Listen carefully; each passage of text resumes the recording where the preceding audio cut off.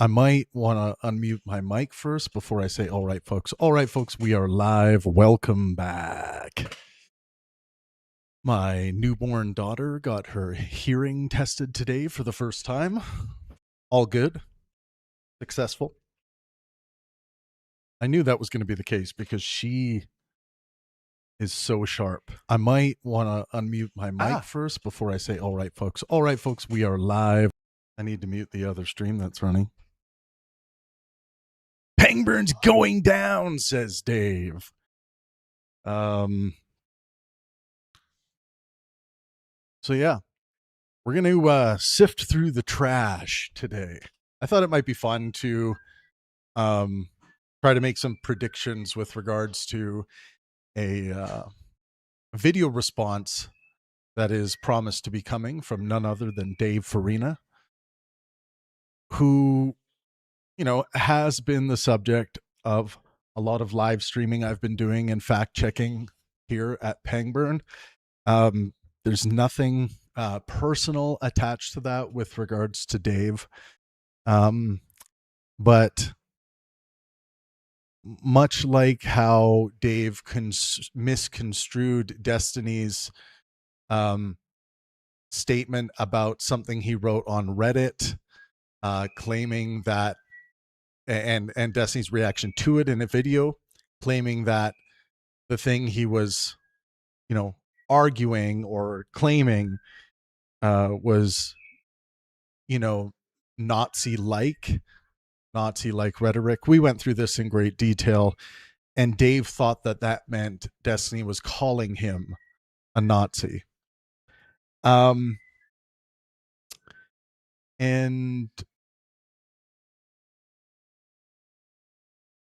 it seems to be the case that my fact checking of Dave, he has taken it very personally. People have been sharing all kinds of screenshots with me of comments. Apparently Dave is leaving under the hit piece propaganda video that he released entitled Destiny Loves Genocide. They seem to be real. I haven't gone and looked at them, but you know, I don't think these are fabricated. The people who sent them to me, you know, are good friends who I trust a lot, and they've been watching Dave's comment section under the video, and they said that they've also said that Dave's been deleting a ton of comments. Specifically, it seems like the comments that disagree with him or are trying to correct misinformation in the video. So that's where we at. That's where we are at.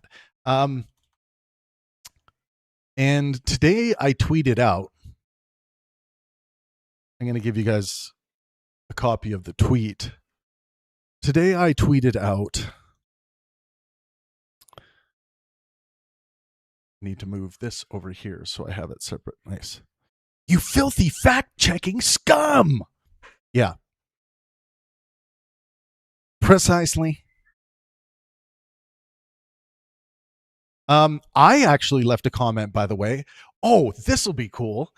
Let me check live on the air if Dave has, or, you know, or anyone else has deleted, like his admin or whoever has access to his channel has deleted my comment.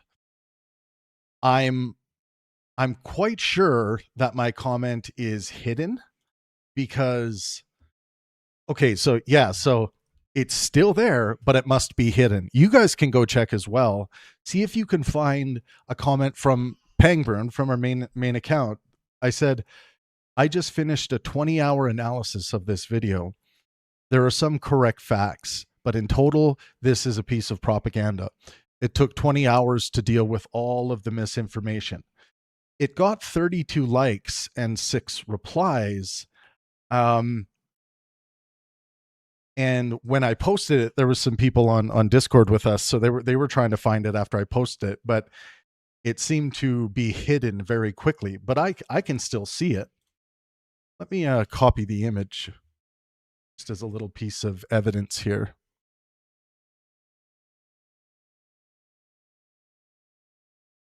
Yes, we are going to be going through the dark and scary past of the evil doer, Travis Pangburn. The fraudster, the fraudarooski. Let me put that up on the screen here. Let me grab image. What's up, everyone? What is up? How are you all doing? Thanks for being here with me. Really appreciate it.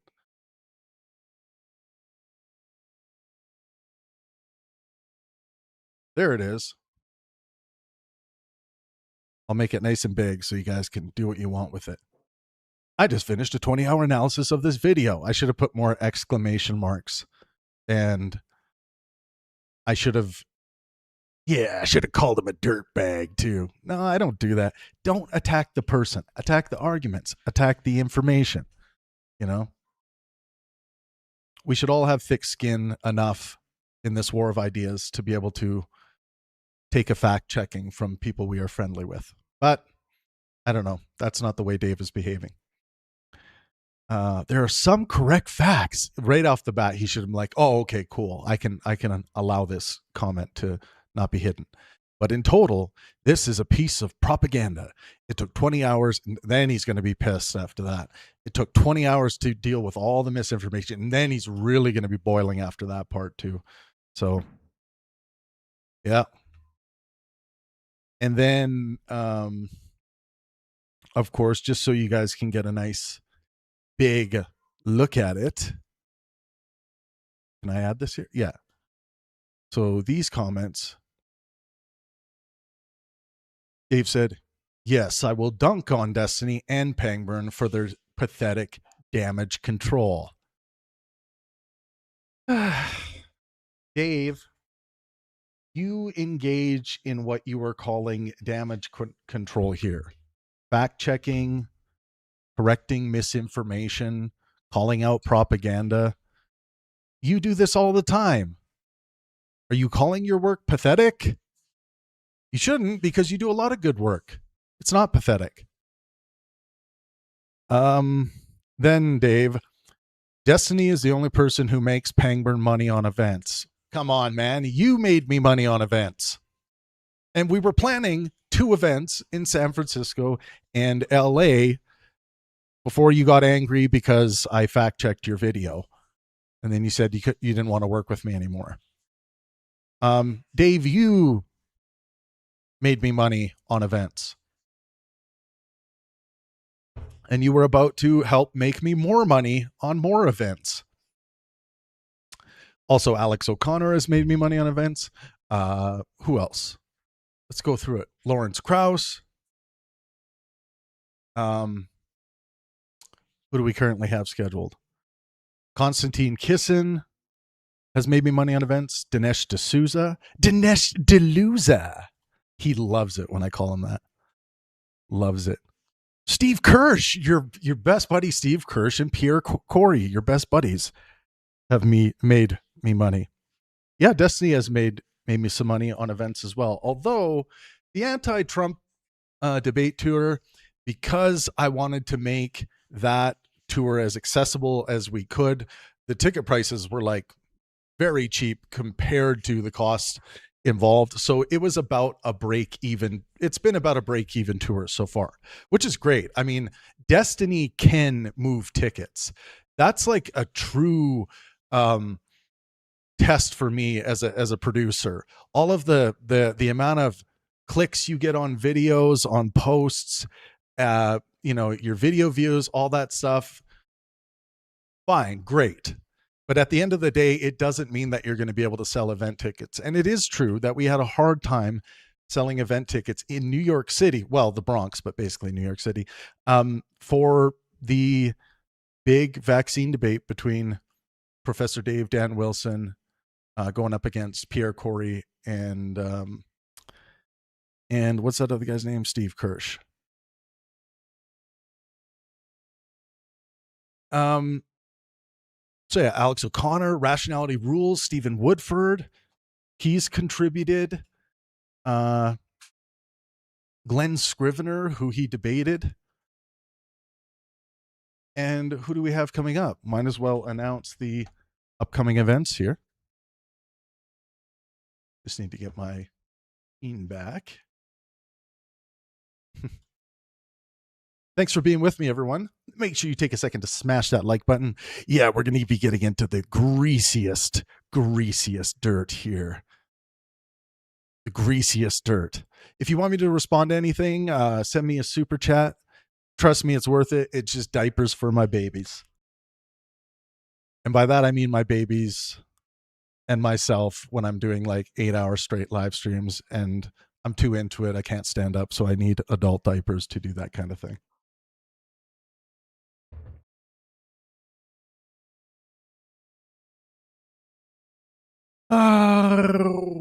Okay. Oh yeah. So yeah, and let's announce who we have coming up. So I've really wanted to, for the sake of spreading good sound epistemology into a space that rarely practices good sound epistemology, I've wanted to dip Pangburn's toes into what is typically like a debate slop world, that red pill manosphere, attack each other type world, to try and bring some Pangburnian good faith and helpfulness to that world, because I think it's a good thing to do with regards to my moral quest, which is to maximize well-being, physical, mental, and social health for myself and those around me. So we have on September 18th in Vancouver, BC, Not So Erudite is making her Pangburn stage debut. Kyla Turner, oh yeah, is going to be with Destiny and I. And it's just going to be an open debate event where people from the audience are allowed to, come up to the mic and debate any one of us on anything. And yeah, it's just, the event's called Let's All Debate. So that's going to be a lot of fun. I might as well share this screen while I'm talking about this with you guys. I just want to go through this quickly. Ducks. Oh, Ducks. My buddy Nate sends me $8. Thank you so much for the super chat. I really appreciate it. And he just said thanks. You the man, Nate. Thank you. But yeah, let me share this mother humping screen so you guys can see. What up, everyone? Make sure you smash that like button when you get into the room. We're going to be getting into the dirtiest stuff. The evil Pangburn history, the skeletons in the closet that are actually public information, but maybe you don't know about it, so you can sift your nose through the trash if you want. Window capture. Let's get another window here. Pangburn, Google Chrome. Yeah, there we go. I'm just going to hide my beautiful face for a second. Look at this. $29 Canadian. What a bargain. But seriously, if you can get to Vancouver, this is going to be a ton of fun. So this is like the pre-show, pre-night debate. We're probably going to go out and have some party time fun afterwards. So if that sounds interesting and like a good time to you, then let's do it. Hopefully you can make it. But again, that is like the pre-show, pre-night event thing. Oh, I have to change this. Sorry, 1 second. I always forget to do this and I got to change that automatically. Okay, I think that's good now. Okay, good. I always I have to manually turn on monetization when I stream from OBS. Pangburn gonna burn Pangburn. Yeah, I'm gonna Pangburn myself. I'm gonna get Pangburned by myself. I'm gonna scam myself. That's what I'm gonna do. Okay, so yeah, Not So Erudite. That's gonna be a lot of fun. all kinds of debates all over the place being filmed for YouTube. It's your chance to dunk on Destiny, just like Dave Farina's going to do. Or not so erudite, of course, but she can take a punch, of course. And or me, go after me. We can do it in the parking lot. We can do it anywhere, honestly. We can do it at the bar afterwards. And then the main event, dun dun dun, it's going to be liberalism versus conservatism. Destiny going up against Ezra Levant at the Central Presbyterian Church. I know it's a cool venue, okay? We were able to get it for 2 days in a row. It's fun. It's fine. $69, that's perverse. Who did that? I definitely didn't do that on purpose. So Destiny versus Ezra Levant is going to be awesome. Ezra Levant, well, since you guys know nothing about Destiny, I'll tell you about Destiny. No, I'm kidding. You know everything about Tiny. Stephen Bonero II. He must be royalty. Ezra Levant is Rebel News CEO, and which is Rebel News is basically the right-wing news outlet in Canada. So they're going to be going head to head. Then we have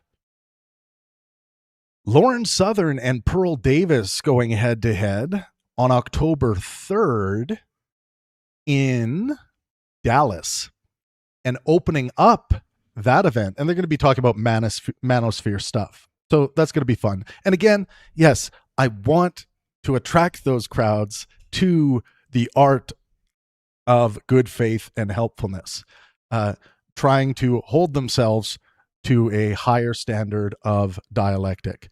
And Destiny will be opening up that debate against Terrence Popp, who is like a red pill manosphere orbiter guy who's also a veteran. So that'll be a lot of fun. Then we have the No God debate tour featuring allegedly Ian, Dr. Blitz, and Deconstruction Zone.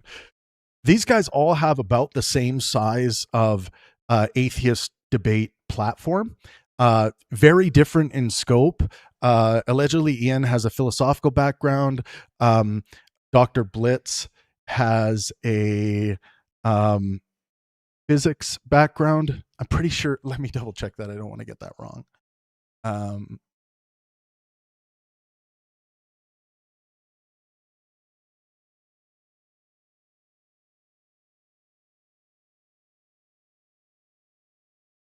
Or I've been preoccupied. Yeah, it's a physics background. Very bright guy. So is allegedly Ian. And, of course, they are joined by Deconstruction Zone, Justin. This No God debate tour is just a celebration of bringing atheists and theists together for good faith, helpful debates. So we're hitting New York first on October 10th. Then we're going to be in San Francisco on November 13th, recently announced. Tickets are only $29 Canadian. That's like 2 cents for Americans. So if you're not there, if you can't afford the ticket, like get in touch with me. But it really does help support everything we do here at Pangburn. So November 13th in San Francisco and November 4th. Oh, by the way, in San Francisco, we're likely going to be in the same venue we were in for the anti-Trump debate tour when we came through, which was awesome. It's called the Bayfront Theater. It was great. And then LA, we will be in LA on November 14th. Now, for those of you overseas in London, I will be back in London. We were just there with Destiny and Konstantin Kisin, but I'll be back in London, almost certainly in the same venue, still working something out there, with none other than Sabina Hossenfelder. There are going to be things we agree on. There are going to be things we strongly disagree on. So we are going to be likely having some good faith, helpful headbutting during that. And Sabine should look out because I do have a giant head, and because it says philosopher under my name in this poster, you better believe I'm going to be growing the thickest, stinkiest beard for this event. But yes, Sabine Hossenfelder and Travis Pangburn live in London. It's going to be a blast. And then we have, are you going to bed? Let me just kiss my little boy. 1 second.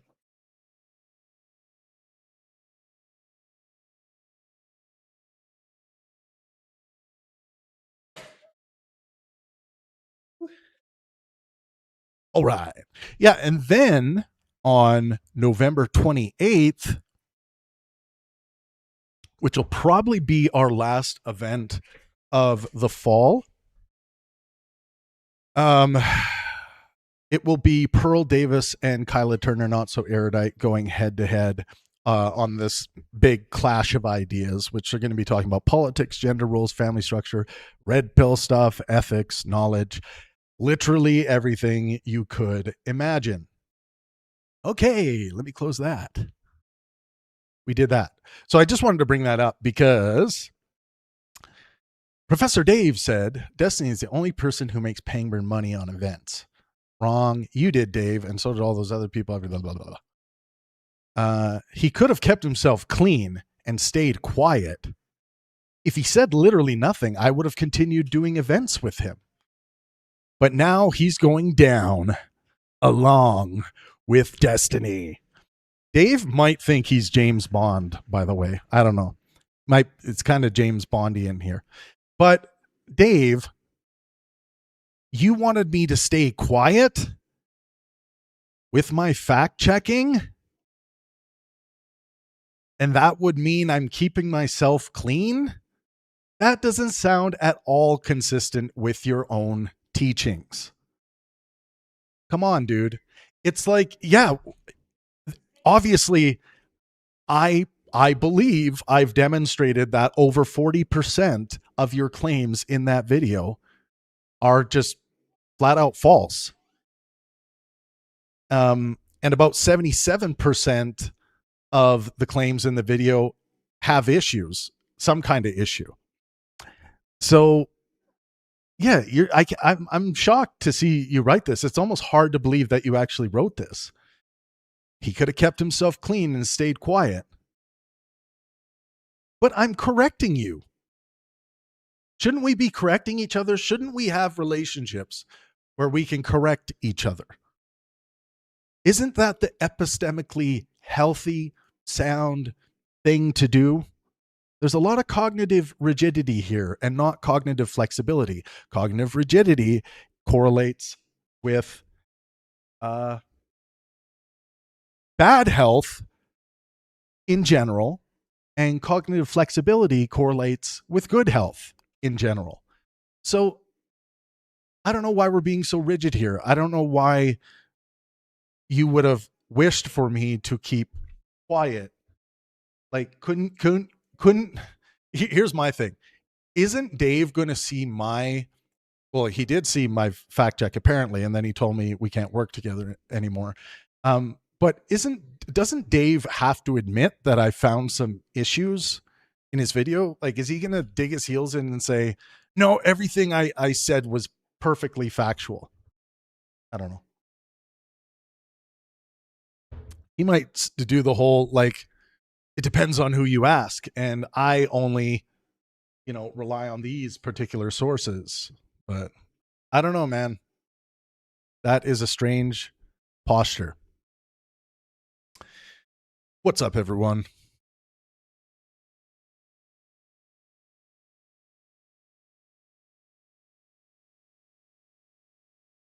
Someone said Dave doesn't give a shit about Palestinians. I don't think that's true. I think Dave gives a shit about Palestinians.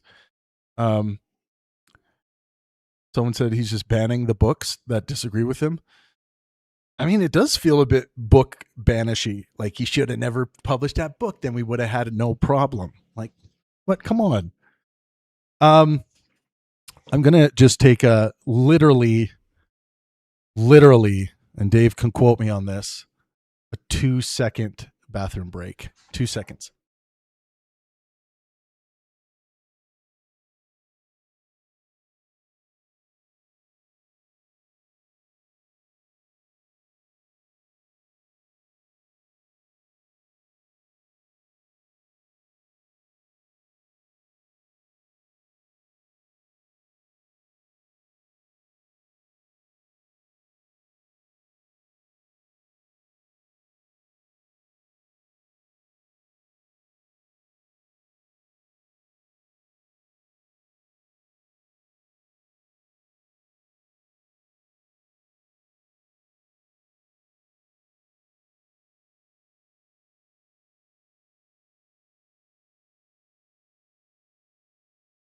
Oh my god. Yeah, yeah, that's right. That was one. That was 2 seconds. Pangburn exposed. You're right. Can you imagine if Dave opened with that? That would actually be really funny. He was like, "See, this is the kind of dirtbag fraud you've been supporting." Someone said, "Oh, thank you so much for the $10 super chat, Yas or Joss. It's already been 3 seconds. What a weaselly little liar." Oh my god, what am I gonna do with myself? Okay, so what you're all here is for the dirt on Travis Pangburn. So let's see how much dirt we can dig up. Yeah, and rub his nose in it. So, and today, we are having a little fun predicting the upcoming Travis Pangburn hit piece by none other than Dave Farina. Was off getting your Mossad orders. Yeah, I did have. So see this earpiece here? Like, I'm not listening to any audio right now, but this earpiece, Dave's going to zoom in. You see that earpiece? What do you think's coming through there? I know what it is. Dave, I'm joking. I I have not once, by the way, just so people are clear on the record, I have not once personally attacked Dave. I've said things about his behavior. I've said this thing is disgusting and you shouldn't do that. I've said other things, but I have not attacked him, called him a shit stain or the kinds of things that he says to others in his video. Just for the record. Just for the record. What's that, Mr. Yahoo? Oh, sorry. Just let me mute.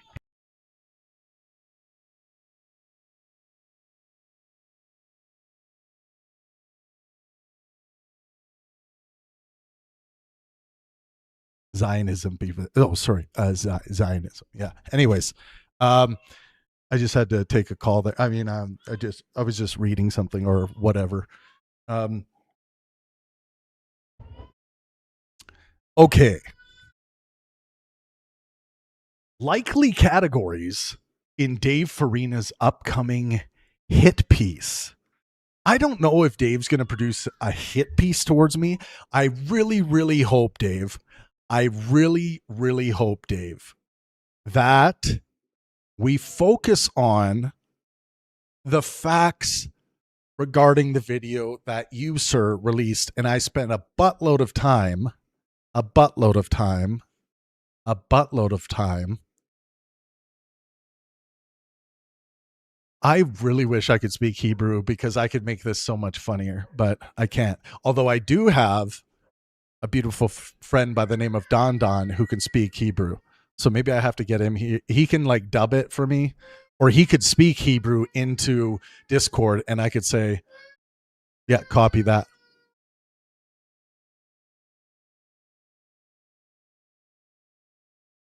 Son's going to bed.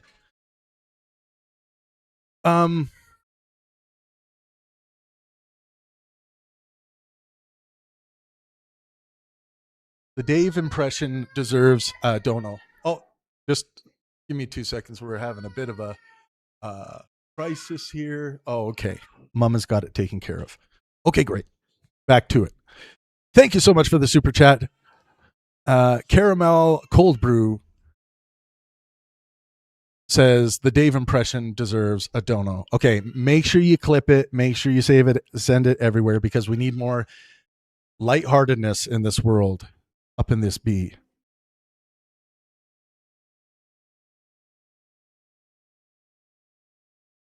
All right, here we go.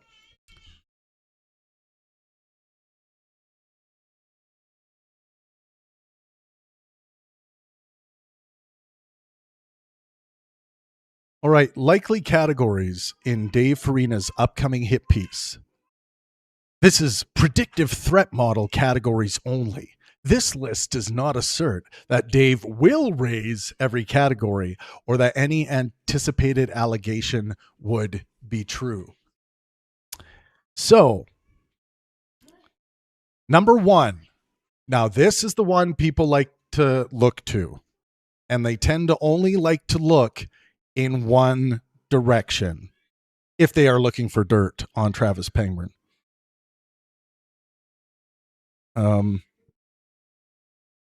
The 2018 Pangburn philosophy business collapse, unpaid obligations, refunds, and event cancellations.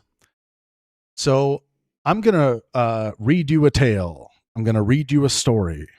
I'm going to read you my account, which almost never gets read because people don't like my side of the story, which is, of course, the most detailed account. So Pangburn Philosophy and Sam Harris. Are you paying attention, Dave? I write this piece of history with hopes of enlightening the public as to why the Pangburn Philosophy Corporation folded back in November 2018. The false narrative that has become common belief is the reason for writing this article.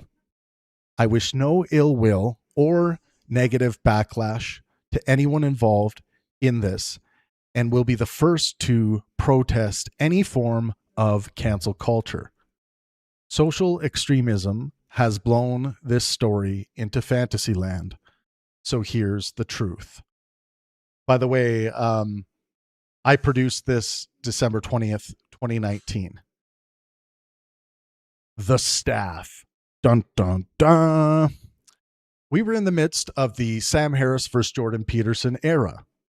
The June 23rd and 24th events sold very well, and we were poised for Dublin and London. Vancouver events were not big money makers for the company, but a massive win for the War of Ideas with a large financial return for the speakers. A very large financial return for the speakers. In general, successful. And of course, now we know the those videos have become kind of legendary and are a ongoing success for the channel, which is great. There were some uniquely horrible sound issues in the venue for these events, which were embarrassing for both the venue and my company. Obviously, I was still pissed about that, like a year and some months later, to add that. This was not what I was accustomed to, as I had full trust that my technical director would have the basics sorted by the time I showed up to the venue with the speakers. A lot of time is allotted to my staff and venue staff to sort out issues such as these. By the way, if anyone wants to read along, here's the link.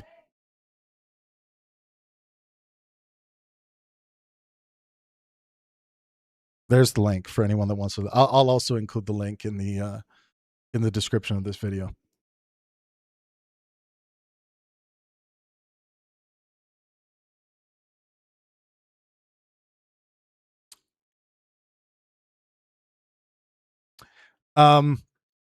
Yeah, you can tell by this this paragraph that I'm obviously pissed at my technical director, or who was my technical director. This was one of the first signs that something wasn't right. This was the most highly anticipated event in our small company's history. If nothing else, the sound must be good. And it is true. If you guys watch those videos back, it makes me cringe, like the sound issues that we had in that really expensive venue. And I had entrusted my technical director to take care of that. It's not hard to make sure we have ample sound equipment and that everything's tested and ready to go and blah, la-di-da, la-di-da. But at the end of the day, it falls on to me. I had 3 core staff: executive director / technical director, director of media, and director of audience services. I had worked with the executive director for many years on different projects in various capacities. I always viewed her as a strong asset to any team. The director of media is someone I sought out, as I was impressed with what he had been able to accomplish with some of his online communities. The director of audience services is someone who had worked for me in the past and is a veteran in the live music ticketing scene. Man, this is bringing back memories. The executive director's boyfriend, a relationship I wasn't aware of initially, yeah, it's always the boyfriend, was brought on by her to help with events, and he eventually gained experience in other Pangburn philosophy roles. I thought this person was kind of strange, abrasive at times, creepy at times, and I didn't like the boyfriend girlfriend dynamic. But I was willing to give it a shot as the executive director was adamant about his work being top notch, the toppest of notches. I also had reports from other speakers that he was giving them the same vibe. He wasn't really around that much, so I allowed him the opportunity to succeed, knowing at any time I may be proven wrong. I didn't like much of what I was seeing, but consistently tried to be encouraging as it seemed important to my executive director. I had noticed that the executive director slash TD's work started slipping around the time of the audio failure on June 23rd, Sam Harris, Jordan Peterson. Not that this was entirely her fault, but part of a TD's job is to fix these issues or have backup plans for such important things like audio quality. This event in particular required her best possible performance with fail-safes in place. Fast forward, July 10th was a very strange day in the office. Most of us were flying out the following day to Dublin for Harris versus Peterson. Director of Media, Director of Audience, TD, and the boyfriend were all there. They had managed to leave acquiring venue insurance for the Dublin event to the last minute and were scrambling to get that in order. It was a high-stress day, to say the least. I gave them some easy options to rectify the problem. And don't leave, it's going to get much more epic and tasty and awful. Everyone was shifty-eyed that day and seemed to be hiding something. I had asked the TD to come into the office when she had a moment to speak, but she acted as though she could not hear me. Yeah, when you have a moment to speak, can you please come in here? Acted like she couldn't hear me.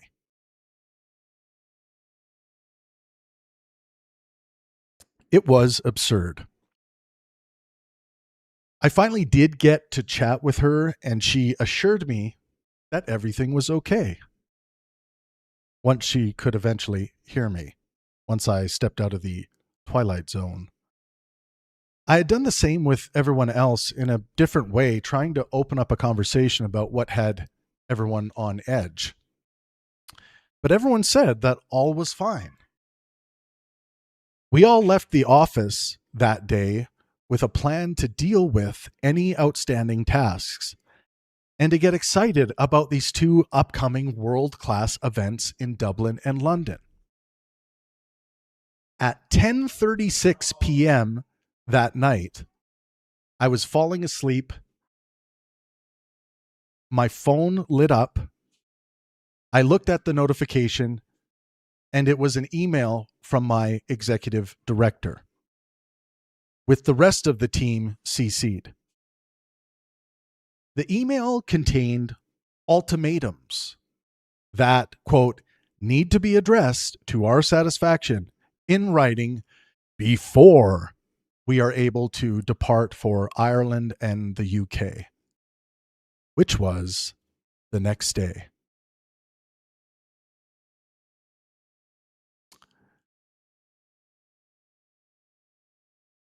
I have decided not to publish the email, as I think it is good practice to avoid publishing emails that others have sent you. I must be clear that my intention isn't to hurt anyone, but to draw attention to the truth.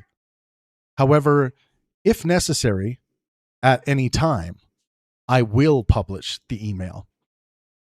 The email of demands contained questions in which they already knew the answers, some seeking clarity, some seemingly based in anger, some vitriolic, and some just flat out crazy insinuations of improper practices by myself.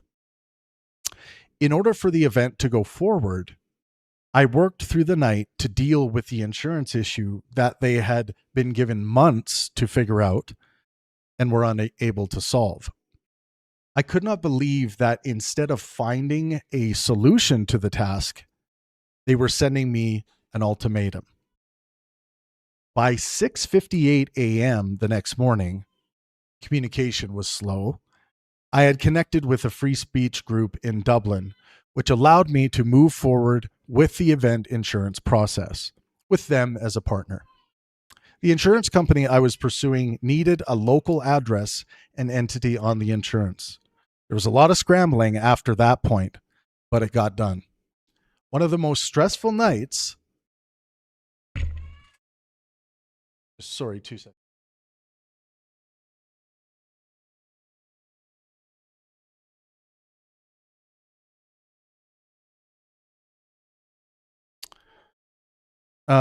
Yeah, there was a lot of scrambling after that point, but it got done. One of the most stressful nights of my life. Soon after this email of demands was sent to me, the director of audience came forward and unveiled everything that had been going on. He provided me with a Bible's worth of emails, texts, Facebook messages, and more. He claimed that he felt as though he was forced into being a part of some secrecy that has been going on, and did not agree at all with the contents of the demand email that was sent to me the night prior. The secret communications that were shared with me demonstrated an effort by some staff members to discredit and demean me.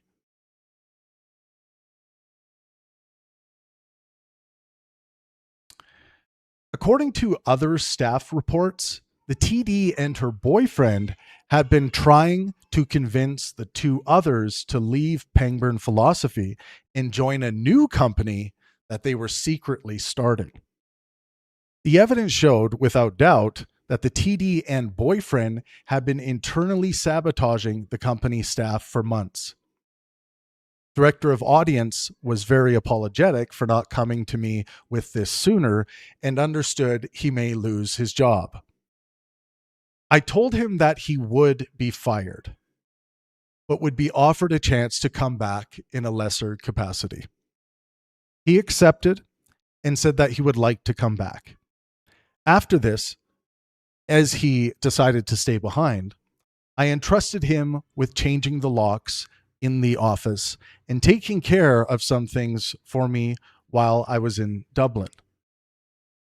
Something important to point out: the staff were never required at these events. I simply wanted them there for the experience and as watching eyes to protect patrons, speakers, and my investment. I made this frequently clear to them. It was team building, and I believed in the inspirational power of these events. After appeasing the supposed concerns of the staff, the other three agreed to attend the events in Dublin and London if I signed these new contracts at the airport that they created, which included some nice new perks and raises. I signed, as I knew I was signing under duress, and the contracts were not official in any way.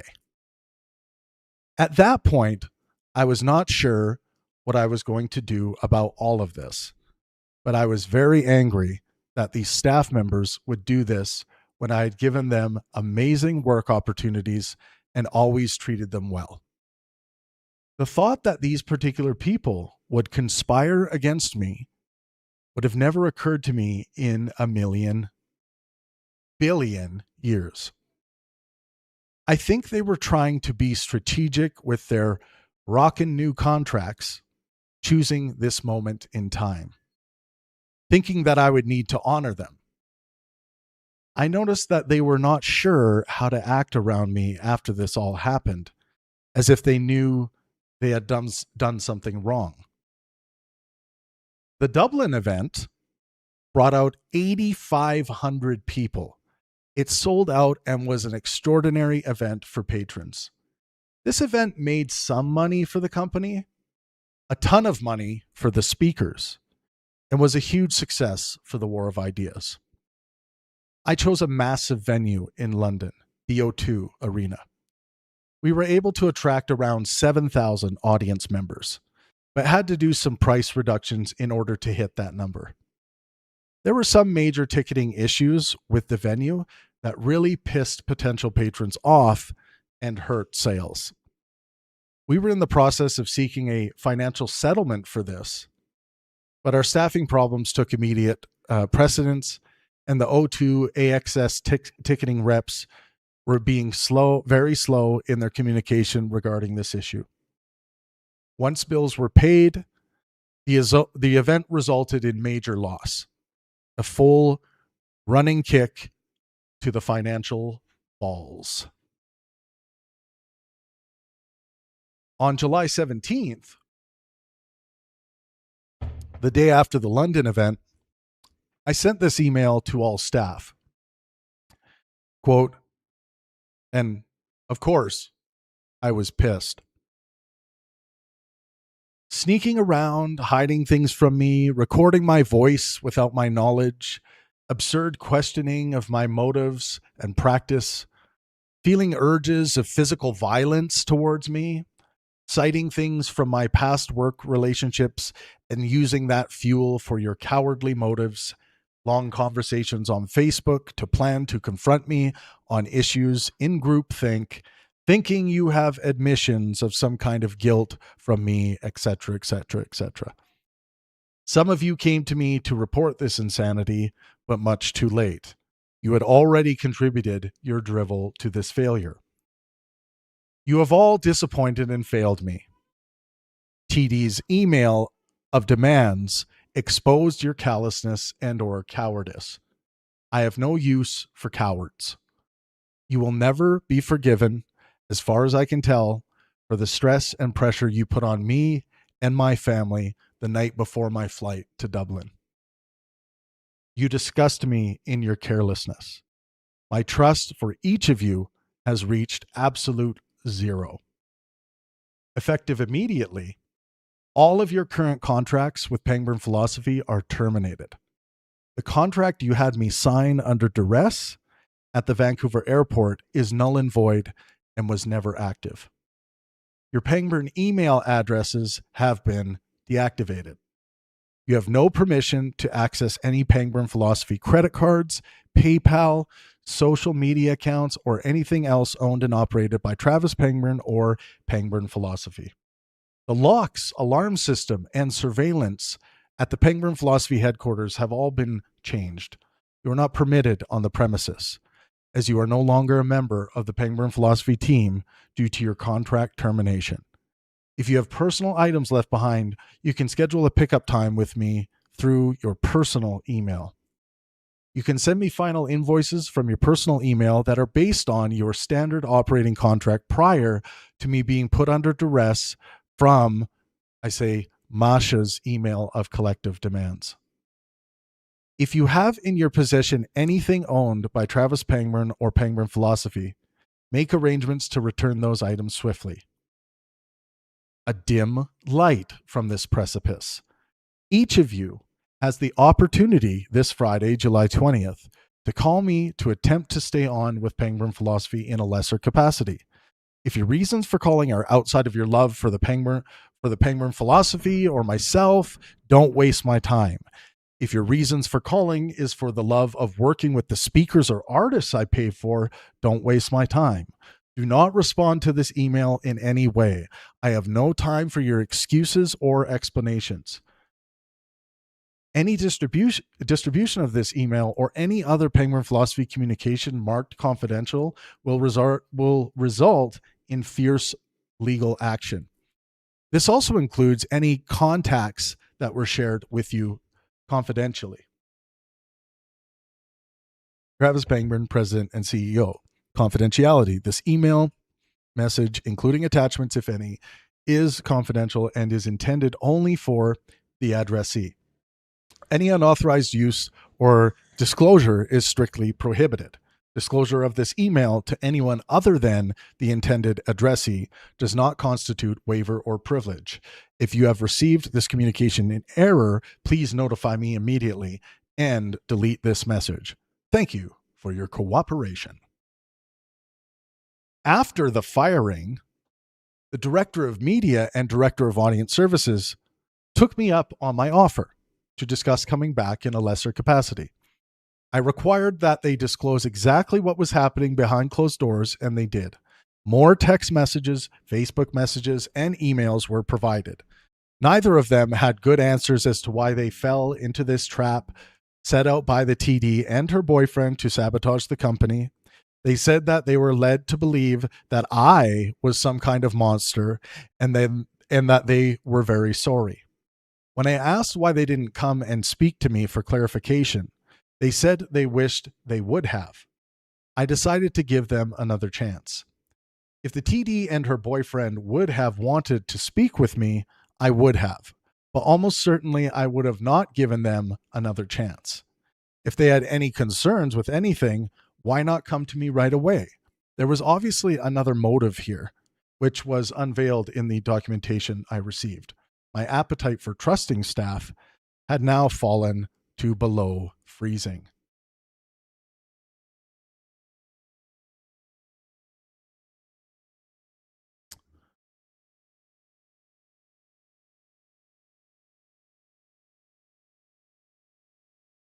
Thank you so much for the super chat. I will continue with the story in just a second. From Adam Whitmer for the $10 super chat. I really, really appreciate that. Thank you so much. Says, can you speak about how the situation is affecting or not you personally? It's sad to see your respectful and generous critique being twisted by Dave and his minions into personal attacks and drama. I mean, I'm a pretty lighthearted, centered guy. All I'm trying to do is maximize well-being for myself and those around me. And it does hurt when I see things like this happen. When I look at someone like Dave Farina, I think of all of the great things we can do together. And I'm not even saying that that's off the table forever. Dave might change his mind and be like, yeah, maybe I've gone too far here with saying I should never work with Travis again. I mean, we basically together were able to get Steve Kirsch and Pierre Corey to agree to sit on stage, who are two of the most chronic anti-vaxxers on the planet, to sit on stage and get absolutely torched and roasted intellectually and factually by Dave. And I think predominantly debunked the funk Dan Wilson, who I think was who carried the heavy load of that debate. But Dave Farina was right in there, and I think, fighting for a worthy cause from a well-being perspective. So there's so many things that Dave and I can still do together, and I'm totally open to working with Dave on more stuff. I think that, whether Dave does a hit piece or not, whether he needs to like slam me or whatever, that's fine. Even after that, I'm almost certainly going to be open to wanting to do projects with Dave. So my door is open. The bridge is not burned from my perspective. I still have a beautiful rainbow bridge. Did you guys ever play Rainbow Road in Mario Kart? I have that kind of bridge always open for the Dave Farinas of the world. But if he wanted to come back and say, okay, Travis, I will work with you, but never, ever again can you fact check my work, I'm not going to agree to that. I'm not. I think we should be able to fact check each other. I think we should be able to call each other up and be like, hey, man, you were totally dog shit wrong about that thing you said on the internet. And I would be like, no, man, you're wrong about this.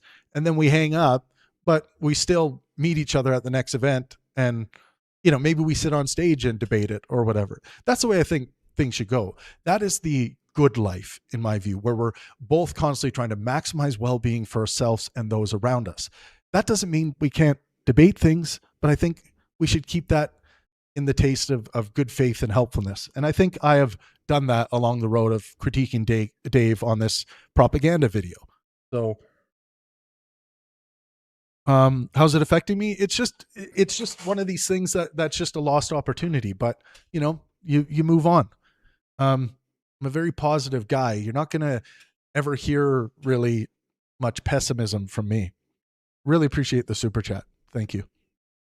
If you want me to respond to a question or anything, guys, send me a super chat and I will. I respond to all super chats here, all of them. Even if they are an attack. If you want to attack me, if you want to show me where I'm wrong, I will take the time to adjudicate your claims. Okay, now we're on to the conference section of the tale here. The conference project. The conferences were a project that neuroscientist Sam Harris and I built together as a continuation of our endeavor to bring important conversations to the world. Our previous dealings were non-stringent and flexible, with a willingness to adapt. All events were very successful for Sam financially, and some were for the corporation as well.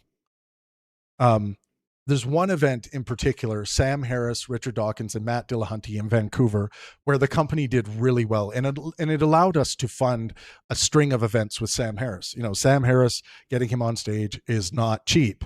You guys can do some Google searching, but you'll be able to find what his fee range is. And I'm not going to disclose that here, but yeah, pricey.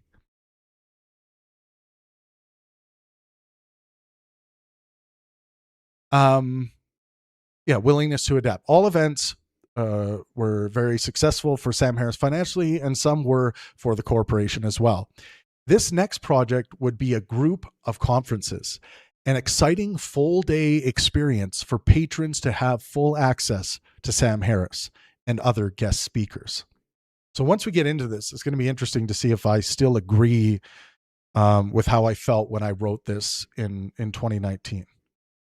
We both worked together to solidify speaking talent for these events, negotiated fees for other speakers, made important decisions, and promoted the events in the best way we could. Around 2 months before the first conference, Sam brought on new business management. This is when things began to change.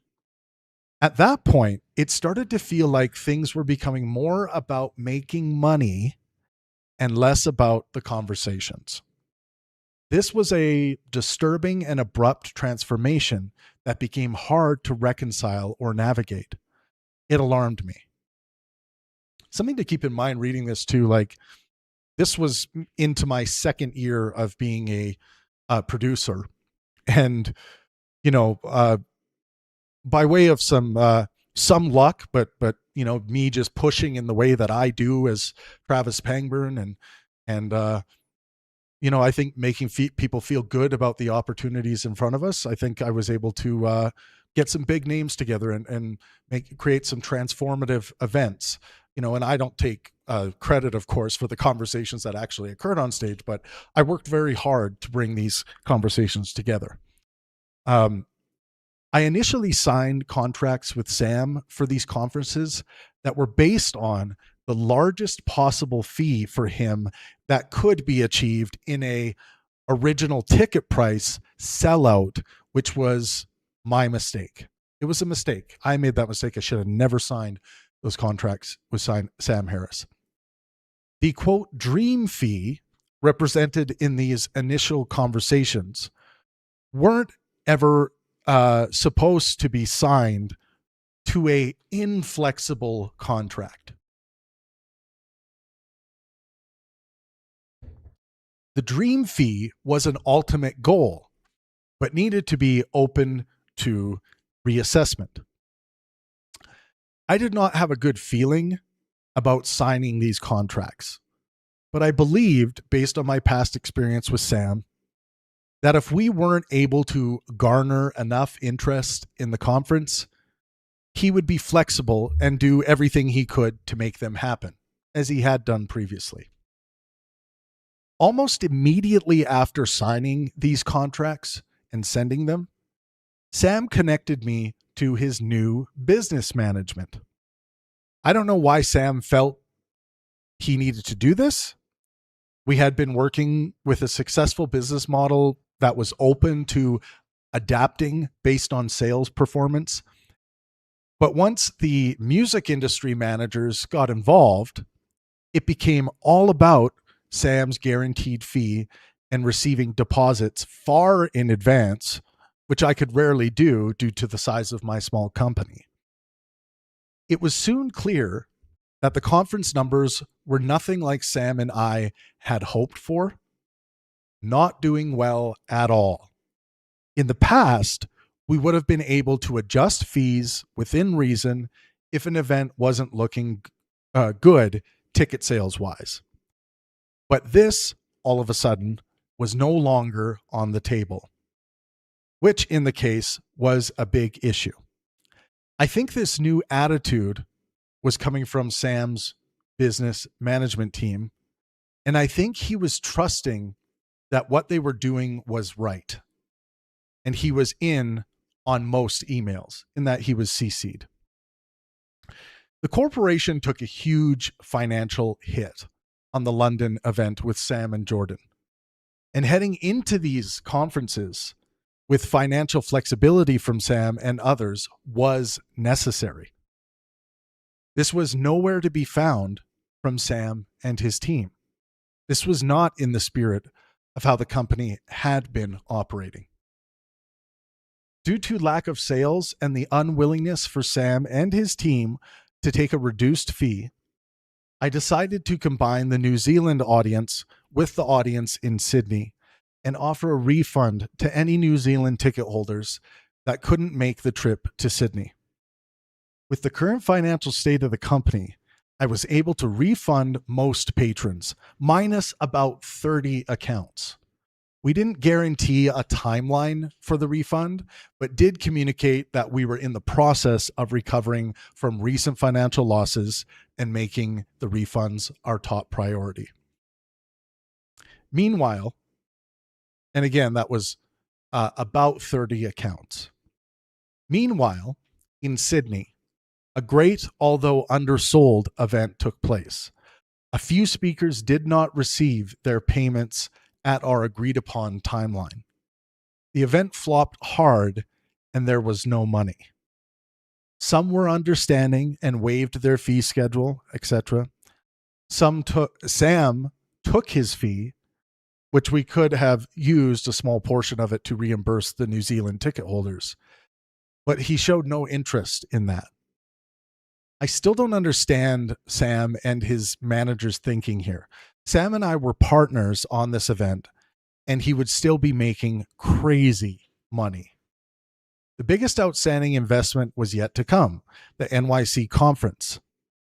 Financially speaking, everything was riding on this, as was communicated to most major speakers involved. This conference was selling, but the conference project as a whole was in a hole. Sam had a lot of anxiety towards the few accounts, 30 or so accounts, that had yet to be refunded from New Zealand. And he and his staff were constantly on my case for updates, which was understandable, and I did my best to communicate with them. My answer remained the same. We are taking care of these as fast as we can, but you have to understand we are trying to recoup here after the losses from the last 3 events and trying to keep the company afloat. We are a small company. Sam was contracted to do the Toronto event on September 5th after the Sydney conference with Brian Green, which more or less broke even. After that event, Sam's anxiety toward the outstanding accounts in New Zealand continued to grow to a point where he and his team gave me an ultimatum.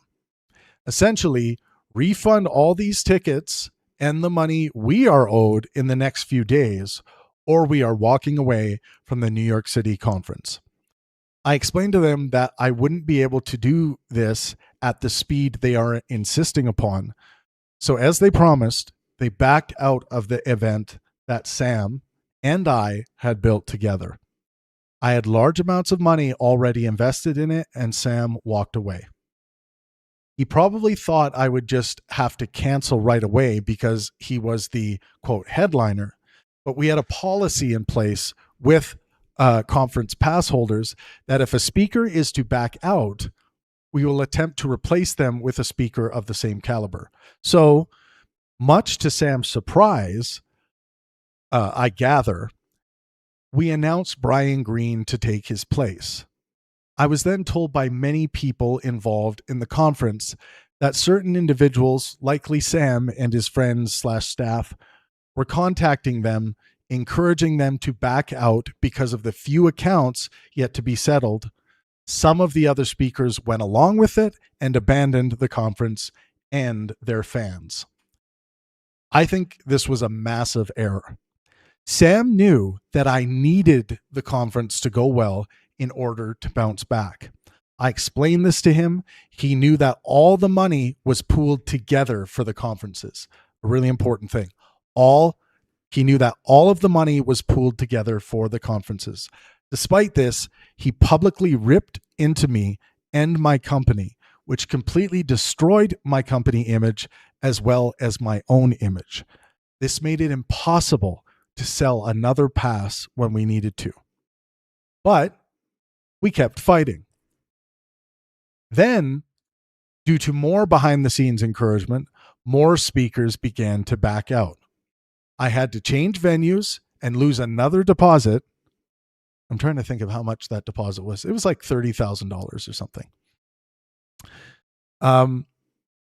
Lose another deposit because the first venue was now too expensive. I wired another deposit to the new venue. The next morning, 3 more speakers backed out. And they weren't simply backing out, they were following Sam's example of taking to social media to shame the company and myself. Social media, our main marketing source, had turned volatile. I sought legal counsel to look at what options I had and ended up agreeing that the only real option outside of me pursuing a plethora of defamation lawsuits against those who targeted the company was to shut down the corporation. I had concerns about the event and its importance to fans, but I truly believed that this would not hurt the speaker's ability to go to New York City and put on an event anyway without my involvement. One more time. I had concerns about the event and its importance to fans, but I truly believed that this would not hurt the speaker's ability to go to New York City and put on an event anyway without my involvement. Your fans are there. Go there and do an event. Find a new venue if you have to, whatever it takes. This is what disappeared from Sam's and my relationship. Doing whatever it takes for the fans.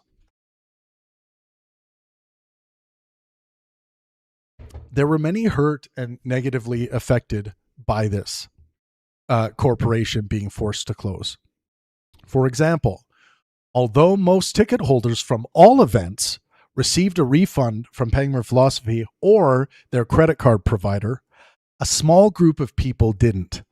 Some suppliers in connection to the Kootenai Country Music Festival near my hometown village, like Trowlex, were unable to be paid for their great work and support for the festival that summer. Children's folk music legends Sharon and Bram were unable to receive their final installment of their tour fees. And these are other projects we had going in the music promotion world. The corporation folding affected many people from many walks of life, and the truth of what happens matters. What or who was to blame matters. I maintain to this day that I did nothing morally, ethically, or legally wrong here. I did take a big risk on these events in their structure and scale, but this is just part of high-risk investment. Sam and others deliberately and unapologetically defamed my name and the Pangburn Philosophy Corporation, resulting in its destruction. We could no longer sell a ticket to the Make or Break conference, the New York City conference, which led to the folding of the corporation.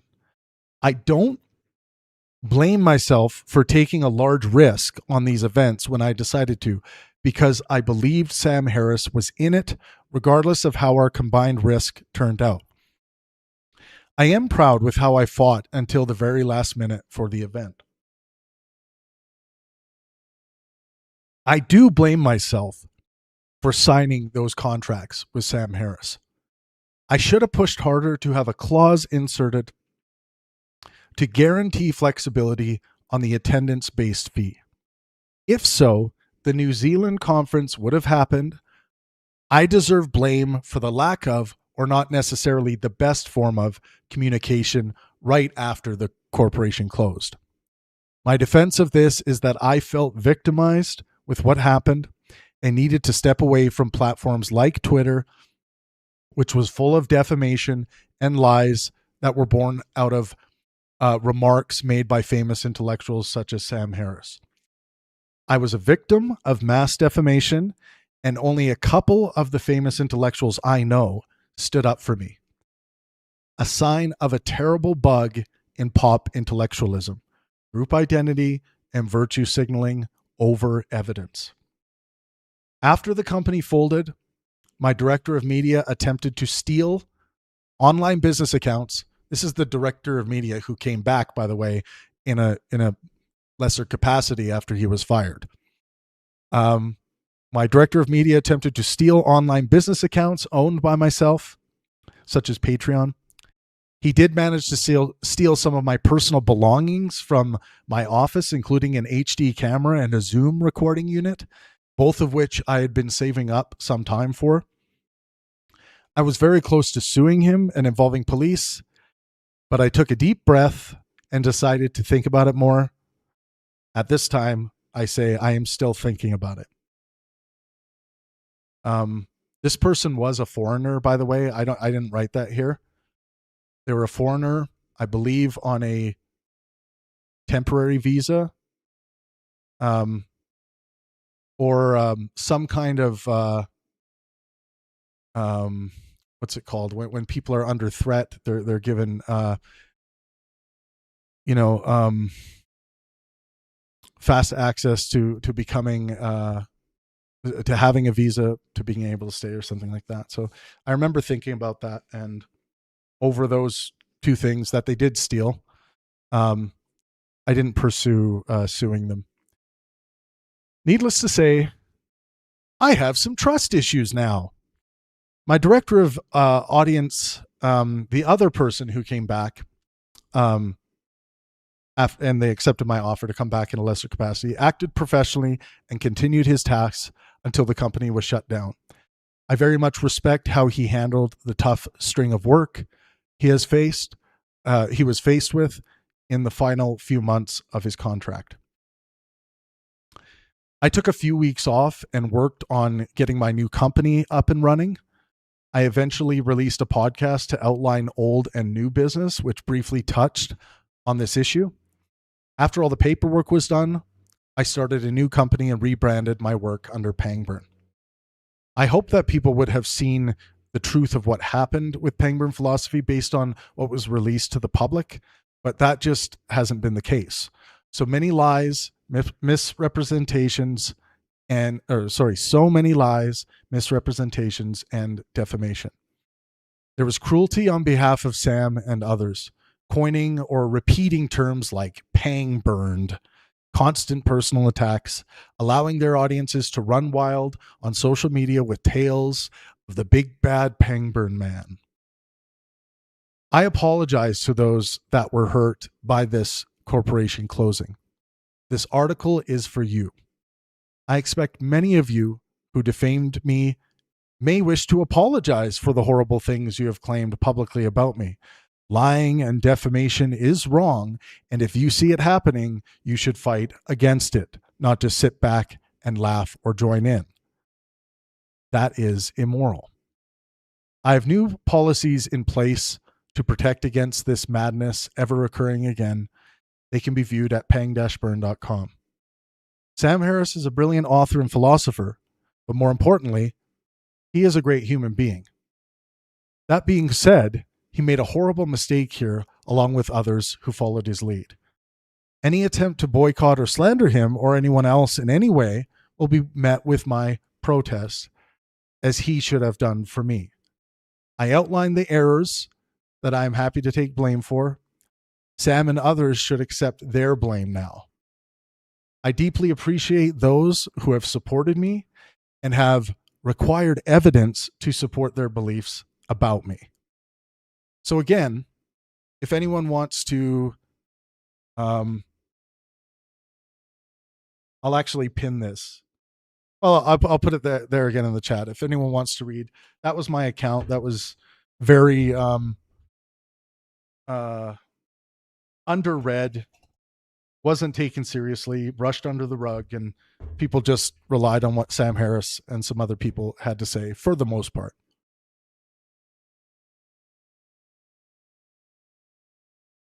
So, and that was just for more context, that was something I put out a year later, after much reflection. I think another big mistake I made was that I bundled these conferences together as a model. And that way, you know, if one conference was selling really well, financially we would be able to cross-pollinate and support other conferences that weren't doing very well. I think that was a big mistake. And now that I've had a lot more experience, it was just a mistake. It was not a good idea. That's something I think was another big error here. But yeah, I did have some support during all this, but there was a lot of negativity, and it took us a while to get back. But we have produced so many amazing events since this all happened. The events that happened before this all happened, amazing as well. Transformative for me, transcending, important. But since then, we've put out hits like the Alex O'Connor versus Dinesh D'Souza debate, which, by the way, if you haven't seen that, you really need to see that. That was a massive hit. Let's look at the others here. Dillahunty versus D'Souza is also a really good one. That was post, you know, all that stuff happening.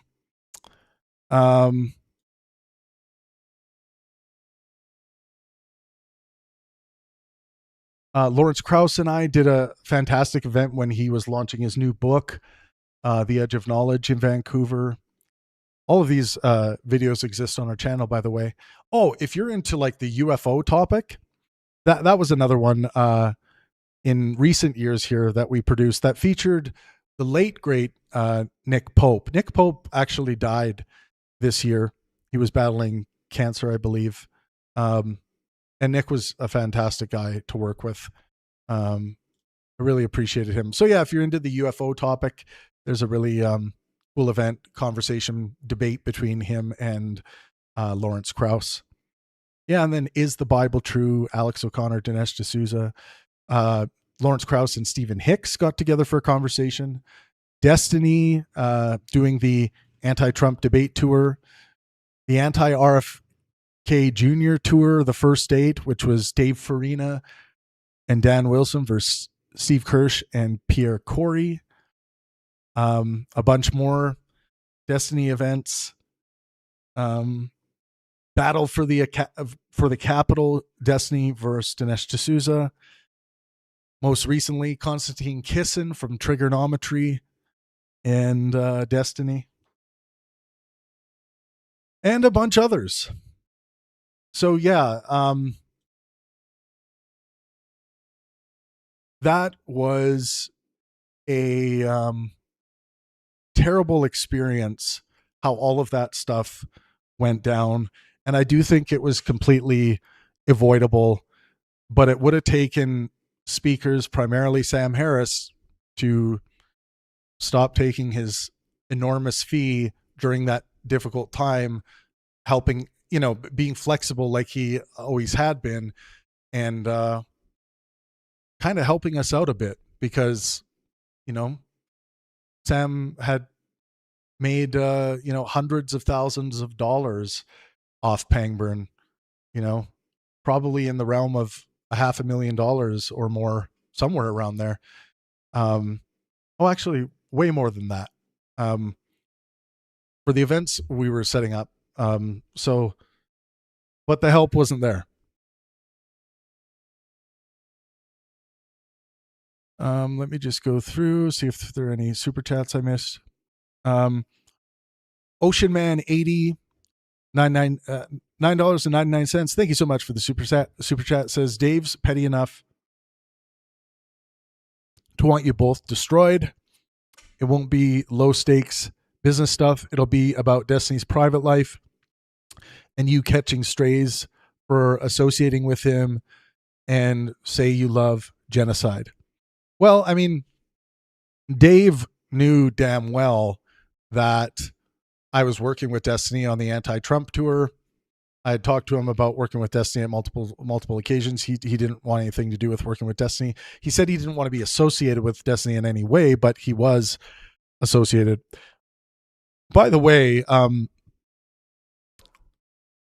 I have good reason to believe that Dave Farina, the 2018 Pangburn Philosophy Business Collapse outline that I just read, that Dave Farina was made aware of this when he announced to his audience that he was going to be working with Pangburn.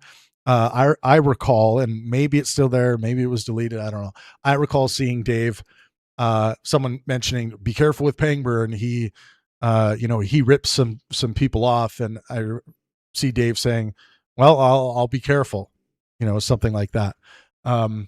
So I don't think it's news to Dave that this was some history before we reformed under Pangburn. But yeah, I did learn a lot from that situation. There was a lot coming at us really fast, and I was relying on, people around me as mentors to help me out, just trying to learn as much as I could. Along the way, there was a lot of pressure. Yeah, but I do like it was horrible how it affected, the handful of people. And I don't to this day know the number of people who didn't receive a refund. What we had actually were people emailing in being like, I want my refund for this event. And then I would be like, okay, can you send us the information for your ticket? Some wouldn't respond. Others would send us information for the ticket. And then we would need to verify that it was in fact their ticket. So we'd go through this process, but there was a lot of fraud going on, or attempted fraud, with regards to people trying to make money off of this refund thing that we were going through. But we were in contact with a lot of people who were able to get a refund from our payment provider that was also that worked or took sales through MasterCard and Visa. So, to this day, I don't know. And I mean, it's been 8 years now. I don't know how many people didn't actually get a refund, but there is a small handful of them.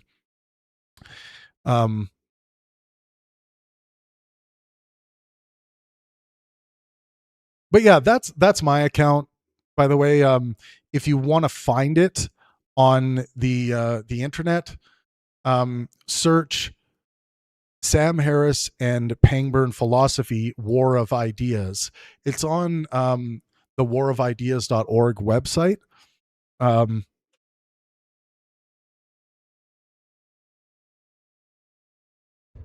So yeah, that's that first one, right?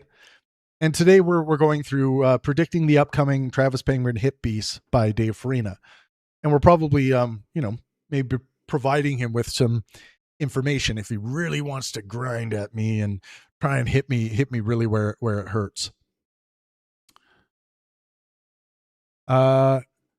Anonymous, thank you so much for the $2 super chat. Says, I like your stuff. Good luck with the drama, Tiger. Thank you so much. I really appreciate it. What is the second item on the list here? Pangburn AI as a branded chat GPT based workflow rather than an independently trained model. Yeah, there might be some criticism here. Let me pull up this information I have. I have some like potential things related to these categories. Thank you for being with me, by the way, everyone. I really do appreciate that you're here. I love it. I love it a lot. Make sure you smash that like button. I would really appreciate that as well. Also, if you have any ideas of particular fact checking you would like me to do, there's likely going to be a lot more fact checking related to this going on. One thing I am interested in bringing attention to are the people who are science communicators, science content creators who normally care about rigorous fact finding and eradicating misinformation, who have supported Dave without offering any critiques.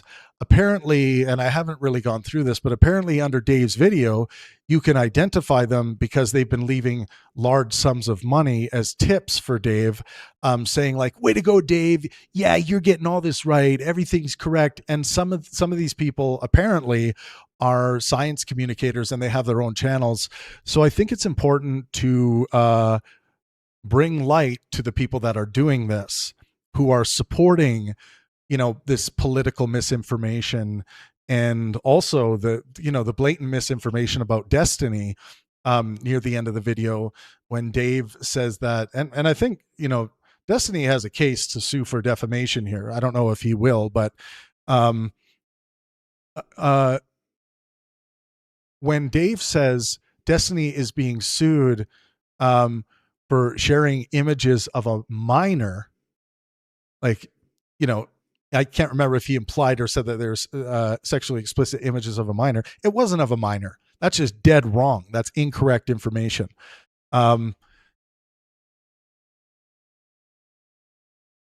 So what I hope for people to do, by the way, with all the fact checking I've done here and the future fact checking we've done, basically once I refine the Pangburn AI analysis system, there's still got kinks. It's nothing's perfect here.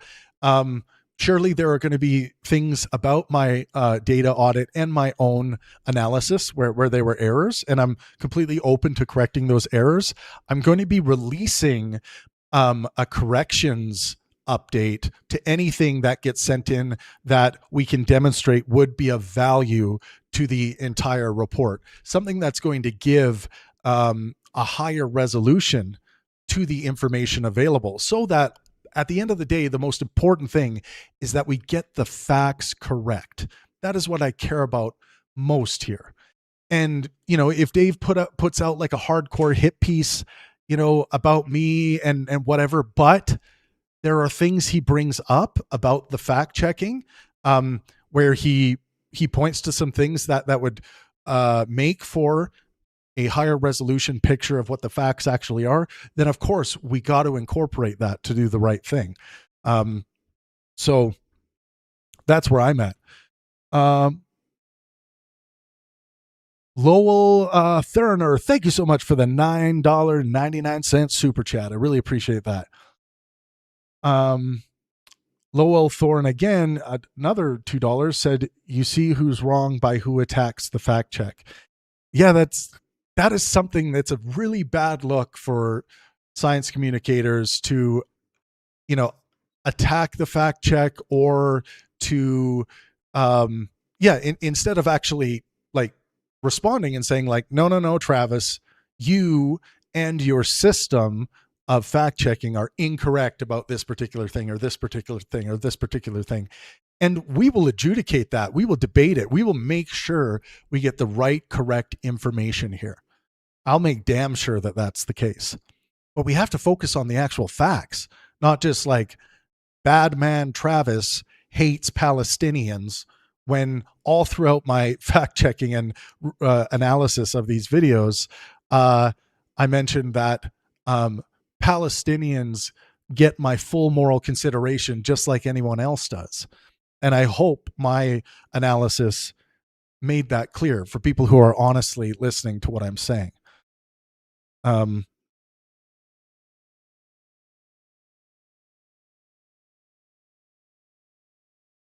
So yeah, we will see as Dave's video has more time to circulate. I mean, it's a viral video. It's gonna go over, 1 million views. I don't know how many million view plus videos Dave has. He probably has a lot, but yeah, it's gonna be quite the viral video, and maybe the follow up video will even be bigger. I don't know.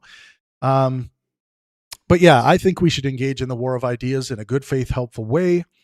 We should still be able to work with people who fact check us or disagree with us on certain things. But according to Dave's conceptualizations, he would believe, because I don't accept the genocide label right now, because I'm waiting for the ICJ adjudication to determine whether or not a genocide was actually committed in Gaza. According to Dave and what he said in the video, that would make me a Zionist and a Nazi. And that's a shame. And I think that's a horrible label to put on someone like me or people who are in the same case, in the same situation that I am in, and doing the epistemically responsible thing and waiting for the the actual professional courts to adjudicate this stuff. Yeah, so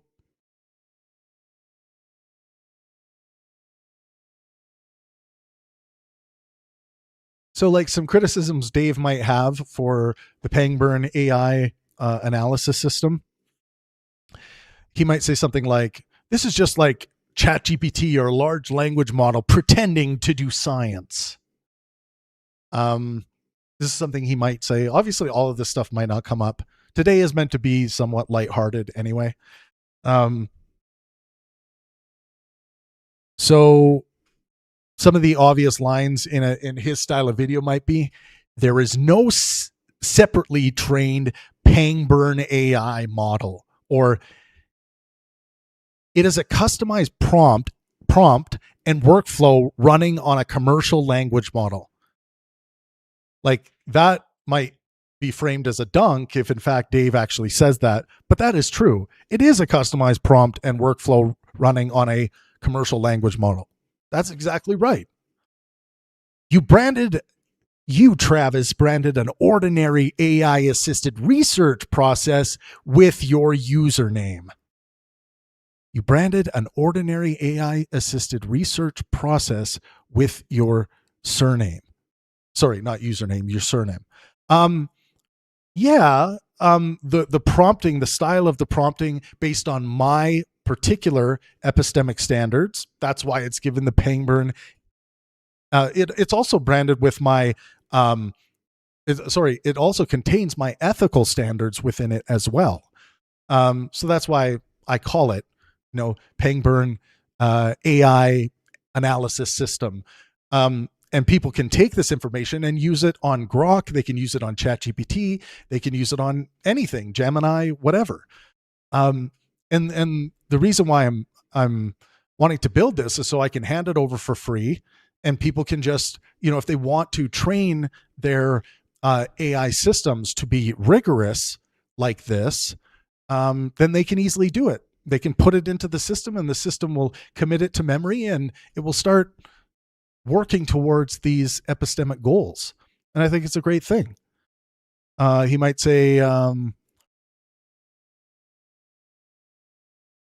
the operator, framework designer, and public advocate are effectively the same party. Sure. The system has not undergone independent validation. Yep, true. It's in those stages where I'm really trying to test uh the the accuracy of its fact checking abilities. That's kind of what we're doing with it right now. Um, the Farina audit cannot serve as proof that the system which produced it is accurate. The Farina audit cannot serve as proof that the system which produced it is accurate. Well, if Dave wants to argue that, then I would ask him for specific examples. And I think in some cases the Farina audit can serve as proof that the system which produced it is an accurate system. AI-generated prose, citations, and percentages create the appearance of scientific authority without peer review. Well, if that is the case, I wouldn't want people to think that. So the formal Pangburn AI document already concedes the most important limitations.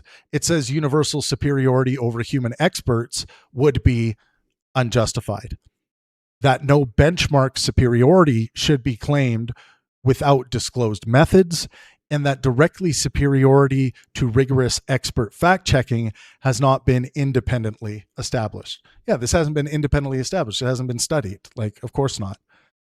Thank you so much for the super chat, Fagus.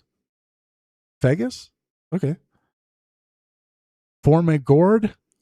What makes this issue so incredibly polarizing? Why is there so much ideological slime? Why is it so hard to practice sound epistemic hygiene? I don't know. That's all I'm trying to do, and I'm trying to lead by example here and spread good fact checking, and that's all I'm trying to do. It sucks. Thank you so much for the super chat. It sucks that things have to break down.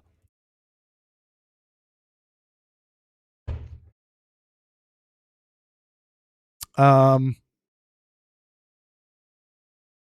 by the way, on Discord, you can see where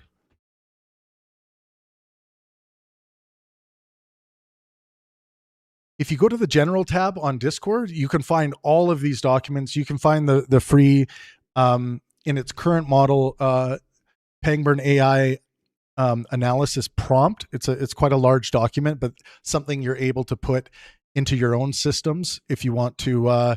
If you're interested in using this rigorous system, I think it's very rigorous, and I think it deals with a lot of the complaints and issues people have with, low resolution, not well educated approaches to using large language models or AI systems. He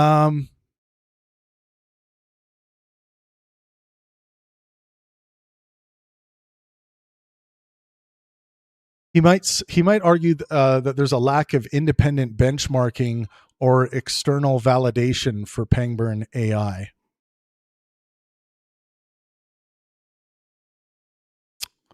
Where's my section here?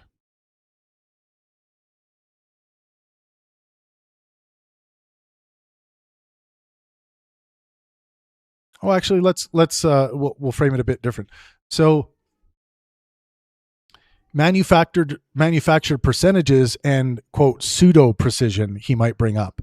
So Dave may argue that the numbers I provided, like 41.4% false information, 63.6% false or unsupported information, 77% with a material factual defect. Dave may argue that these numbers are not measurements in the scientific sense because the coding decisions were not independently validated.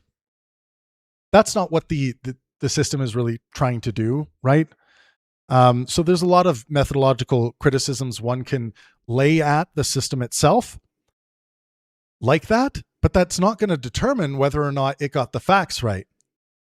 We would want to hear the counterfactuals. We'd want to hear the arguments against the actual facts that were produced that said Dave was spreading misinformation. Um,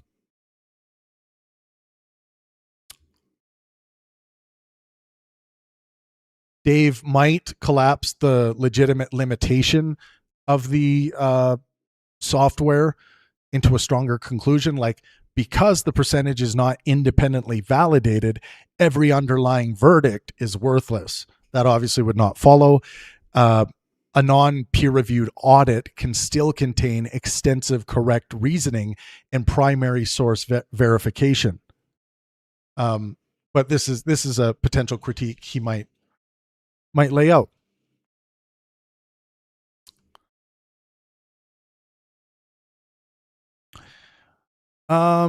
Let's look at.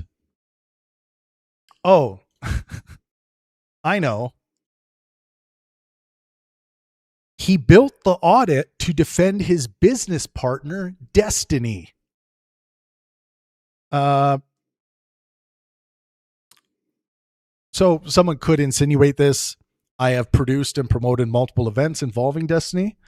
Um, and the current tickets that are on sale are connected to Destiny for the upcoming events. Um, but I've also previously produced an event involving Dave Farina himself, and also Dave and I, evidenced in our emails, had agreed to do like a short tour together, like a pro science tour, where we were going to have some conversation on stage, and Dave was going to do a lecture and then Q&A and sign posters and books and things like that. So he might say things like he might try to steer things away from the actual fact checking, right? Like, the motives behind this, mind reading. Destiny attracts attention, ticket sales, and YouTube views for Pangburn. Dave attacked Destiny. I therefore had a commercial reason to protect Destiny. I constructed an elaborate fact check to weaken Dave's video. Calling Dave's work propaganda and identifying anti-Semitic tropes protected both Destiny and your business interests, Travis. He may show event posters, ticket prices, video thumbnails, and friendly communications with Destiny while saying that I claimed neutrality, or that your claimed neutrality is implausible. So if he claims that I claim to be neutral on anything, I've never claimed that. I am not a neutral party. I'm a philosopher and a thinker, and I have my opinions about things that we produce as well. So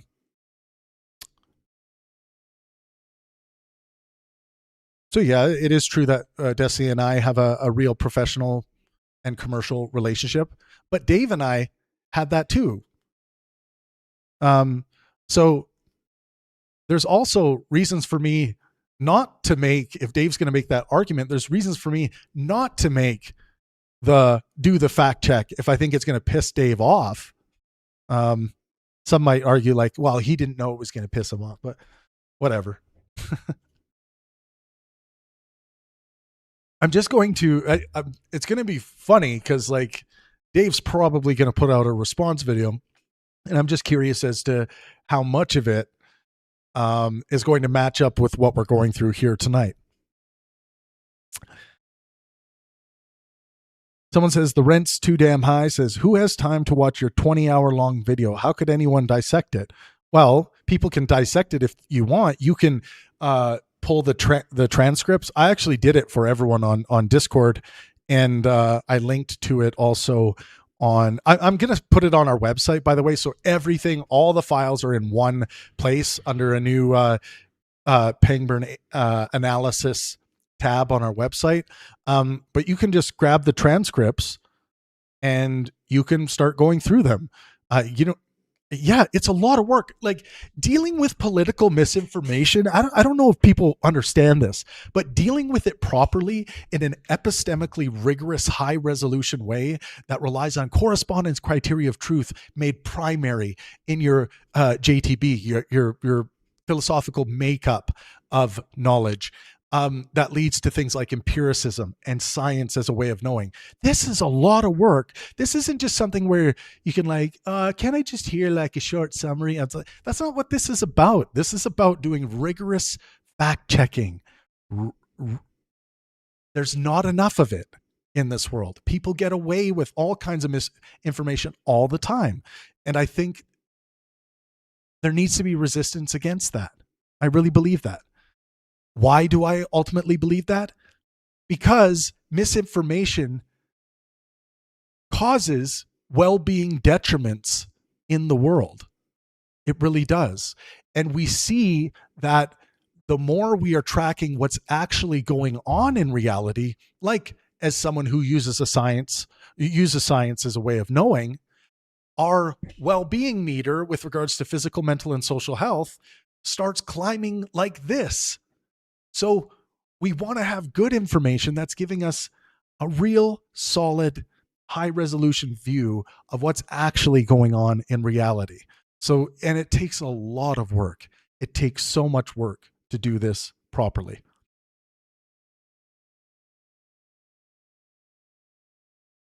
Someone said, Dave, comment on Travis from 1 hour ago.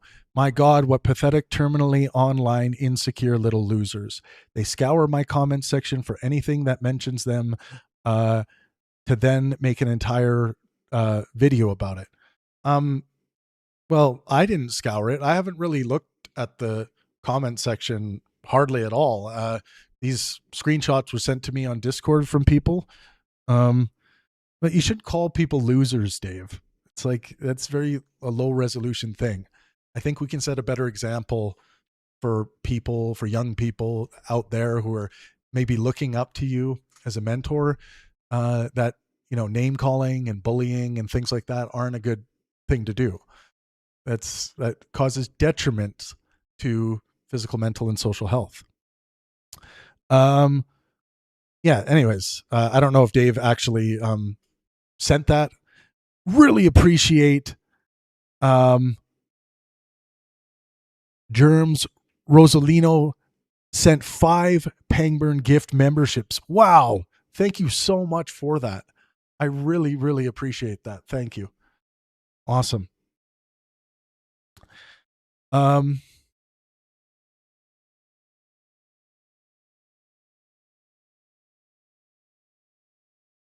Yeah, like someone just said, that was the biggest issue with the video. People could rightfully come up with the conclusion that Israel bad, but they don't need misinformation to arrive there. Yes, that's why it's propaganda.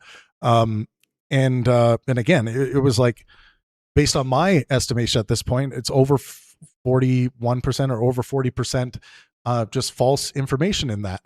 And you're right. Dave could have presented the actual facts, the well-adjudicated facts, the empirically rigorous facts, so that his audience can have that clear picture and then make their best determination based on their own ethical and normative standards. But what we get is that their ethical and normative standards are not based on the true depictions of what's actually going on in reality. So then that means that those normative stances may not be actually how they would feel if they had access to the actual information. It's like, and I think it's a really, really unethical thing to do, to spread misinformation. And also like things like putting an image with devil horns of the old classic, happy merchant image that would have been well welcomed Nazi propaganda was horrifying to see. And also equating the Israeli flag to Nazi Germany, and how that would make people feel to see that. Like, that hits me right in the bottom pit of my stomach.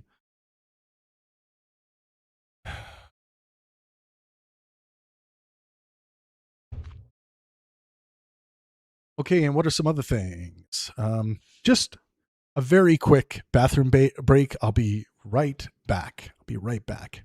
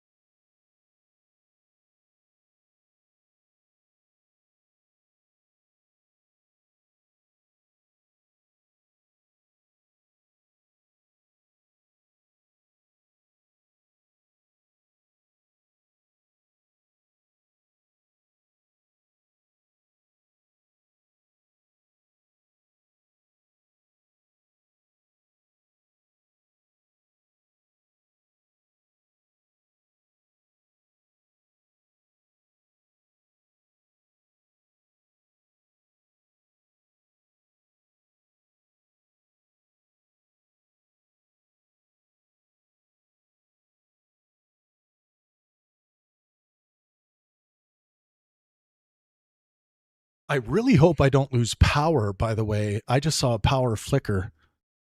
Ooh.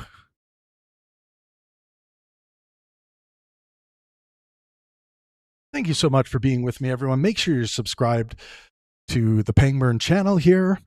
I am going to be doing many more long, hardcore fact-checking live streams in the future. Here is going to be a continuous thing that I'm doing. So if you value this work, email me at travis@pang-burn.com or send me a message on Discord, tag me on Discord, get in touch with me somehow, and tell me what you would like me to fact check rigorously.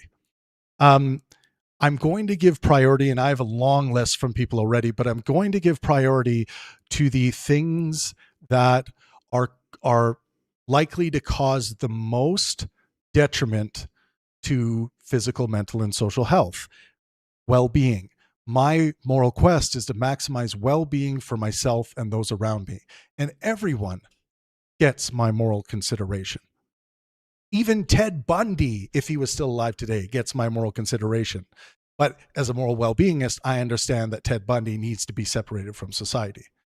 I just give that example just to make sure you understand when I say maximize well-being for myself and those around me, I do mean those around me.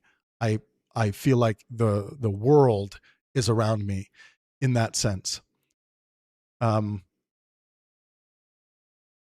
In saying this, I do have a philosophical coaching suite that I've reopened.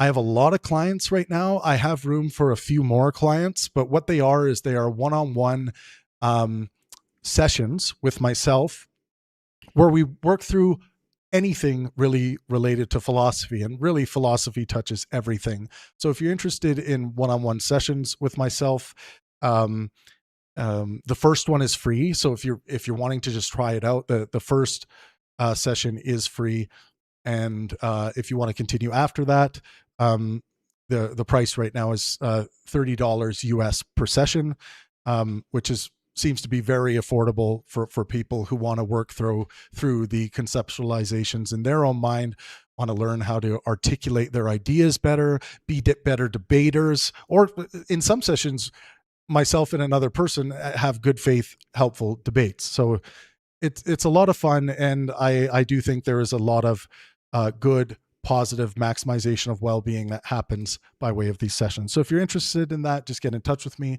travis@pang-burn.com, or through Discord. And by the way, here's our Discord link.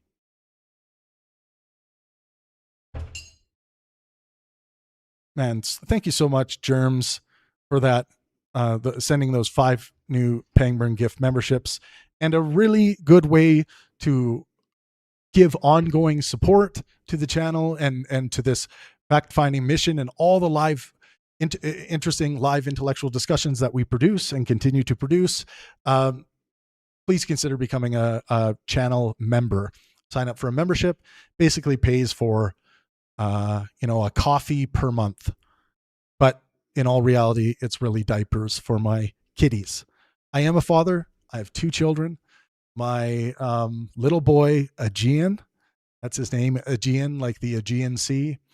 is going to be 2 this December 20th. And my little daughter, Journey Athena, Journey is 1 month old. And that's my family. And then, of course, my beautiful wife, Diana. And we live in Oaxaca, Mexico.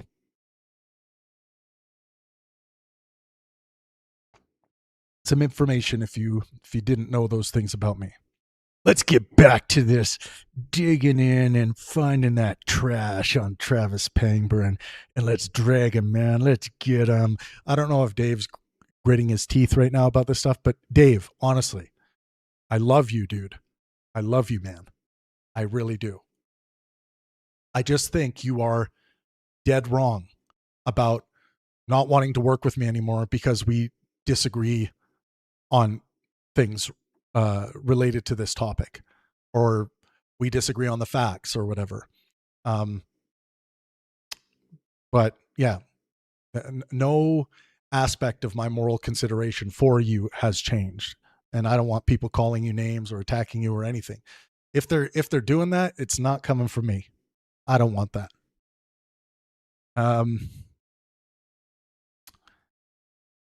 Yeah, what else can we find on this dirtbag Pangburn? Pangburn weaponized anti-Semitism. Wait, I got to do it in Dave's voice. Pangburn weaponized anti-Semitism to silence criticism of Israel. This might be Dave's most emotionally forceful response. If he does something like this in his video, he may say, like, you intentionally converted anti-Zionism into anti-Semitism. By the way, in general, the video perpetuates anti-Semitic tropes. I think that's been demonstrated by my systems analysis, by my own interpretation of that systems analysis. I think that's clear in the analysis in the video itself. He may say, you used the Jewish merchant image and media control passages to pathologize his entire political position. Or you called him an anti-Semite while hiding behind carefully drafted qualifications. Or you were attempting to destroy my reputation and divert attention from Palestinian suffering. Dave, I'm not trying to destroy your reputation at all. Again, to reiterate, this is all about whether or not you were correct in the facts you were espousing in the video, and also my ethical concerns about the things you were espousing. So it's not just a fact check, it was a full analysis. He might say, you employed the same anti-Semitism smear that Zionists use against critics. Stuff like that. Private emails, contracts, and the breakdown of your working relationship. He might bring up some stuff like this, like something to do with event contracts, payment arrangements, travel reimbursements, revenue splits, tour proposals, cancellations or postponed dates, private discussions about destiny, your reaction, my reaction to Dave's video, requests that he debate, collaborate, or appear at future events, the email in which he said that he would no longer work with you, messages concerning your fact-checking systems, statements made in anger that read differently outside their conversational context. Maybe Dave will bring up some of that stuff. Whatever Dave brings up in this response video, we're going to do our same old annoying Travis Pangburn analysis of all of it. We're going to check the facts. We're going to give our normative opinions, all that good stuff. He might say that I am being hypocritical against my own Pangburn virtues. So the 6 Pangburn virtues, by the way, number 1, fallibilism. With the corresponding maxim, certainty is almost certainly unattainable. This is what I call my necessary epistemic constraint. Everyone should be celebrating human fallibilism. The idea that we don't need to make mention of certainty at all in order to achieve knowledge. We don't need illusions of absolute certainty, or like that absolute certainty can be reached about anything. Fallibilism does that. Fallibilism is the eradication of all dogmatism within your system. Dogma simply means, from an academic perspective, believing something to be incontrovertibly true, incontrovertibly the case, in that it's impossible for that thing to be wrong. If you believe anything like that, then you are attached to a dogma. I can demonstrate how we can't logically get there, and it relies ultimately on a logical fallacy, the argument from incredulity fallacy, in order for us to feel as though, we found an absolutely certain thing to clutch to our chest. But really, when you look down to see what that thing is, it's just a big fat logical fallacy, the argument from incredulity fallacy. So that's virtue one. By the way, my first book is almost done. I was hoping to get it done for this fall. Not going to happen. Daddy stuff gets in the way from being able to finish the book as quickly as I would like to. But next year, for sure, at some point, you will be seeing released Pangburn Philosophy, the 6 Pangburn Virtues and Maxims. So fallibilism. The second one is well-being, which is the foundation for my moral quest. Well-being is the moral metric I use. By well-being, I mean physical, mental, and social health. Why do I use that conceptualization of well-being? Well, it's what we use in medical science. And from that virtue is born the Pangburnian moral quest. Maximize well-being for yourself and those around you. That's what I think the good life really is grounded in. Like if I'm looking at, if someone's like, I'm living the good life, and then I would say, okay, well, are you maximizing physical, mental, and social health for yourself? And then they might say, well, yeah, I have a few beers here and there. I smoke on very rare occasion, but I exercise and do all these things. I really do try to take care of my physical, mental, and social health. Fantastic. You're treating yourself well. You're treating yourself good. You're treating yourself in a righteous fashion. And then the question is after that, and what about others around you? Are you treating others around you with, in a way that you're trying to maximize their physical, mental, and social health? Well, as long as they don't get in my effing way, and as long as I like them in that moment, then I would say, well, I think you should expand on that more and think about that more and think about that.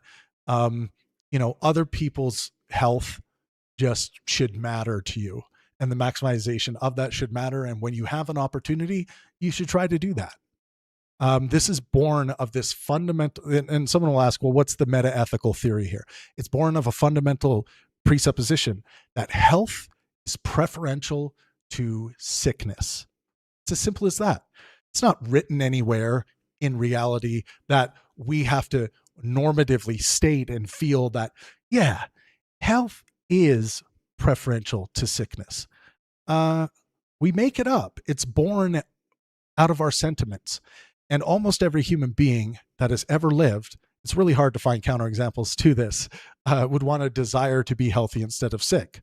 So when you accept that, and you accept that, some other presuppositions that helping others, for example, is a good thing, then you want to figure out, well, if, trying to help others in their quest of being healthy instead of sick, and in my own, how are we going to know what health means? And we get to the epistemic question of how are we going to master what it means to be a healthy human being? Then we go to science as a way of knowing. Correspondence criteria of truth, born out of that is empiricism and science as a way of knowing. And when we look at science as a way of knowing, we look at medical science and the biological sciences that are tasked with giving us our most rigorous modeling with regards to what it means to really move human health in the right direction. So all of this is connected in Pangburn philosophy to the maximization of well-being, physical, mental, and social health. So I hope that brief synopsis of the meta-ethical theory underlying where the Pangburn moral quest comes from makes sense to you, and how science as a way of knowing becomes the desired epistemic value. Um, so, sorry, and then communication in and of itself is the third Pangburn virtue, and it has the corresponding maxim that good faith and helpfulness are the minimum requirements for a fruitful dialectic. That is the minimum requirement, the minimum constraint that the Pangburn universe calls for. If you're going to play in the Pangburn universe, if you're going to play on the Pangburn stage, you have to bring your best good faith, helpful effort. By good faith, I mean honesty and sincerity of intentions. And by helpfulness, we should all know what helpfulness sounds and looks like, but it essentially means assisting others in the goals they're trying to achieve. So, you know, those are the foundational, that's a foundational Pangburn communication maxim. Good faith and helpfulness are the minimum requirements for a fruitful dialectic. Now, the fourth Pangburn virtue is patience. And the maxim, ultimate patience even in the face of detestable ideas. This maxim is born of really closely linked to my hero, Daryl Davis, the black man who dared go into the KKK, not to hate on them, not to tell them they're all evil and they're going to hell or something like that. He, as a black man, goes into the KKK with ultimate patience and applies the Pangburnian communication maxim. He applies good faith, helpful interaction, and by that disrobes over 200 KKK members in his history by way of the good faith, helpful dialectic, by way of patience, ultimate patience, even in the face of the most detestable ideas, like Daryl Davis is faced with when he goes into the belly of the beast and has good faith, helpful conversations with KKK members. If he can do it, if he can be patient in the war of ideas, so can you.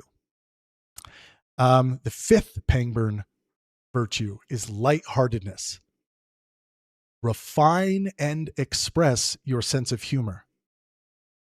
Lightheartedness is like the most underrated virtue in philosophical history. Very rare to hear of lightheartedness from any philosophers, but I think it is one of the great unsung heroes of promoting physical, mental, and social health. Lightheartedness, in general, leads to more cognitive flexibility, and cognitive flexibility is directly correlated with higher levels of health across the board, physical, mental, and social health. Heavy-heartedness, its evil twin, is associated from a cognitive science perspective with cognitive rigidity. Cognitive rigidity is generally correlated with lower levels of physical, mental, and social health. Lightheartedness is a superpower. Be lighthearted. Refine and express your sense of humor. And finally, the sixth Pangburn virtue and maxim, inspiration. This got it all started in Pangburn philosophy. Let art and science inspire. This idea is that art and science, from a well-being perspective, are the most reliable forms of inspiration that are going to move you in a positive direction to healthier living. All of this stuff is going to be laid out in full in my first book, and it's nearly there. One cool thing about my first book, I use Shakespeare because I come from a Shakespearean background. I use Shakespeare to help tell the story of the six Pangburn virtues and maxims. So you can look forward to being able to sink your teeth into that next year at some point.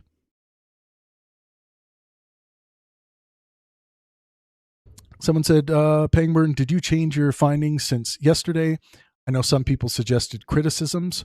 There was one person who provided some information that would add to, I think it was 2 or 3 pieces of information that would add to the resolution of the entire picture. So I think at this point needs to be adjudicated a little more, but I think at this point, those three pieces of information, it's not that it's going to change the report like drastically or anything, but it's going to add to the resolution of uh, the picture painted in the video. Thank you for being with me, everyone. I really appreciate that. Take one itty bitty second to smash that like button. Let's see if we can get it to 200 people watching. That would be awesome. So maybe Dave will point to some things and say, Travis, in the way he's behaving, the way he's fact checking my work, is behaving in a counter way to the Pangburn virtues and maxims.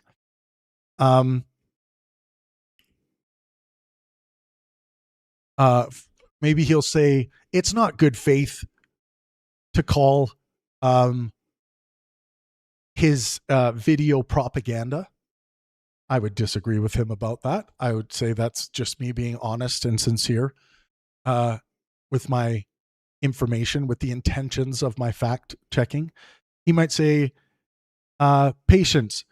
Well, he had moments of visible frustration or ridicule during the streams.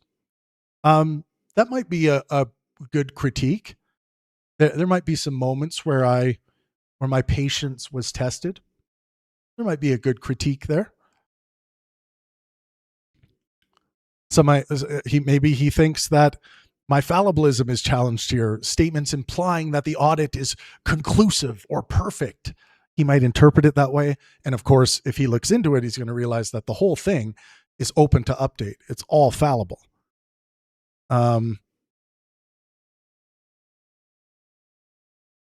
Lightheartedness. He might say, oh, Travis is being too, like, he's not realizing that I was just, engaging in a controversial joke or insult in a lighthearted way. Yeah, maybe I misinterpreted some of his attacks as attacks on the surface, and really Dave was trying to be lighthearted. Yeah, so maybe he'll make some challenges there. Ooh, yeah. Okay.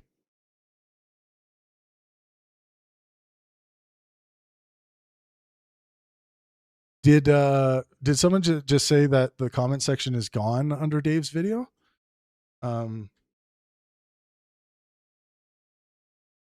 might be misinformation. Let's test the facts of that claim.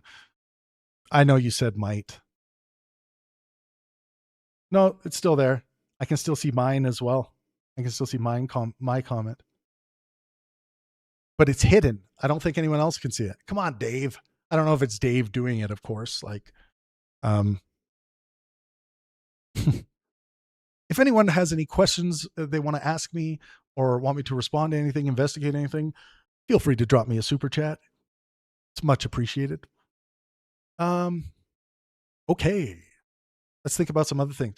What are some, and if anyone wants to super chat at me, some other things you think Dave might bring up that we haven't gone over yet today.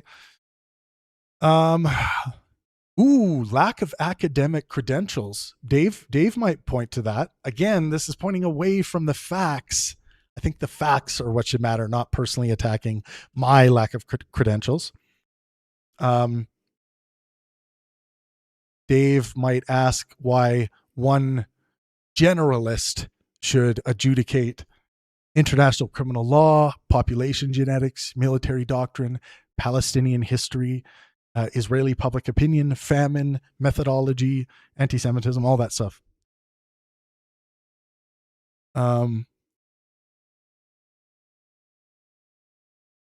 He might say something like, Pangburn is not a historian, geneticist, lawyer, nutrition scientist, or statistician. He uses AI to simulate all of them simultaneously.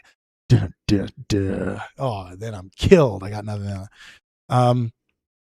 But the best thing about the Pangburn AI system is that people who are not experts can go out there and start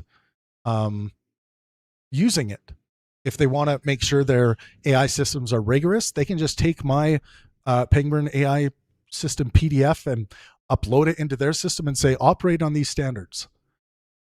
Always operate on these standards. If you want to make it really rigorous, and it's free. I already released where we're at right now. I'm going to be releasing a version 2 soon. I've been getting some really positive, great feedback from some experts I do know in the realm of data analysis and you know, things like that, applicable scientific minds. So that's great. And as far as like my academic credentials, as far as my official academic credentials, I don't have official academic credentials. I am an autodidact. I'm a self-learner. When it comes to what I know and what I've learned throughout the years through philosophy, I did go to university to study live event technology by way of theater.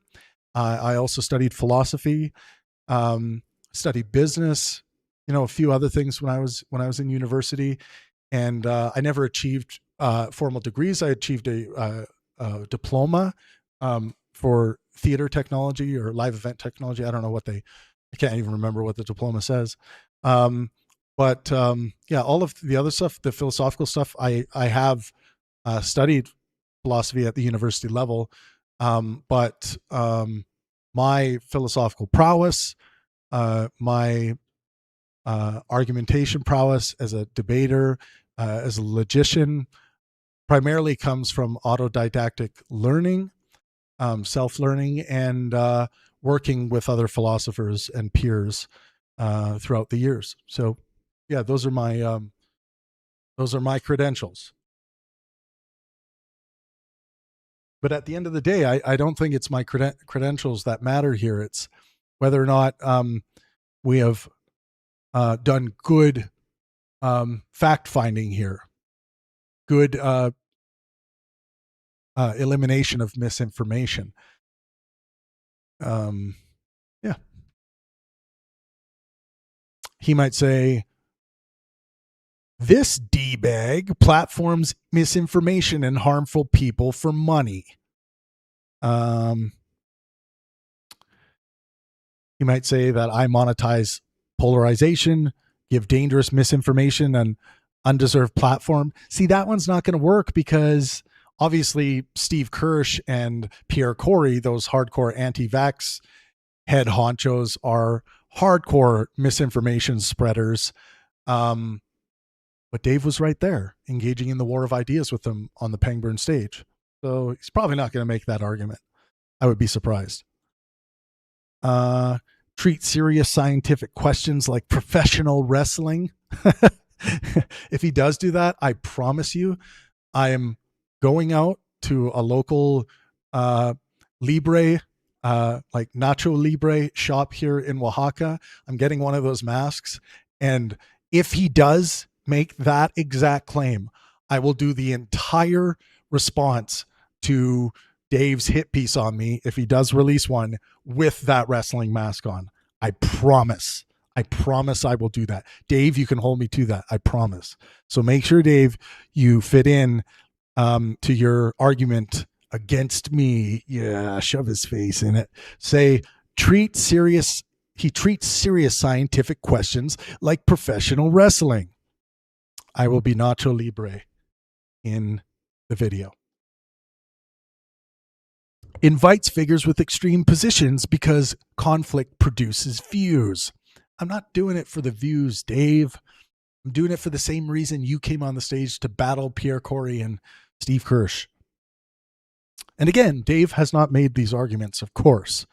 Of course. We're just making predictions here and being very playful with these predictions. So,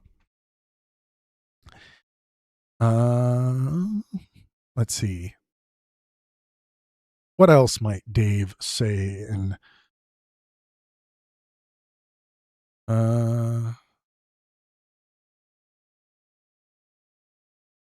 moving from maximal live stream claims to cautious written qualifications. Dave may compare your spontaneous claim that misinformation appeared nearly every few seconds Yeah. I mean, he might take that literally and be like, yeah, see, he said every few seconds, but this one, it was 4 seconds or 5 seconds. Is that, does 5 mean few now? Maybe he'll do that. I don't know. I don't think so. I don't know what to expect from Dave now. Still love him. Still love you, Dave. Assertions that AI could outperform any individual researcher. Well, on that, we already have, AI systems that are being implemented properly, like tools being used in an educated way. I have to distinguish between this. AI tools being used in an educated way is different. And I mean, educated in how AI tools work is different than just someone going on to ChatGPT fresh and just like typing things in to fact check things. You're going to get shit operations. You're eventually going to get shit information. You're going to get sycophantry. You're going to get hallucinations. By the way, when it comes to sycophantry and hallucinations, no system is more sycophantic and hallucinates more than the human system. I need to throw that out there as a general rule. Like human beings' ability to hallucinate in their own mind about their memories of facts and, the sucking up of sycophantry, when they get positive feedback about that stuff, like confirming their bias and this becoming this shitstorm of misinformation. Human beings are the worst for that. I just have to say.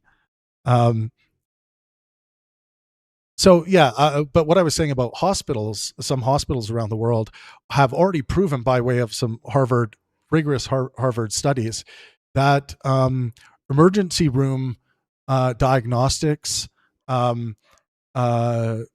surgeons' accuracy in diagnosis, things like this, is improving veteran surgeons' ability to act at a quicker pace and be more accurate in their diagnosing and helping emergency room entry. Actually, I should find that for you guys so you can take a look at that.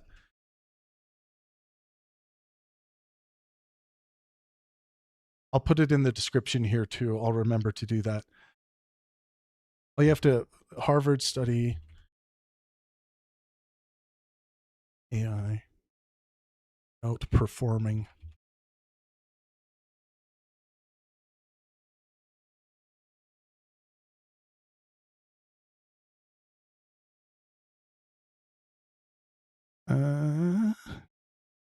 AI healthcare impact. Oh wait, no, that's not it. Harvard Magazine, AI outperforms doctors in emergency room tasks. Yeah, check this out. This is pretty cool. I just want to make sure the study is available or linked at the bottom. This is a summary article, but you guys can find the actual study online if you want to. But there's the link right there. AI outperforms doctors in new emergency room tasks, new Harvard study shows. An advanced AI agent has outperformed human physicians on a series of demanding tests that assess the ability to correctly diagnose patient illness in clinical settings. A Harvard-led study found OpenAI's O1 Preview, the company's first model capable of step-by-step reasoning, proved that it could conduct real-world triage in emergency rooms, recommend appropriate diagnostic tests, and perform case management tasks at a level that matched or surpassed the ability of even well-trained human doctors. Look into it more. It's really fascinating. And again, I just have to say, we are still in the infancy of the AI boom here. Seriously. Uma, Thank you so much for the super chat. I really appreciate that. Says, hopefully Dave will adhere to his own standards of debating and will not shy away from debating his adversaries. Yeah, I hope so. That would be great. Don Prager in the chat, ladies and gentlemen. Don's a Jew, just so everyone knows. Do what you must with that. And a Zionist, from what I have ascertained. Don said he's going to bring up that you are best friends with an Israeli.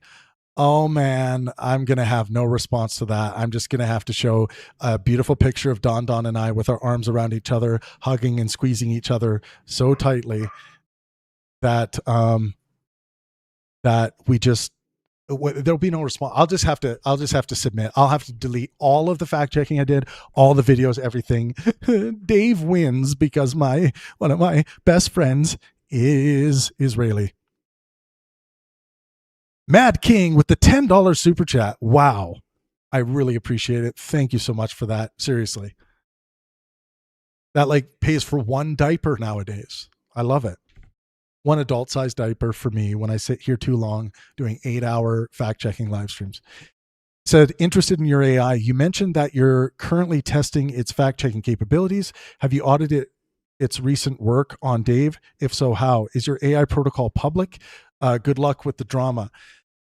I'm going to give you all the link to all of these documents that have recently dropped. There's going to be 5 documents in the link itself. Then just scroll down a bit and you will be able to see a document that will outline where the Pangburn AI system is at.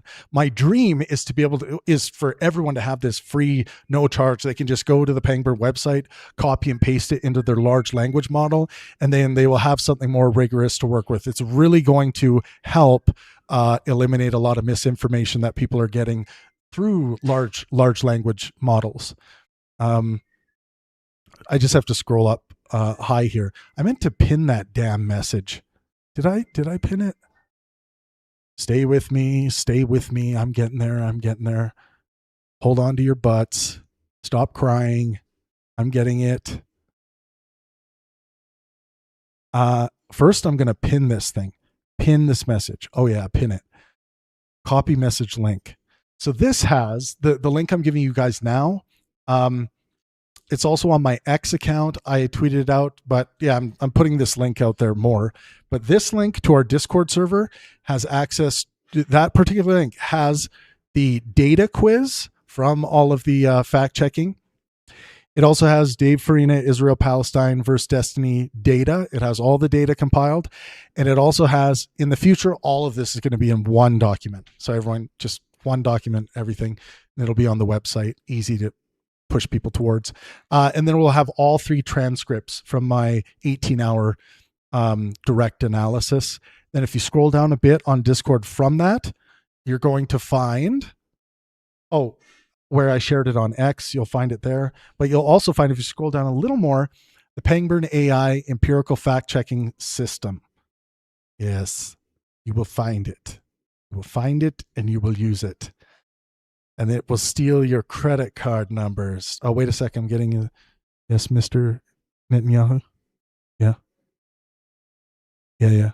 I saw Don in the chat. Yeah. No, my mic's muted. They can't hear me. Yeah. Oh, yeah. I've been pushing that all night. Yeah. 7,000 for this stream. Oh, wow. Oh, thank you. How will I get that? Oh, through Stripe? Oh, yeah. That's pretty untraceable. I actually, can we do it through crypto? Way harder to trace. Yeah. Send it me through. Oh, okay. Thanks, Ben. Yeah. All right, we are back. Sorry, I was muted there for a second. I was just had something important to take care of. Actual Facts Racing, $10 super chat. Thank you so much. Yes, we've had diaper, but what about second diaper? Do you mean diapore?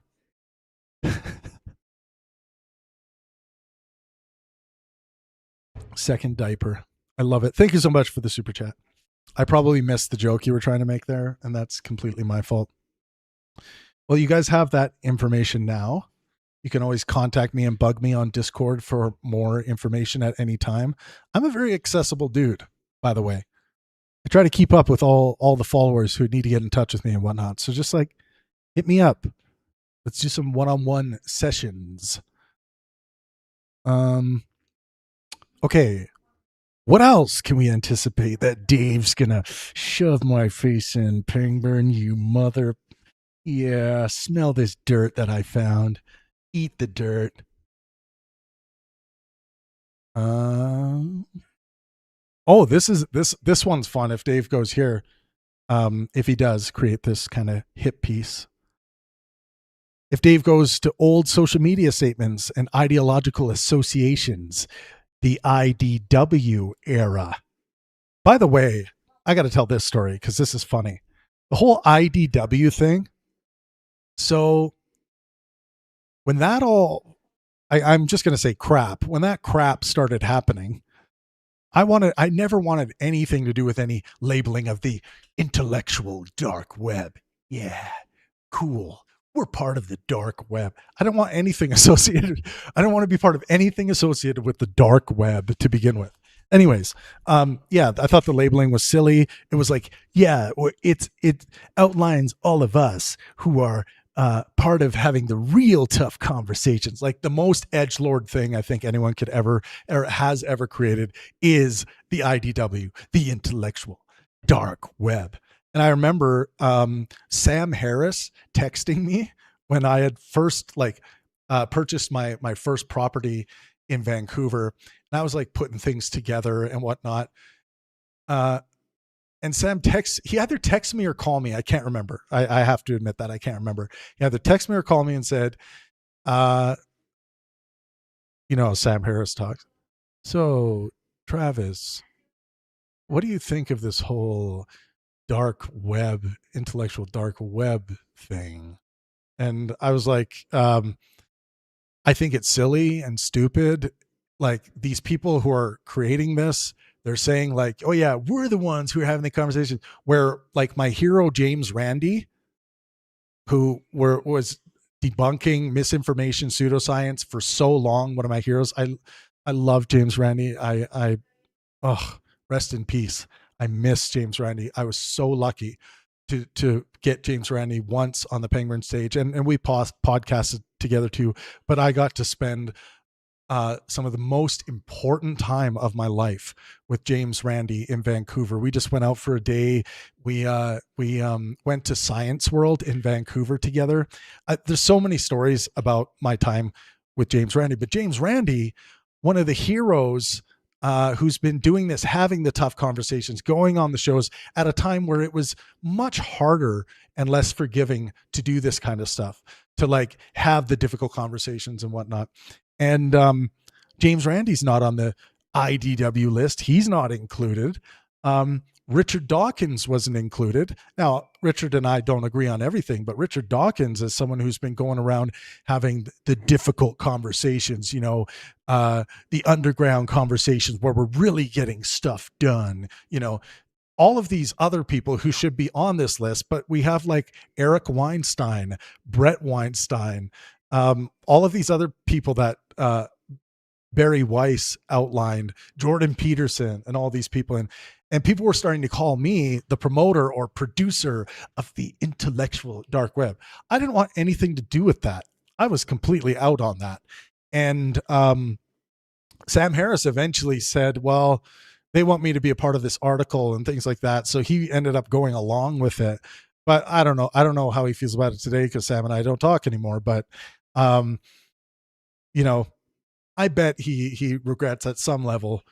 I would place a bet on that he regrets at some level of being associated with the intellectual dark web and what that weird thing was all about. In fact, when we were all in Australia together, it was Brett Weinstein, Eric Weinstein, Sam Harris, Douglas Murray, Majid Nawaz, and a guy named Josh Zepps, who is, he's some kind of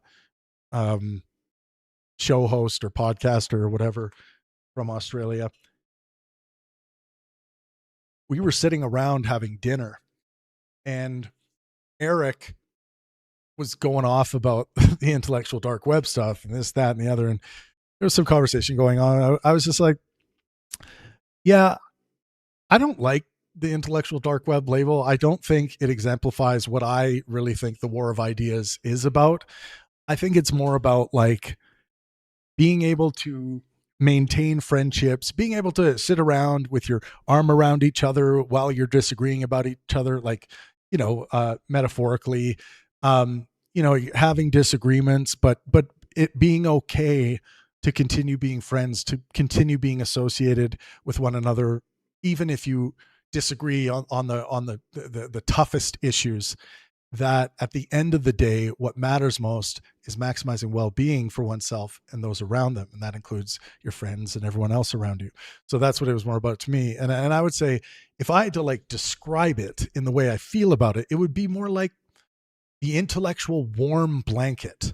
I said, and then there was a bit of silence, maybe a bit of snickering, and then Eric's like, in like a joking way, Eric's like, yeah, but that's not going to get anyone laid. That was his response. And it was kind of funny, but also like I started realizing that optics and like packaging and like wanting to be a part of something that sounded deep, off the grid and cool seemed to be more important than like the maximization of well-being, for example, or like what was more important is this particular group being propped up to a certain status that I didn't think they had achieved intellectually. So yeah, that's how I felt about the IDW and the IDW label. Um, I don't know how you guys feel about it. Someone said Sam admitted it was a mistake. Yeah, but anyways, Haraquin said the Mossad will be sending you your 7K by the weekend for your fine work. You should do what Destiny does. After being accused so much of being paid off, it just becomes a meme now. Yeah, a $7,000 meme. No, that's like, yeah. I mean, there was good evidence, like as we went through in fucking 18 hours of work. There was good evidence that there were social media influencers being paid by Israel, but it wasn't. There was these estimates being thrown around. No one knows exactly how much everyone was getting paid, but there were these estimates being thrown around based on the amount that was budgeted for this kind of pro Israel promotion. But again, that doesn't mean that all of them were given a particular script, or like it doesn't mean that the whole like conspiracy stuff was true. It just means that people who were dedicated to pro Israel messaging were getting funded. Oh yeah, Don Don said Matt Dillahunty said AI was just a Reddit thread summarizer. Yeah, there's a lot of uneducated people with regards to AI out there saying stuff like this. Like, I think it was during, and I don't know exactly what it was, but it was someone had sent me this video and they're like, God, you got to see what Matt Dillahunty said. And Matt Dillahunty was saying, like, someone asked him if he would debate, an AI, and Matt was like, I think he said, no, I won't. And then he said, yeah, I've looked at the LLMs, and he was playing a game while he was saying this. And he was like, yeah, they're basically just like, Reddit thread summarizers, or like how a Reddit thread functions, something like that. And I was just like, no, Matt, yeah, people can use the tool just like people can use the internet like an idiot. People can use AI tools like an idiot, like an uneducated idiot. But that's just not understanding what you can do with the tools and how to use the tools properly, like in an epistemically rigorous way, or for deep, expert research or things like this. So, yeah.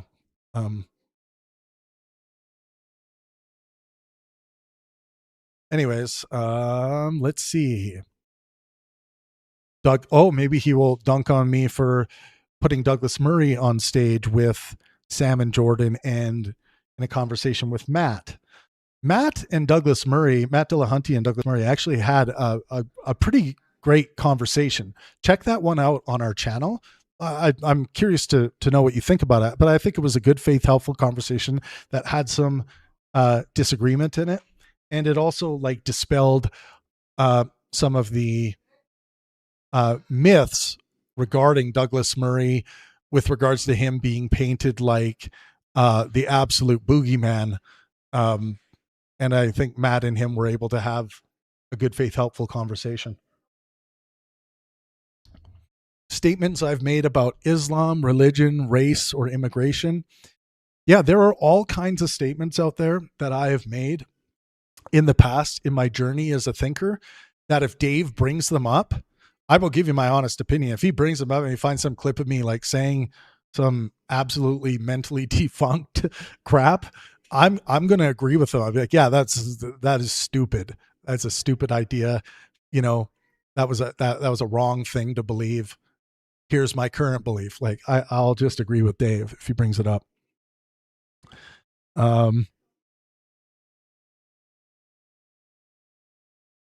Someone said Dave's reaction in his comment section is what is pathetic. I wonder if I should go and read that. Should I go read that? Read his comment section a little bit?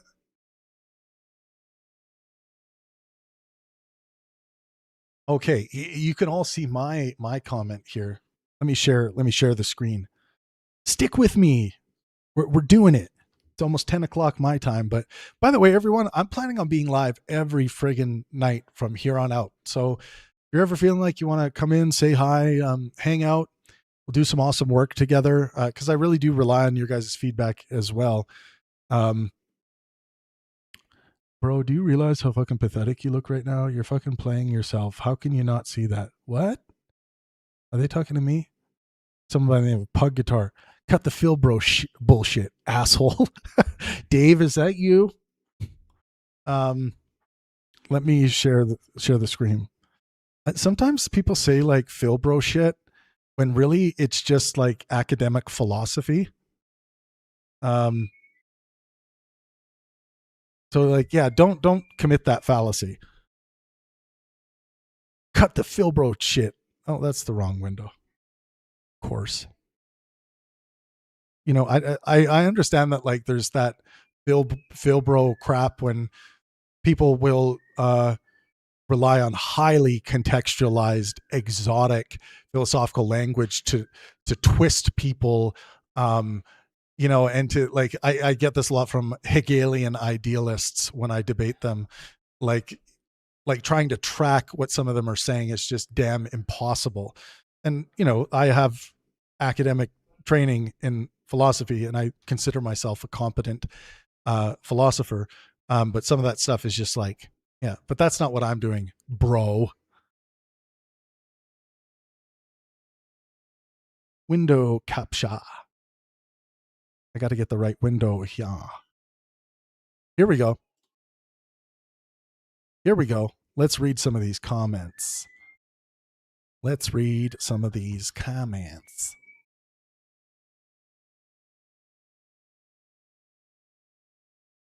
Pangburn War Room.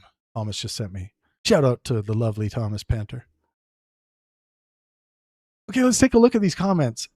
Oh, there's my comment, right? And this is hidden. Let me know if anyone can see my comment. I just finished a 20-hour. Am I looking at top comments? Yeah, let's look at top comments. I just finished a 20-hour analysis of this video. There are some correct facts, but in total, this is a piece of propaganda. It took 20 hours to deal with all the misinformation, Dave. I should have put Dave on the end. Can I edit it? I'm going to edit my comment. Dave. ... I'm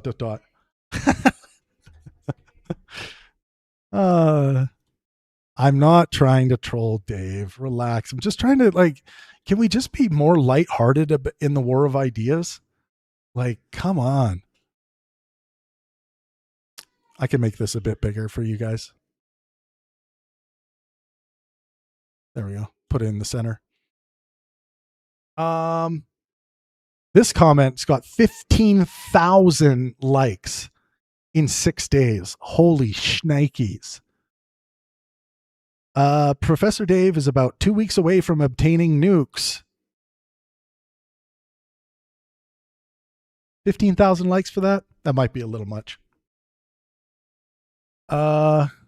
He gets $10 from someone saying this should never stop being talked about. I think it's an important topic, but you want to get the facts straight. Someone gave $50 and said, now it's fucking monetized. I don't think people realize how much money Dave's missing out on here. Dave's missing out on, so if he reaches 1 million views, that's going to be about 10 grand US.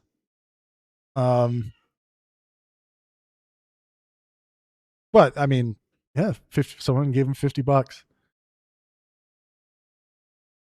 The fact that someone could proudly say they kill Palestinian children is bonkers. Someone says, I used to like Professor Dave's content, but then he started calling out Israel. Now I really love Professor Dave's content. But this person is being misled by the misinformation in the video. Oh, is this someone with a channel? Let's see. No. These murders, oh, sorry. 50 pounds? That's like $1 billion Canadian dollars. Wow. These murderers and murder apologists think like serial killers. They keep going because they sincerely believe they are immune to consequences. One day there will be consequences. The evil that they inflict on humanity will be reflected on them 20-fold. Ugh. That's dark. Yeah, and honestly, like misinformation and political propaganda like this can drive people to think in very dark ways and sometimes in violent ways about this stuff. Like, I think, like, Dave paints a radical extremist picture of this in this video. It is awful. The real picture is horrible.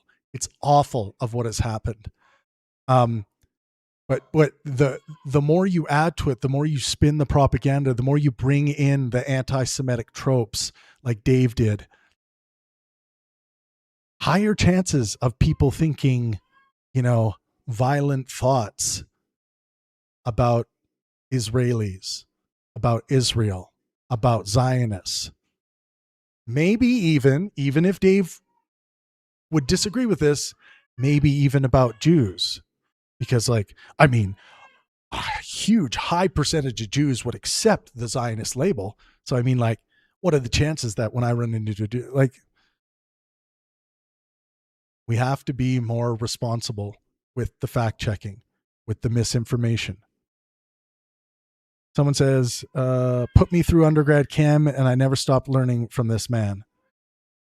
Well, don't learn from this video. There's about over 40%, just explicit, unfactual things being shared as facts.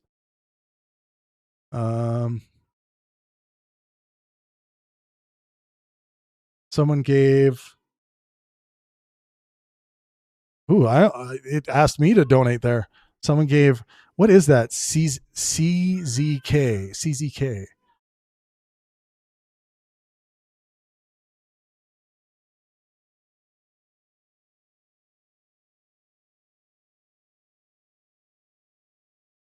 Check currency. Makes sense, I guess.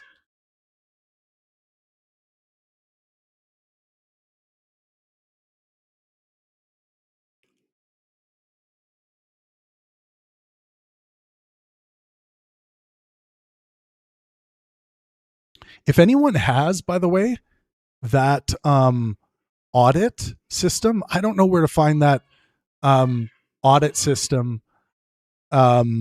Oh, my baby's crying. I don't know where to find that audit system that allows you to see how many comments have been deleted. Does anyone know how to find that, or can they send it to me on Discord or something? That would be fantastic if you could DM me on Discord. Don might have to do it, or one of the admins, because I don't think anyone can DM me just right off the bat.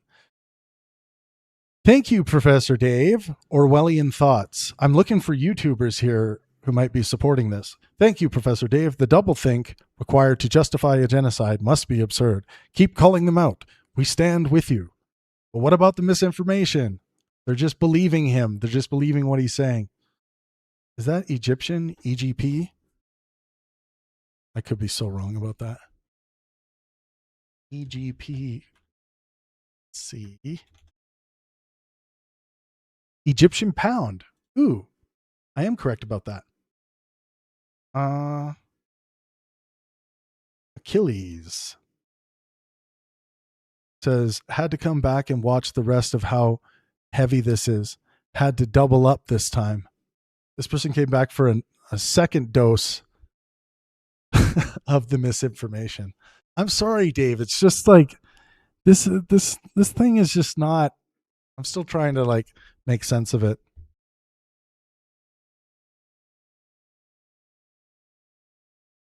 Someone said, I knew I didn't like what was happening in Israel before, but holy hell, was this a real eye-opener? This video deserves to be supported. See, that's the thing. Like, people aren't getting a high-resolution image of what's actually going on here. Someone gave 100. Wow. One of the most important channels on YouTube. Again, I think like minus this video, and we are going to be auditing some more videos on Dave's channel just out of curiosity. But yeah, I mean, for the most part, like minus this video, great, rigorous science communication, educational videos. Yeah.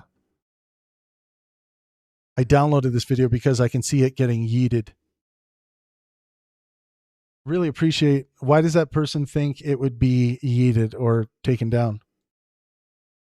Another person says, I really appreciate including the graphic images. I really appreciate including the graphic images. I don't understand how people manage to justify that shit, but documentation and awareness is vitally important.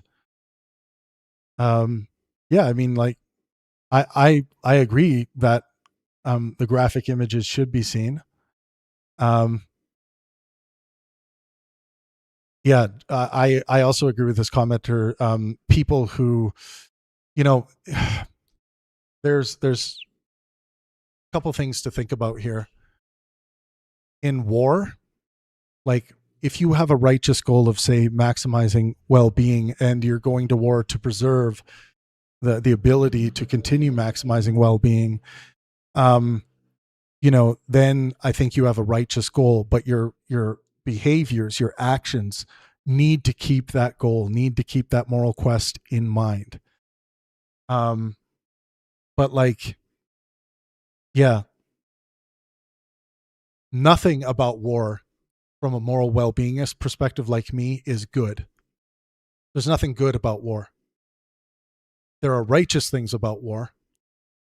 So there can be righteous bads or wrongful bads. The wrongful bads would just be plain out like war crimes, right? But but like sometimes, you know, in war, and it's just a horrible thing. This is why I don't claim that anything about war is good. You can nail 10 Hamas members, let's say 10 Hamas leaders and key members, and there's an awareness that one child might be killed in the name of the mission of maximizing well-being. It can be made righteous, that act, but it can't be made good. In high-resolution academic philosophy, your moral metrics and your own moral quest, or what you think the good life is going to be put to the test with things like this. How do you adjudicate morally good, bad, right, and wrong in the world? It's not just about good and bad. It's also about righteousness and wrongfulness. Once you start talking about morality in a high resolution way. But yeah, moral calculus in war is difficult.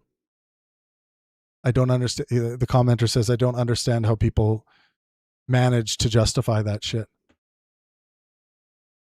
They, in my worldview, it can't be made good.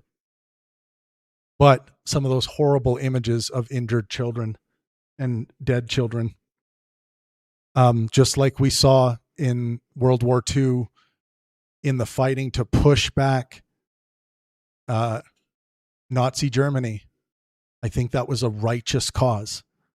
And it's not that every act moving, pushing the Nazi front back was righteous. Like the bombing of Dresden, I don't think was righteous, for example. But in that righteous, those things that we would call righteous, those righteous pursuits, bombing of viable military targets, children die in those acts that can be made righteous in your moral view. It's not good ever that those children died just because it was serving a righteous cause. Yeah. Someone said, admittedly, I didn't realize how bad things were over there. This video opened my eyes. And that's a shame. There are facts in this video, but this person thinks that their eyes have been opened to a true high resolution picture of what's going on.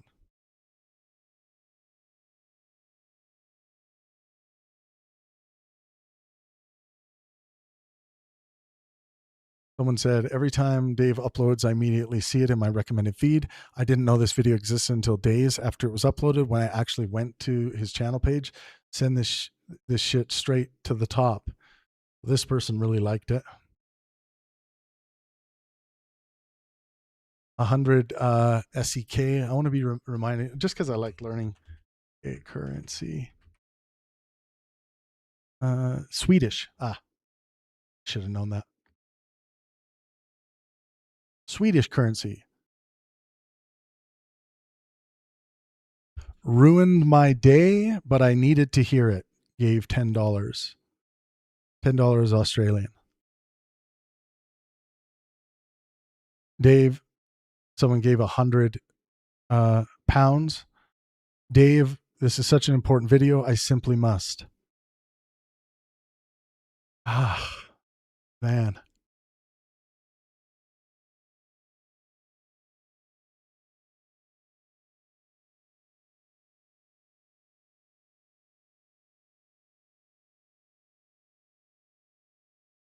I'm going to see, this person has 2.25K subscribers. Okay. Let's see if I can see any known channel, YouTube channels.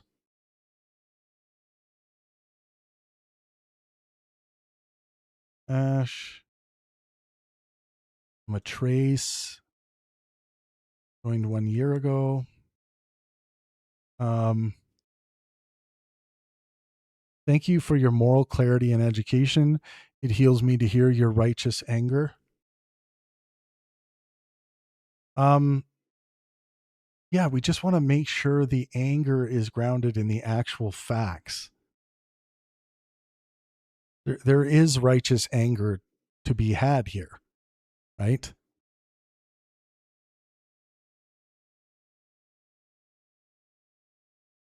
Just need to make sure I didn't miss any super chats. There we go. Good. Thanks for hanging out with me, everyone. Make sure you take 1 second to smash that like button. Can we make it to 200 active viewers? That would be cool. That would be so cool, man.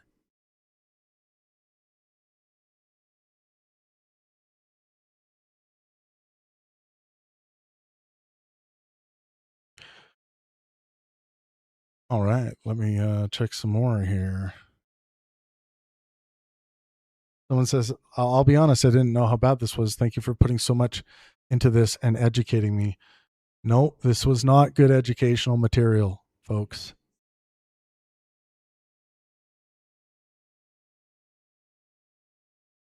Just to reiterate, where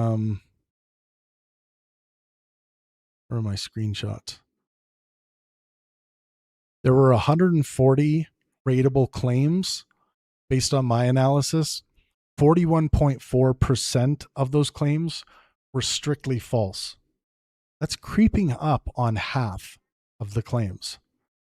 63.6% were false or unsupported, and 77.1% were materially defective. I think someone sent me, oh, perfect. Someone sent me the Indexa audit for Dave's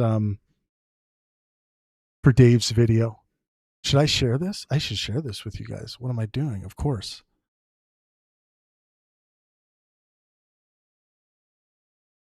Let me finish this project quickly, and then we'll move over to looking at all of the audit data for the video. It's almost up to comments that have stopped appearing on YouTube since this tracker first recorded them. Deleting a top level comment, 1,210 so far. Takes every reply beneath it out of view. Oh, okay.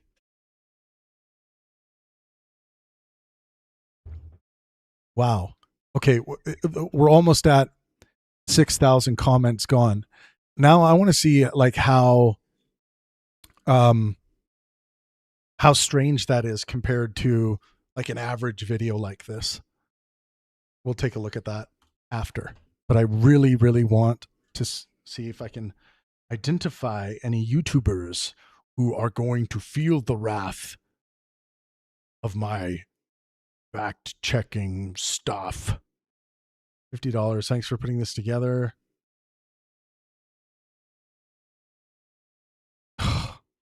Thank you a bunch for shedding more light on this. Oh man. Josh Kennel, who is this? Okay. By the way, people should not harass people on the internet. So don't harass people who are commenting on stuff. Like it's not good for maximizing well-being.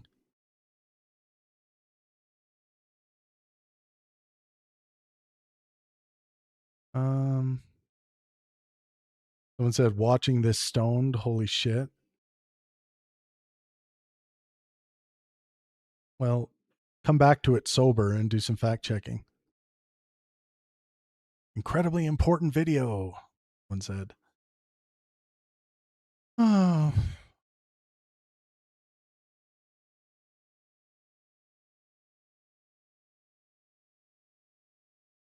I mean, has anyone seen any videos that are pooping on the facts?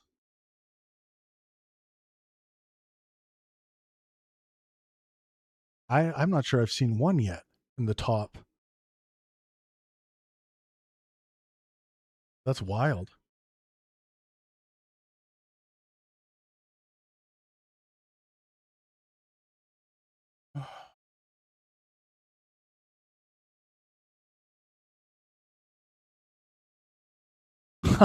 Someone said, thank you for doing this. It's concise and impossible to refute.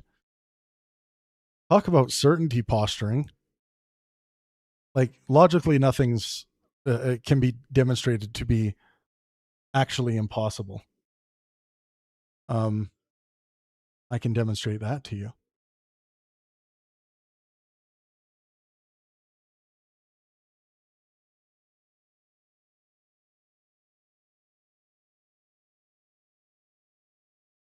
I have not seen a negative comment. I wonder if Dave will say why he has been dealing with the comments in this way. Is he going to say that it's YouTube doing it? I mean,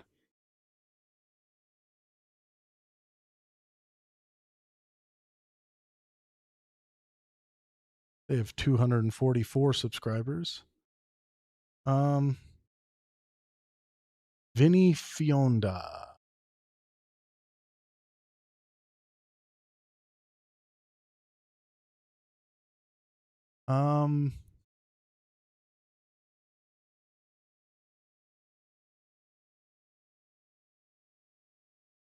I guess this audit will show us how much cash has been raised as well.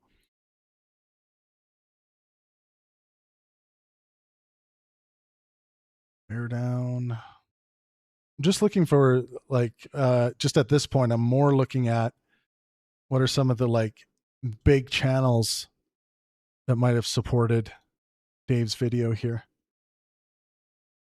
And maybe they aren't aware they're supporting a lot of misinformation in this video.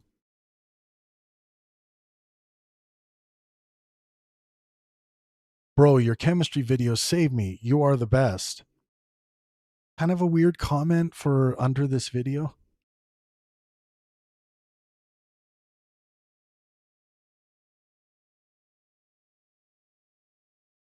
Let's see.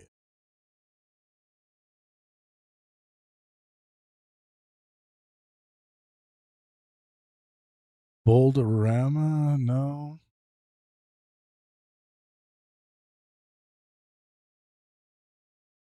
Alanak.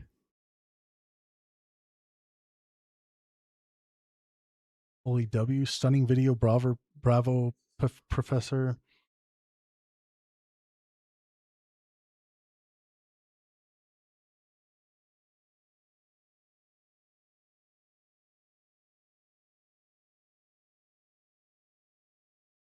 Ooh, actually, can I print out? Wait. Oh, I think I can print out.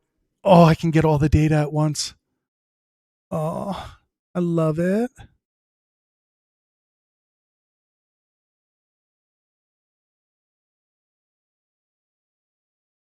Oh, there's more comments about me. Oh, strap in. There's more comments about me. Whoever sent me this index thing, thank you for sending me that. There's more comments about me. I'm able to print the entire comment section? No way. No, that can't be. Only 21 sheets of paper? No, that's obviously limited. Must be. I'm still going to grab that PDF.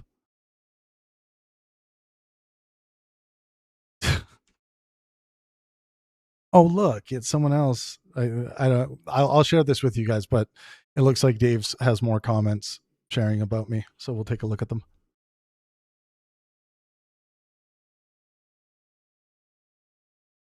Actually, if anyone knows of any well-known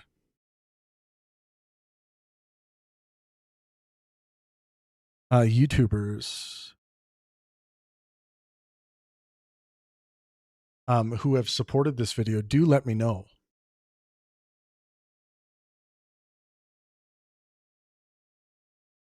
I'm just interested in contacting them and be like, you know, don't you know that there's a lot of misinformation here? And we'll see if they respond, or maybe they need a bit of fact checking themselves. Someone said there was a really well-known skeptic who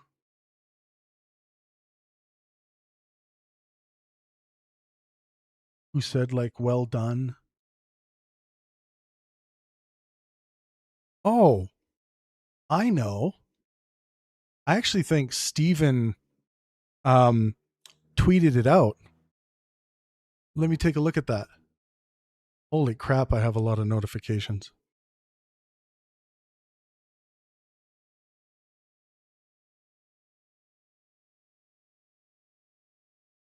Keep doing the good work. Such a sad day when the ones who fact check hate when they get fact checked. I'm just reading some tweets here for a second. By the way, if you aren't following me on Twitter, you can find me enough. I'm at Pangburnian. But I'm looking for it. Here, let me go over to Destiny.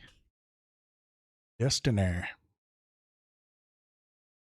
Travis Pangburn is just simping for Destiny. Well, if you watch the content I made with regards to this video, Destiny got some harsh critiques from me. Super harsh. Oh, Destiny retweeted my thing today. Thanks, bro. Oh, by the way, if Dave is listening to this, Dave, I sent you I sent to Destiny um, a collab link to collab on my fact finding mission videos that were 18 hours. I also sent you a collaboration request if you want to accept it. That way, your audience will be able to see my fact checking. I thought it was fair to send that to you as well. There was someone. Oh, yeah, here.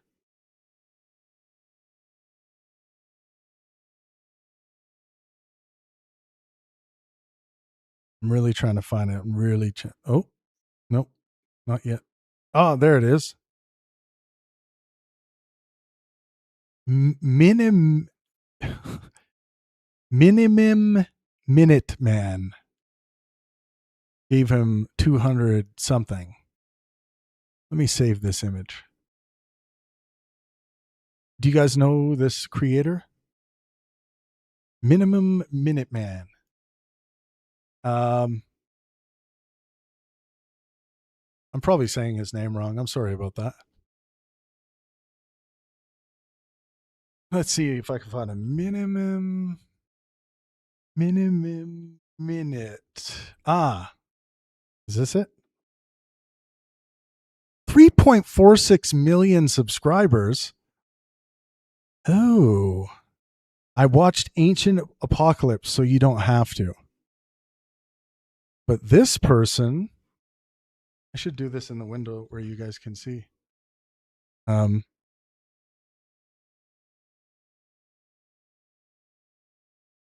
Someone said he was on Destiny's podcast and thought to be on good terms, and he completely lies on his comment despite the pod being available. Let's check that right now. Where's the oh yeah, you guys are seeing this window. Sorry. Now we got something. Let's take a look. Minute Man.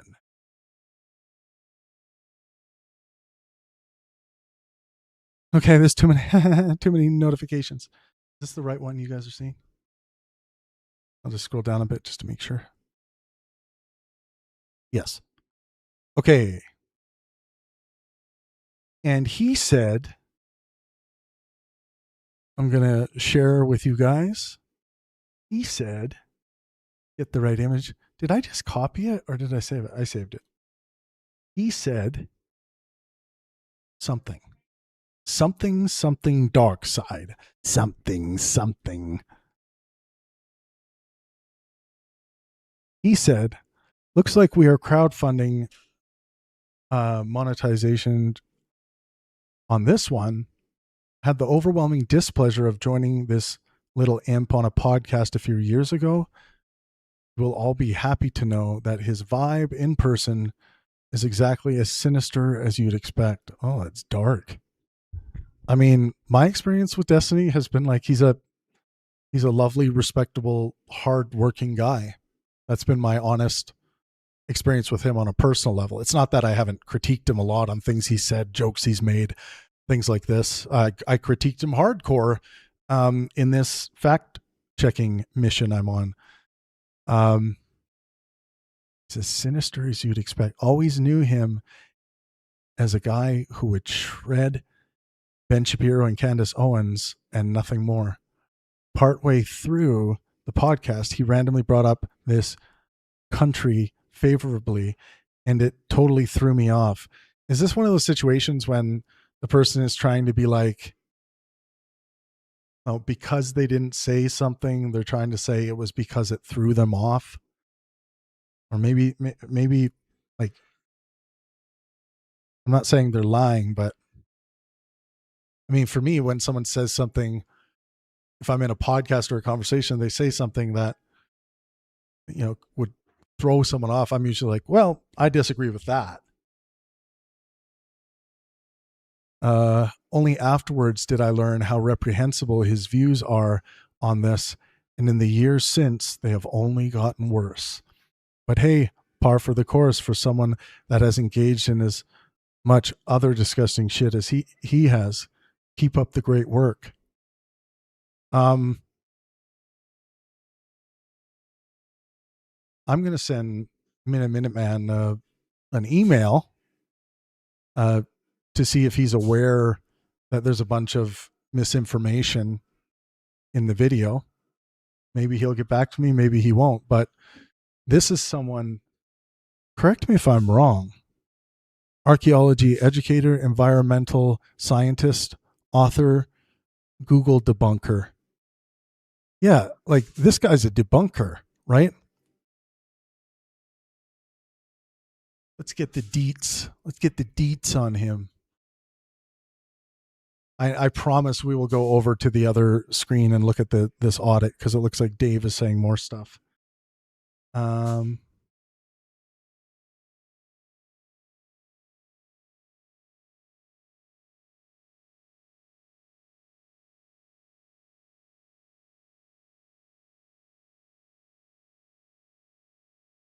think I've seen this guy's video, but I remember seeing them maybe when he was a smaller channel because I saw them like in a shorts feed.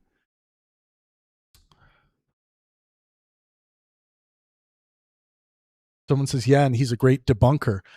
I think I remember that being the case too. Like the memory of this guy is coming to me.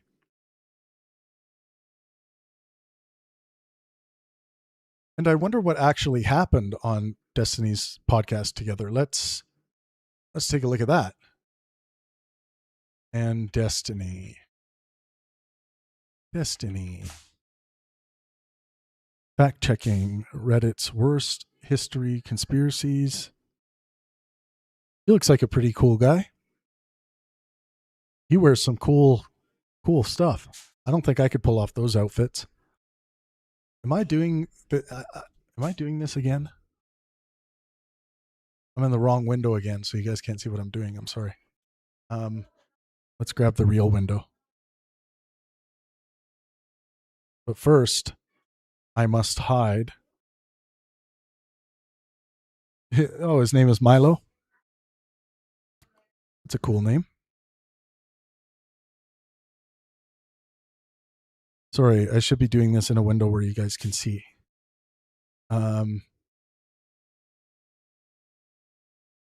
Miniman.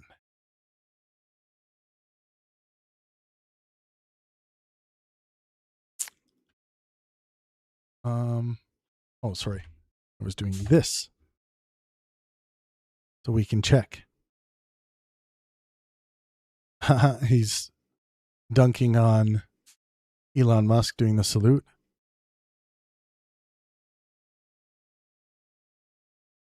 Maybe it's deleted? I don't know. Minuteman and Destiny do a podcast. I know I'm boomer searching here. I'm a boomer. Milo Rossi, he's got a second channel, it looks like. This looks like really cool content. I swear I remember him when he was just like maybe starting off. Like, yeah, it used to look like this kind of video.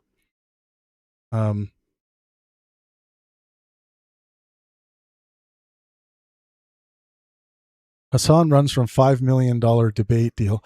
Oh, I started that. I don't know where to find this. Again, if anyone on YouTube, on Discord, if you can send it my way, that would be fantastic. Yeah, I would like to see if there's actually any good reason to believe that that he was like turned off by that conversation or whatever. Now,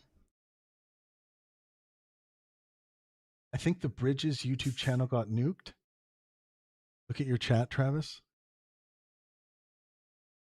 Thank you so much for the $10 super chat. It's not that I don't love you, chat, but I was looking at some other things. Minuteman does vids debunking pseudo-archaeology and conspiracies. I was disappointed to see his comment. They lack subtlety, context, and nuance. Not like him at all. I'm normally a huge fan.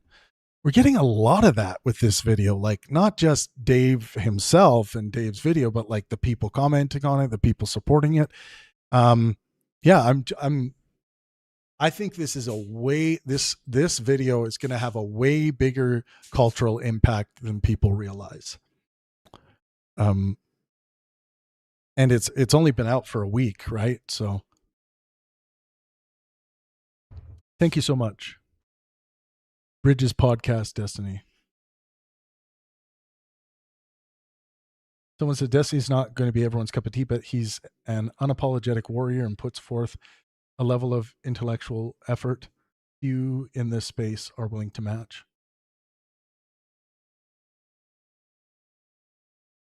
Someone says indoctrination. Uma. Okay, let's take a look at this now.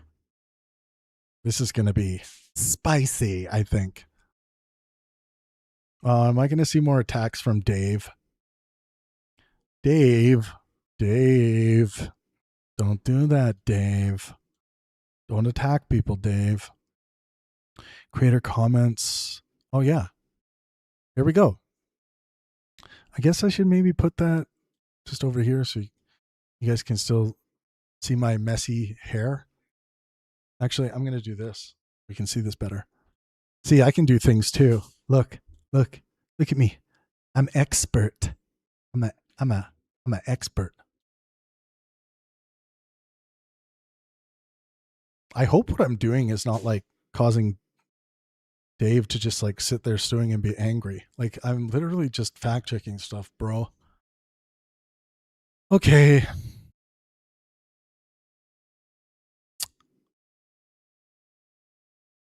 Destiny Loves Genocide, as we all know, is the title. 625 threads with creator activity. Wow. That's a lot of creator activity. 813 creator comments. Whoa. Wait, is that telling me that Dave has commented 813 times? So just spam the chat. Tell me just like, yes, if that's what that's supposed to mean. I am a bot. I am a robot. Oh, Colin, thank you for becoming a Pangburn producer, a member. You are a producer because through your membership, you are helping us produce more content like this and more live intellectual discussions that are trying to change the world in the positive direction. So I guess this is to mean, wow, Dave commented 813 times. If that is to mean, what is it? Filter out by text or author. Ooh, I can type Pangburn in, right? Pangburn. Oop, something happened. Oh, it's taking a while. Oh, am I crashing? I think I'm crashing. P? Are you guys still with me? Hopefully you guys are still with me. Thank you so much, Colin, for the membership. I really appreciate that. I almost crashed by typing in Pangburn. Someone said, you're a professor who has declared a genocide, even though the international bodies who have this authority, ICC and ICJ, have declined to. What makes you more authoritative than them? An MA in science education and a self-declared title of professor? They got right to the point on that one, Mr. John Black, if that's your real name. John Black. you need a better fake name, bro. John Black is just too fake. Dave says, do I need to do my Dave Farina voice? Hey, look, the brainwashed moron is parroting the dumb shit Pangburn told him. ICC and ICJ deal with international bureaucracy, like Israel indefinitely delaying the case with endless extensions because they know they're committing genocide. That's why we listen to independent human rights organizations that have unanimously agreed it's genocide. No, they haven't, Dave. I I fact checked that. No, they haven't. It's not unanimous. Also, you could grow some nuts and watch this fucking video where I prove it's genocide. Thanks for stopping by to humiliate yourself, worthless little bitch troll. Oh my God, Dave. The anger, the fury, the muscles. Like in why does how conspiratorial is that? Why does Dave think I told this to John? Why am I being blamed? Can somebody like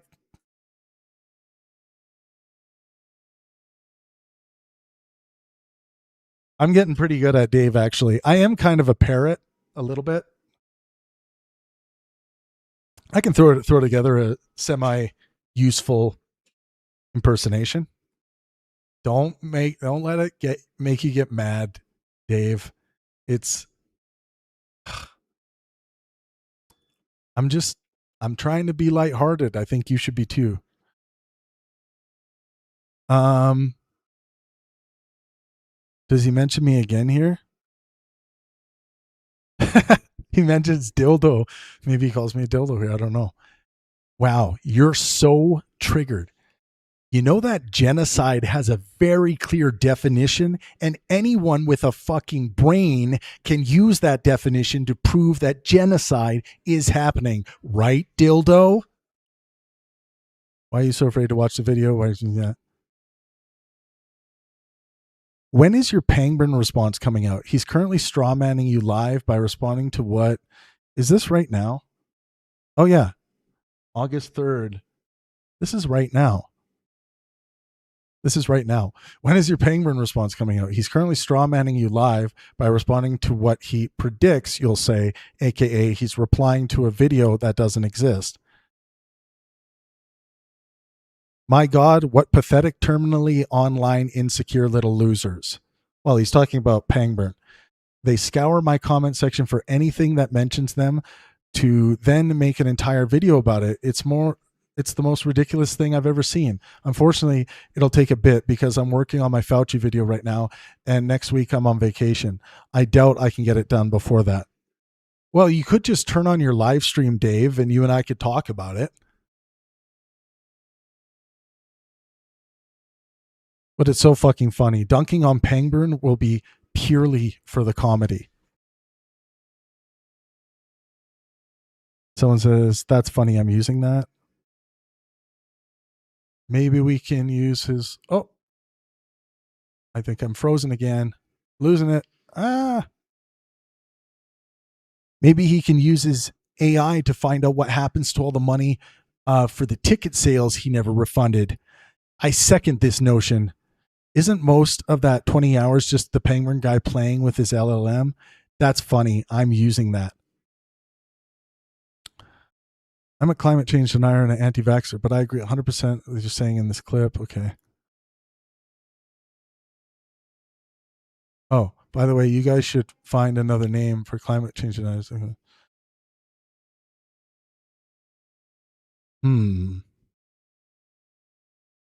Is he still living in this conversation? I love when terminally online brainwashed, pedophile worshiping cult members whine about their enemies being online. What?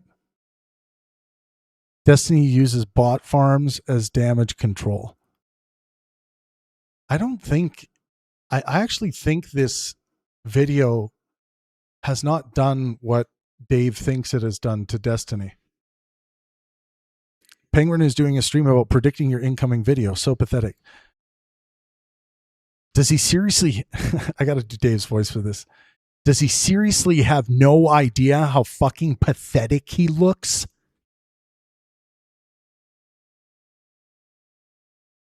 Dave. Now, I'm not attacking you. I'm attacking your process, the information you put out there. What was pathetic is the amount of misinformation in your video.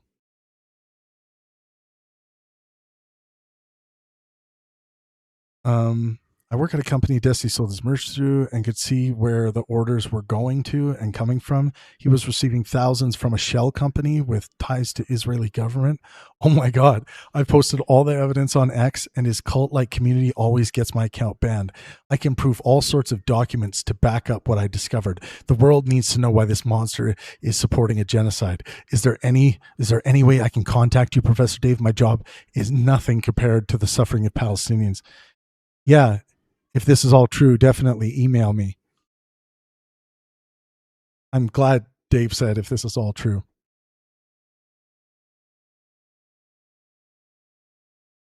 Why are my parents fighting? This is nuts. Time to drop your deadbeat dad, deadbeat parent, Destiny. He's done 800 of these comments. Holy shitballs. Oh, look at that, Dave. 0 likes.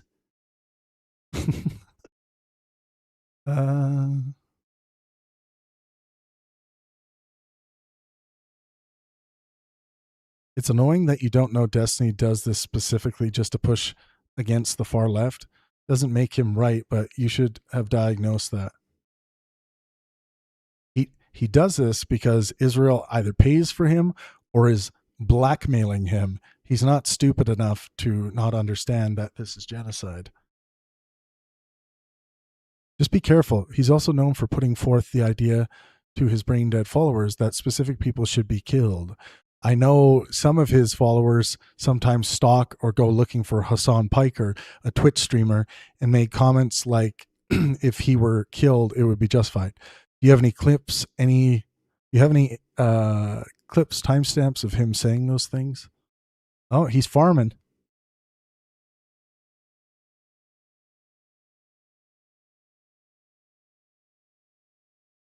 Someone says, hey, Dave, why do you keep saying this video is demonetized when it's provable not? I don't know. Is it demonetized? What do you guys think? Is it demonetized? Colin Placence, thank you so much for the super chat. Says, typical, like Dave, Milo is going outside his lane, not using the same critical skills he uses in archaeology. Dave debates, bait Destiny, keep it up, Pangburn. Of all Canadians, you're in the top 1,000. Well, thank you. As long as you're including all beavers and moose, I accept your top 1,000 list. Thank you so much for the super chat. I really appreciate it. The Milo episode is in Discord General. Okay, thank you so much, Trip. Really appreciate that. $2 super chat. Oh, yeah. We'll take a look at that. Oh, the Trib. Oh, no. Oh, sorry. Yeah, Trib. I just got to it there. Sorry about that. Oh, we're almost at 100. We're almost at 200 live viewers. Please share. That would be super cool if we could reach 200. Use your fake accounts. No, I'm kidding. Jared said, coming from you, that's a compliment. What was Jared saying? I shouldn't get sucked into the comment section. Someone keeps retracting a message. Yay, 205 watching now. Boom. Make sure you're subscribed. Smash that like button as hard as you can. I'm probably going to be up all night with you guys scrolling through this stuff. Very interesting. Yeah, so whether or not the video is demonetized, I put Pangburn in the search bar, but I don't think it's searching Pangburn anymore.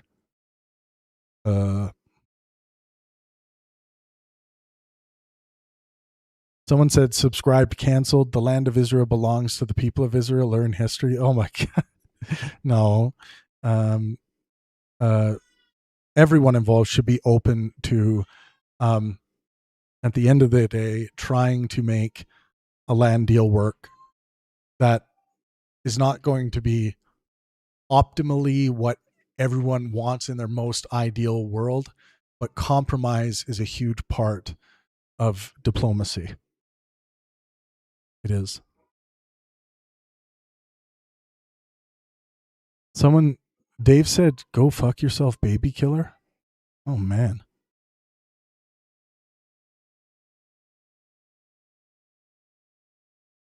Someone said, "What's this got to do with science?" Try watching the video, ding dong. How come Dave doesn't call me those funny names?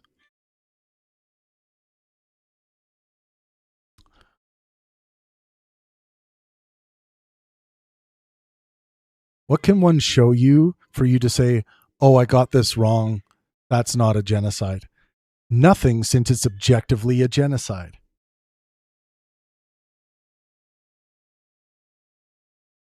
Man, Dave's acting like a child in these comments. Acting like Dave. I didn't call you a child. I said you're acting like a child. Difference. You should really stop attacking people. It sets a like you do. It sets a really bad example. And Pangburn just posted a fact check summary where he calls your video propaganda and claims most of what you said was false. I didn't say most of that's wrong. I didn't say most of what he said was false. It's much more detailed than that. Over 41% was non-factual. But the audit also outlines that there are a lot of factual things in the video. He even started the video series pretending to be concerned and is now openly playing as if he made you piss mad at smacking facts in your face. Suppose he will have to be eviscerated too. Destiny's the only person who makes Pangburn money on offense. Oh, this is the one that I already read, which is false, right? I hate to burst your bubble, but most of these comments donating money are 110% bots. I wonder how that person comes to know that. And your video is being signal boosted or brigaded by them for some reason. It's incredibly obvious, and you've liked most of them, which is kind of disturbing. You haven't realized. You dumb Fs are beyond pathetic. They're not bots, you dumb piece of S. Why does it trigger you so much that people appreciate it when those with a platform speak out against genocide? You Destiny simps are the biggest losers alive. Effing losers alive. Dave, you're acting like a child here.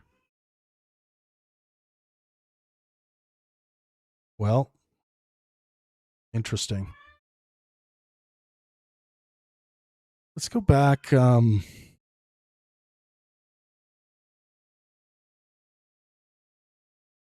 Oh, maybe that didn't work. Is it going to do its thing again? It's going to like act like it's about to crash. Yeah, almost 6,000 comments gone.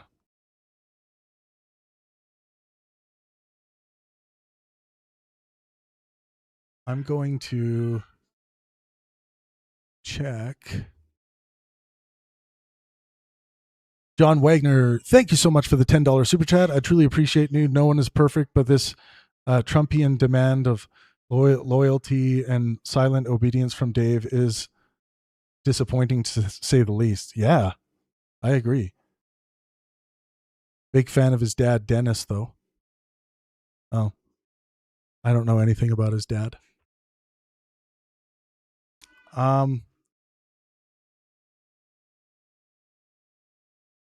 I'm going to take a screenshot.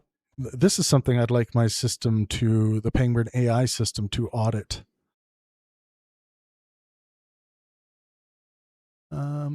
Yeah, let me take a screenshot.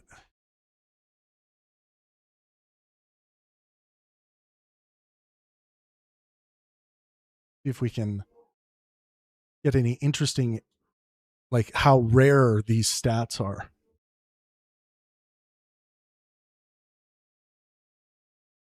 Oh, my baby is crying again.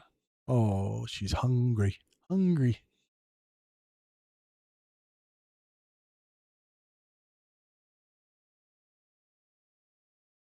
Epic. Okay. Oh, by the way, Mini Minuteman is Milo or Milo Rossi, an American science communicator and University of Maine graduate who creates popular videos about archaeology, anthropology, prehistory, and environmental science.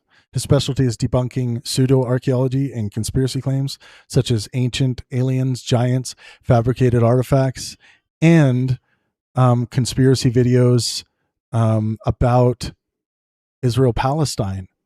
Wow. No, I added that last part.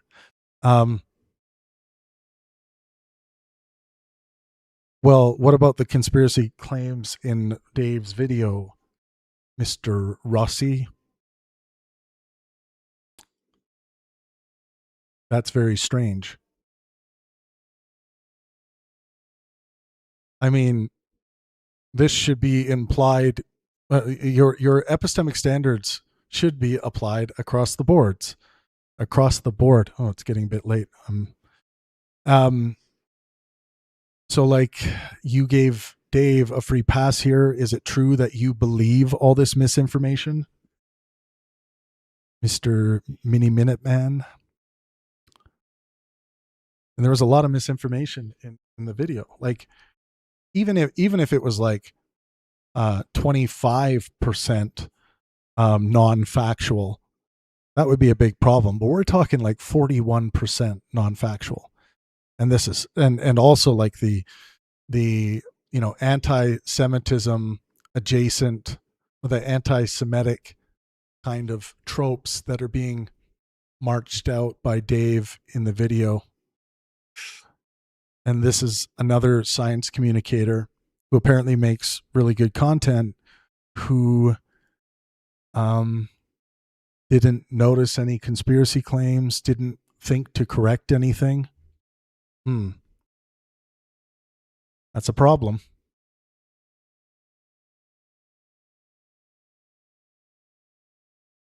Thank you so much for that super chat, John Wagner. I really appreciate it.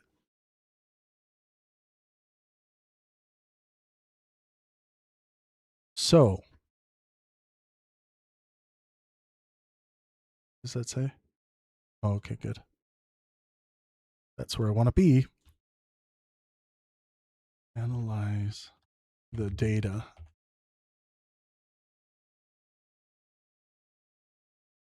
Video.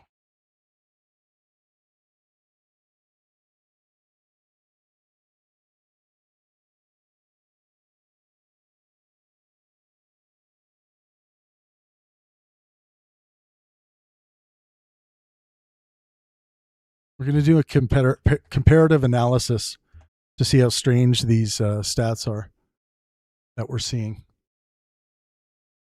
Let's do it.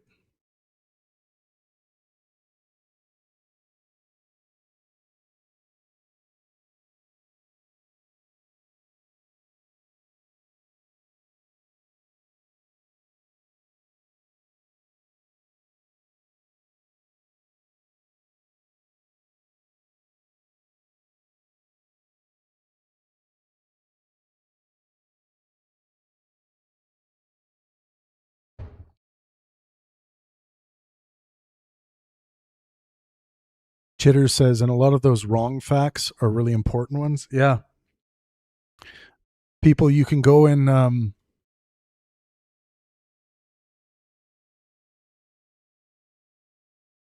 let me click pinned message. Yes. Oh, I copy. I want to jump to that. Good. Copy message link. Yeah, if you guys want to see all the information, just head over to Discord. This link will bring you right to the post with the documents I've prepared. And, again, nothing about good sound epistemology is going to be perfect, but the effort here is to try to move in the direction of more rigor, closer and closer as we can to having that factual image about all of this stuff involved in Dave's video.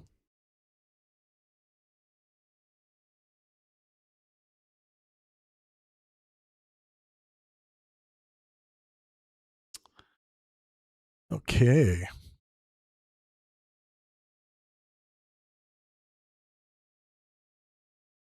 Let's see what the Pangburn AI system is going to chalk up here. I've asked for I said that the amount of comments that are gone looks strange, and let's do a thorough comparative analysis of this all of this data we have. Let's see how it compares to other videos. You know, maybe similar numbers. Yeah.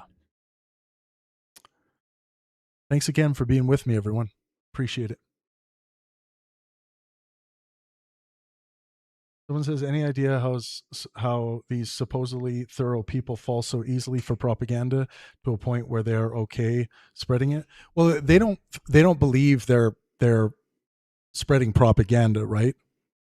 This happens. This just we are all um, subject to this on the right combination of occasions and the right mixture of things that are going to cause us cause our negativity or positivity bias to do our epistemic sorting for us. We are all vulnerable to this.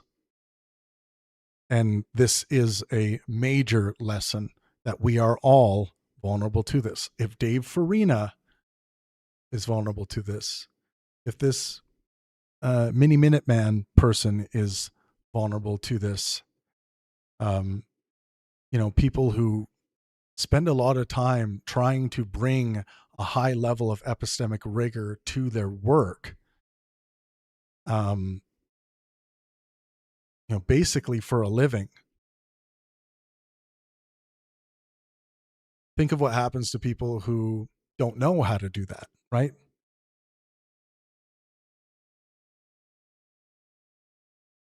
John Wagner says, you've never heard of Dennis Farina, the actor? Let's take a look.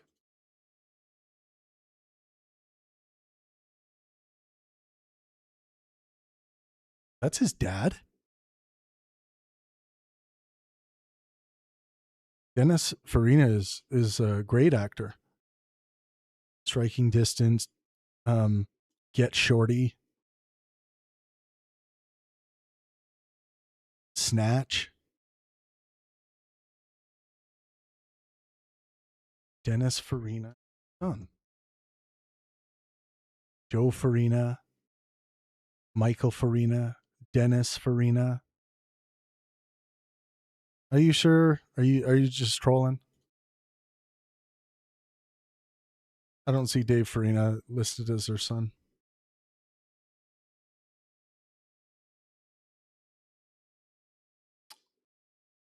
Sounds like it was a joke. It's not his dad.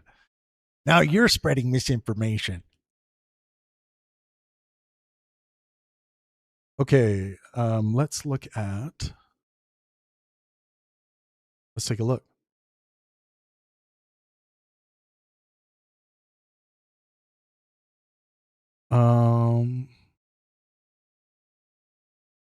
Yeah, of course, and that's important. Like we were talking about,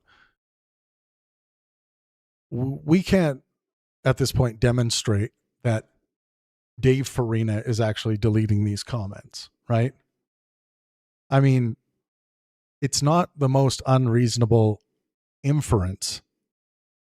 But the volume is unusual. YouTube comments can, of course, disappear because the commenter deleted them, the channel removed them, YouTube enforced a policy, automated moderation held them, a user was hidden from the channel, or the public API stopped returning them. YouTube's public API returns published comment threads by default. So, quote, gone from the tracker is obviously not automatically synonymous with manually deleted by Dave. What the numbers actually show. Top level threads tracked. Okay, 12,943. Okay, so that's all the data we're seeing. There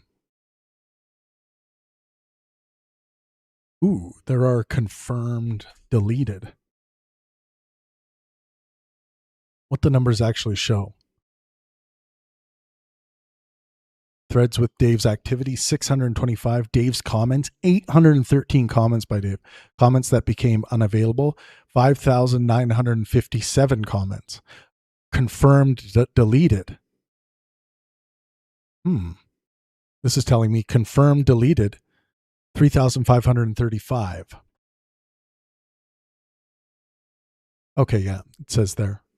Yep. Good.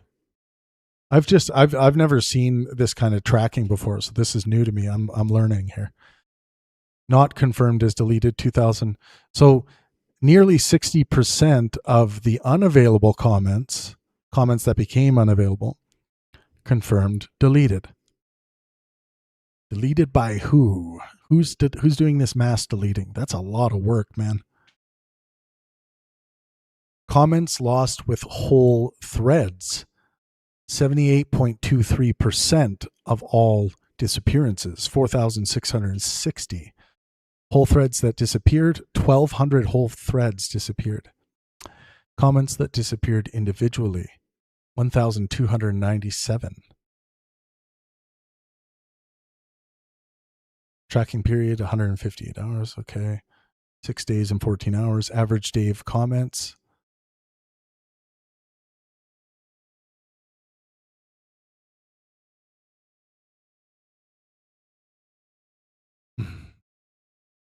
What looks genuinely notable here? At least 9.35% of all tracked top-level threads disappeared.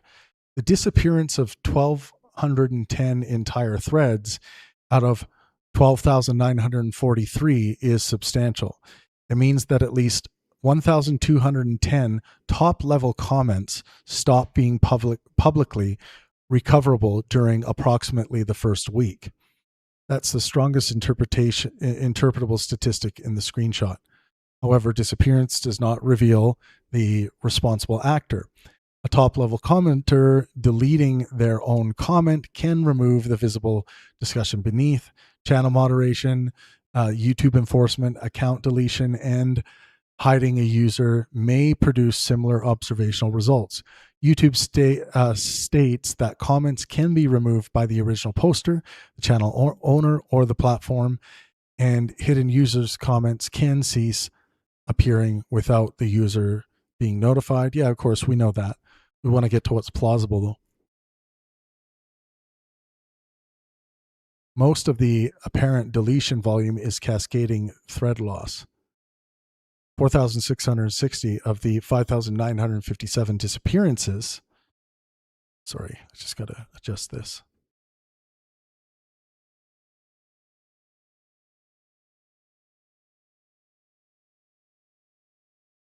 Occurred when, that's 78.23% occurred when 1,210 whole threads vanished. This matters because it means the headline number does not represent 5,957 necessarily separate moderation decisions.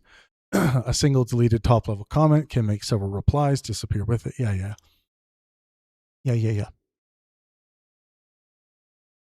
More than 40% of the disappearances are not confirmed deletions. Dave was unusually active in the comments. Dave posted 813 comments across 625 threads, averaging 1.30 comments in each thread where he participated, 123.5 comments per day. Whoa! On average, 123.5 comments per day. He's writing a book here. A peak of 41 comments in 1 hour. Ooh. 41 comments in an hour.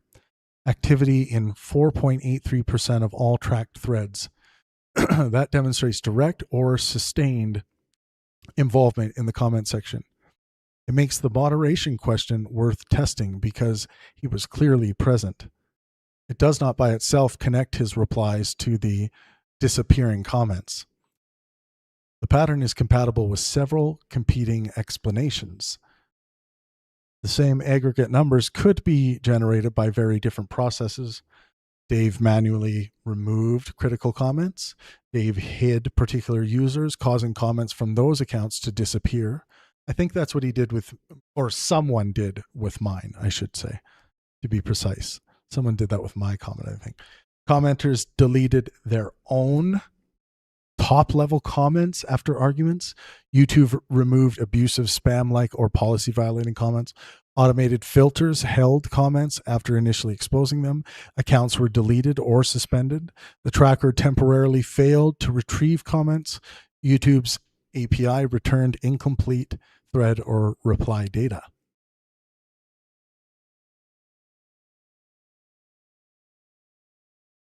Okay.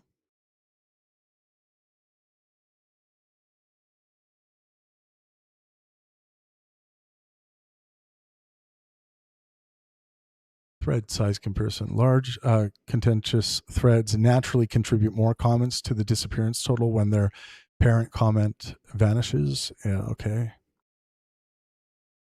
The necessary cross video comparison. There is no defensible universal normal YouTube deletion rate. Political videos vary greatly in toxicity, coordinated activity, spam, audience conflict, and platform enforcement. Studies show that highly polarized or ideologically extreme content produces distinctive commenting and moderation patterns, making unmatched comparisons unreliable. The proper controls would include same channel controls, select at least, we can do comparative analysis of Dave Farina videos.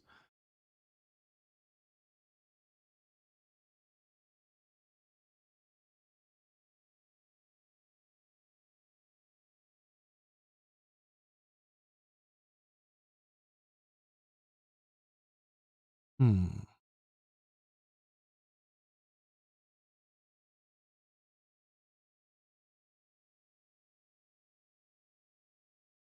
Yeah, I was hoping there was a database that had um, comment deletion rates, like some kind of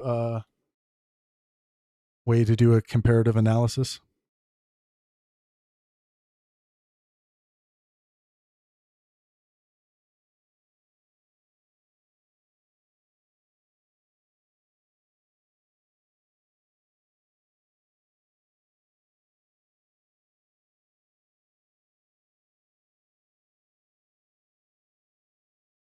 So the data are generally genuinely striking, especially the disappearance of 1,210 complete threads and Dave's 813 direct comments.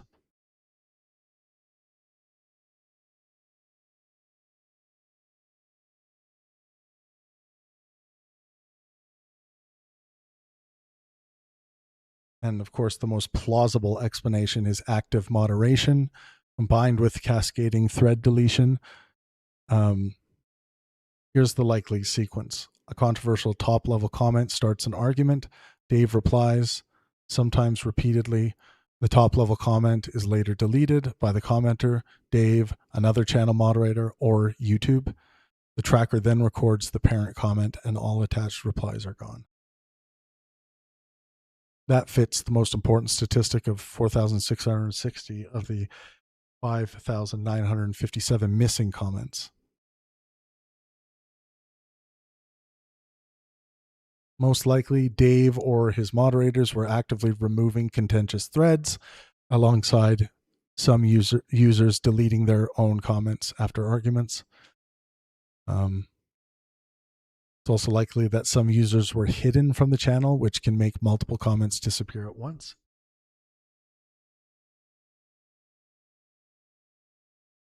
Yeah, it'd be much less likely a tracker or API malfunction is happening. Yeah, it seems to be unusually heavily moderated.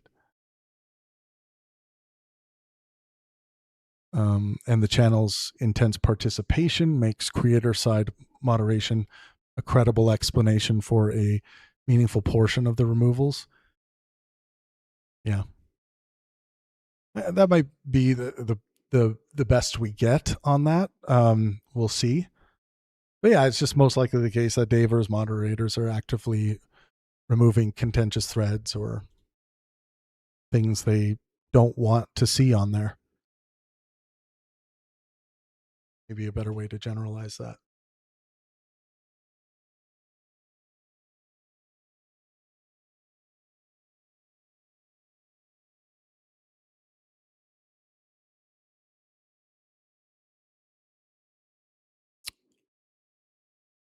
Very interesting.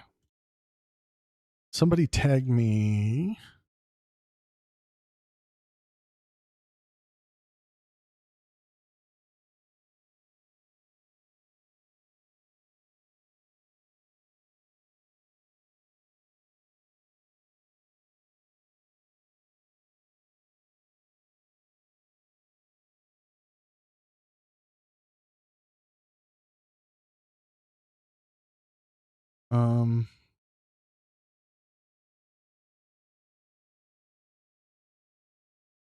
So this person named Loner Box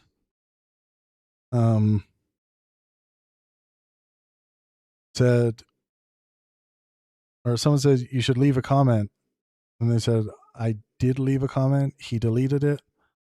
Yeah, he might have deleted it. Maybe a moderator did. We can be more precise than that.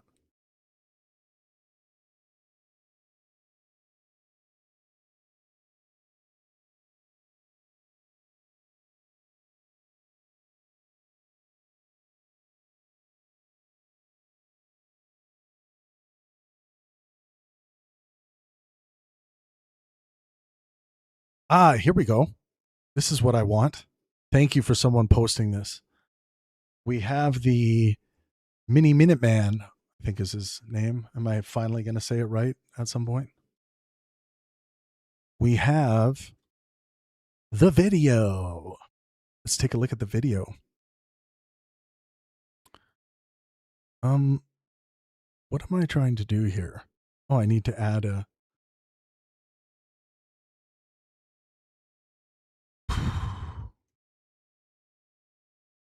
need to add this.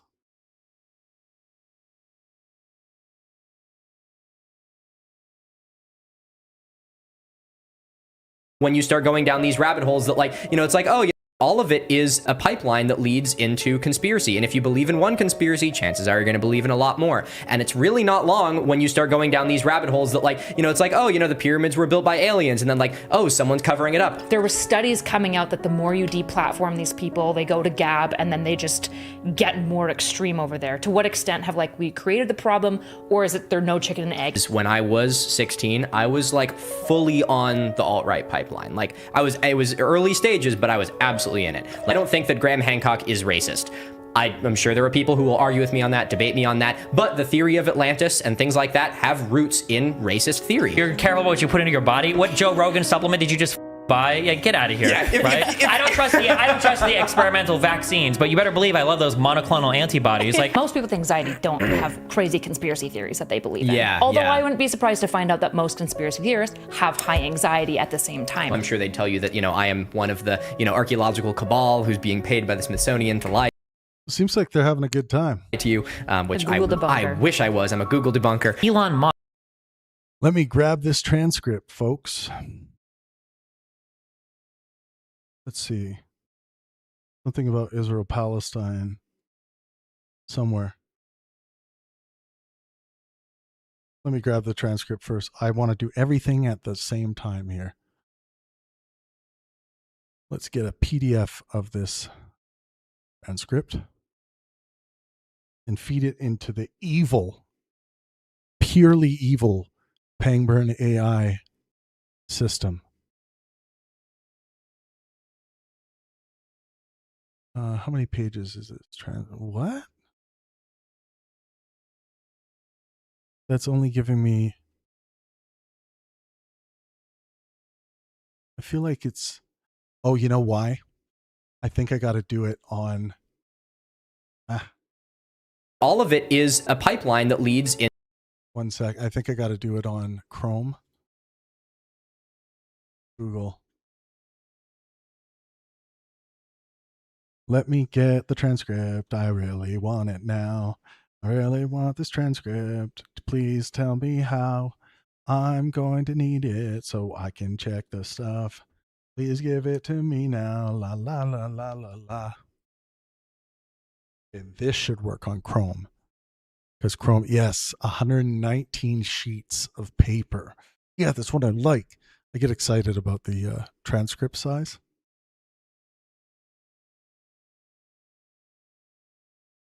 Print.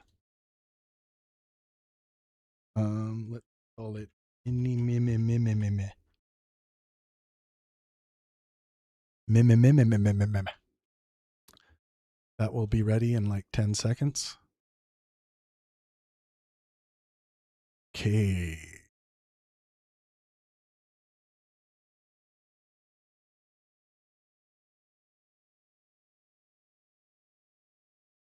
First, I want to ask, what happened?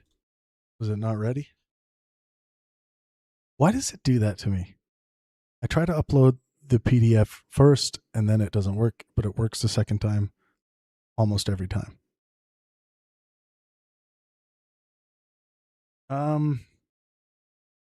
Please outline. Let me take one more look at this person's comment. Make sure we're doing our due diligence. Due diligence. Here it is. You'll be all happy to know that always partway through the podcast, he randomly brought up this country favorably. Oh, about Israel.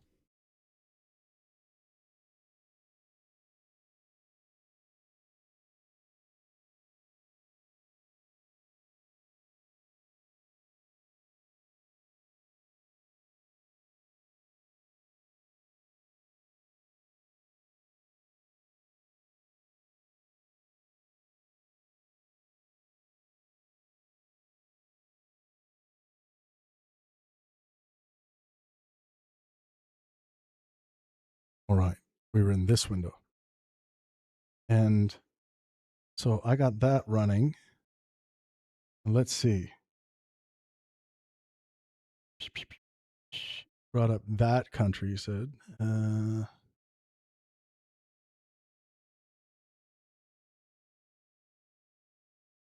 Let's see.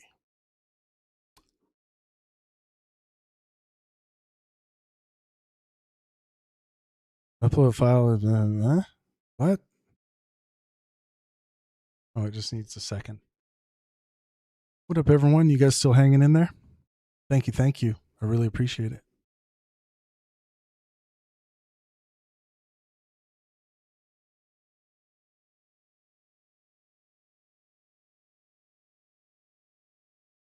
If Dave puts a clown nose on me in the thumbnail, I am going to be wearing a clown nose for the entire analysis of that video.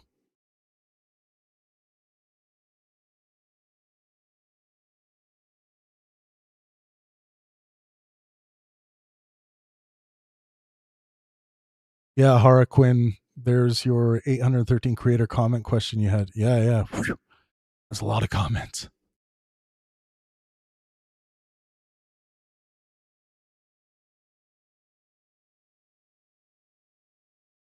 I recovered the 51-page transcript. 51? I thought it was way more than that.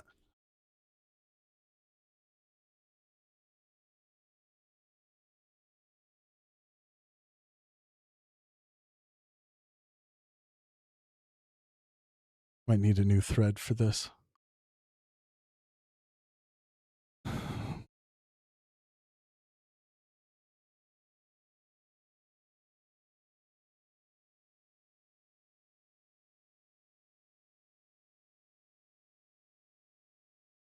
Into conspiracy. And if you believe in one conspiracy, chances are you're going to believe in a lot more. And it's really not long when you start going down these rabbit holes that, like, it's like, oh, the pyramids were built by aliens. And then, like, oh, someone's covering it up. There's so many concepts related to this. A lot of people are results oriented, which is strange, but it's like the worst way to evaluate whether or not something was good or bad is doing a retrospective analysis instead of a prospective analysis. I remember, especially over COVID, it was at a fervid pitch. And like, the issue I think about the whole archaeology discussion now is that archaeology has been used in the past as something for political gain. It's something that's, people will always find ways to make anything, any type of science into politics. Absolutely.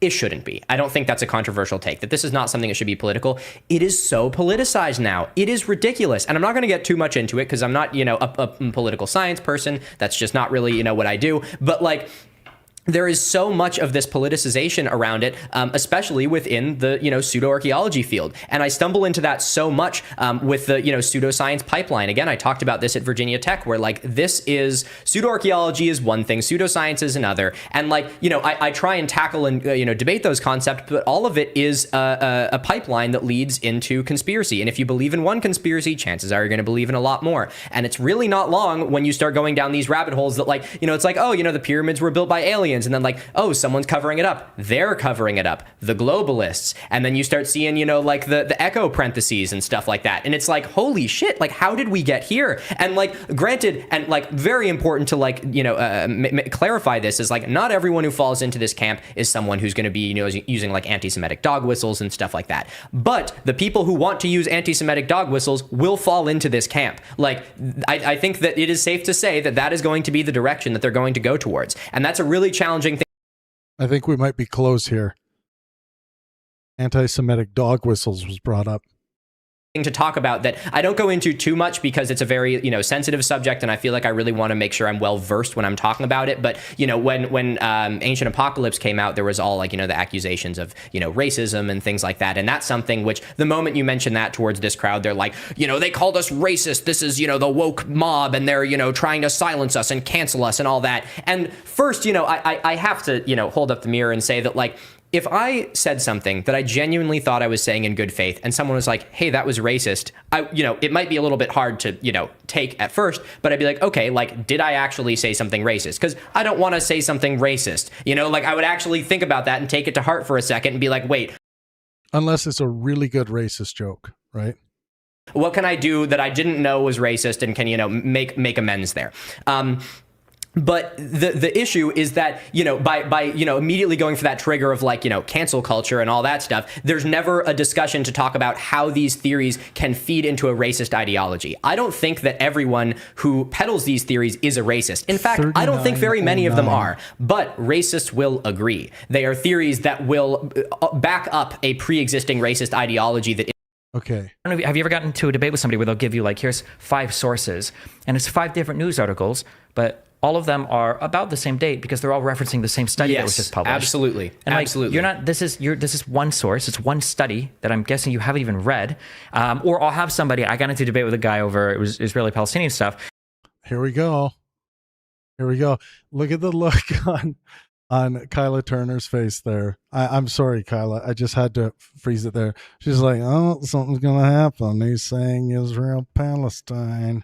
By the way, Kyla, not so erudite, will be making her Pangburn stage debut in Vancouver on September 18th. September 18th. Her and Destiny and myself will be chit-chatting, debating, all kinds of stuff.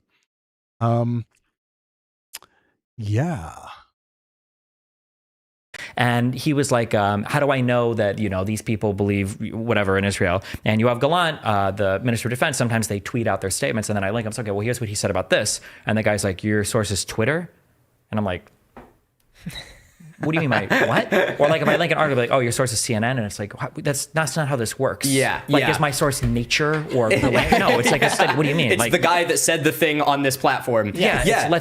And that's a great point. And that again, that goes to that whole generalization thing, where it's like if you can really convince a group of people that everything on Google or everything from the CDC is just bad, then they're not going to listen to it. Like that whole thing of, do your own research. I'm sure all of us have lost track of the amount of times we have heard that. Mm-hmm. Like, and it is just ridiculous. Like it's a cliche at this point of how much I hear these people like, well, if you do your own research, you'll find this. And it's like, what research? I did my own research and I found that you are wrong. Yeah, it's the guy being like, I'm honest, trust me. Yeah, like, literally. I'm like, I do not trust you. If you have to convince me that you're honest, you are not honest, And it's like, I also did my research. Here is based on my investigation of the information, that is all that's the only time Israel is brought up. I want to do a really, really meticulous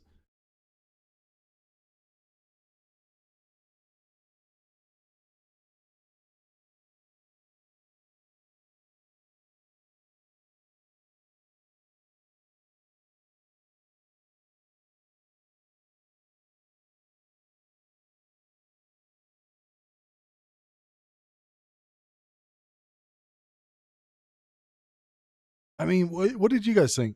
Let me know, chat. What did you guys think?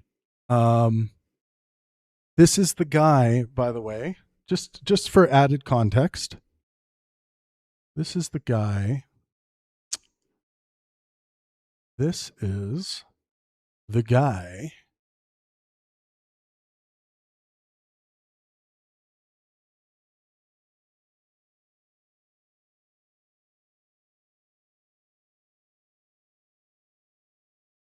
that made this comment, which had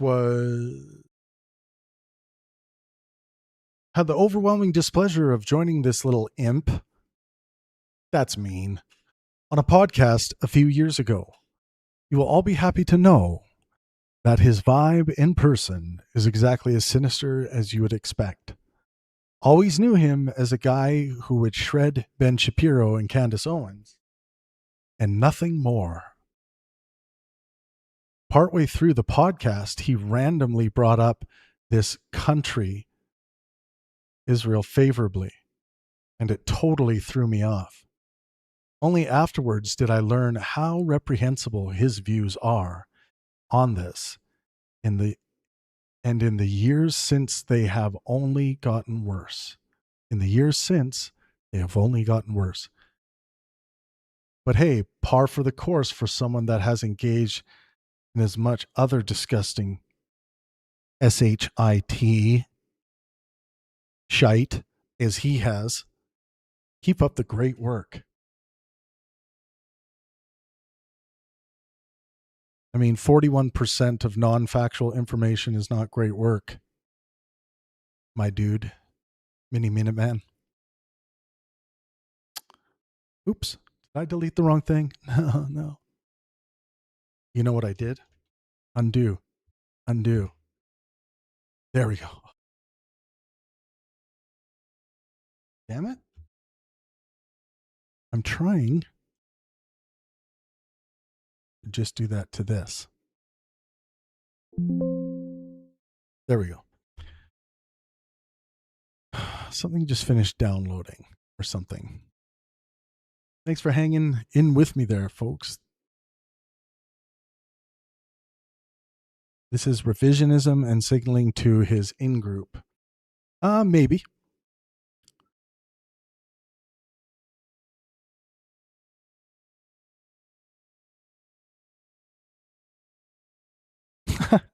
Uma says, can you check about pyramids and alien connection? Well, for stuff like that, I like to throw my rigorous epistemic standards that are grounded in correspondence criteria of truth made primary, leads to empiricism, leads to science as a way of knowing. I like to throw that out, and I like to engage in, I believe, what's called CE5, something like that, which is this meditative state you can get in where you can start basically luring in the aliens and asking them questions, engaging in conversations with them. So I think that is how we need to go about answering things related to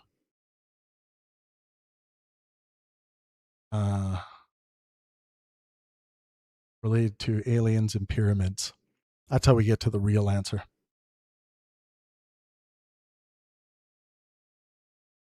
Yeah, and we should add Destiny's response to the record for doing a thorough treatment of this. Blah, blah, blah.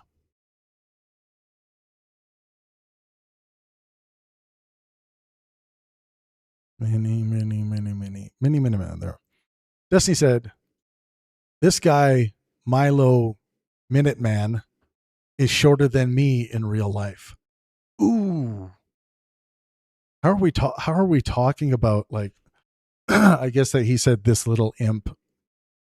Destiny's responding, he's shorter than me in real life. That's just a factual statement. LOL. Also, he was super weird in real life. Okay. Milo expressed huge racial hatred for Palestinians and was incredibly pro-genocide, such that me and my co-host had to cut an hour segment off the show where he walked through his favorite historical methods used by foreign imperialists to torture native Arab populations. That, plus all of the homophobic slurs he used, made us never want to speak with him again. So, Destiny, in a tongue-in-cheek way, that's my interpretation here, is spreading some of his own little deliberate misinformation himself. Let's see what the comments look like here. Your comment is an obvious joke. His is bordering on slander. I don't think he's engaging in slander. No. Someone commented that.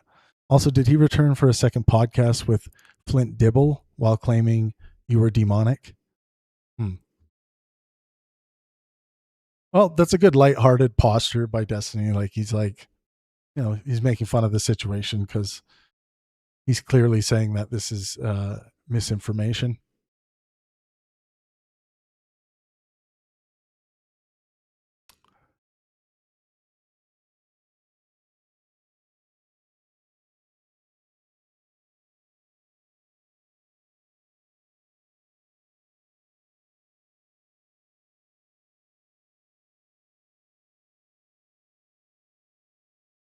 Someone said, highly cited reports. The amount of times that something is cited has no bearing on accuracy.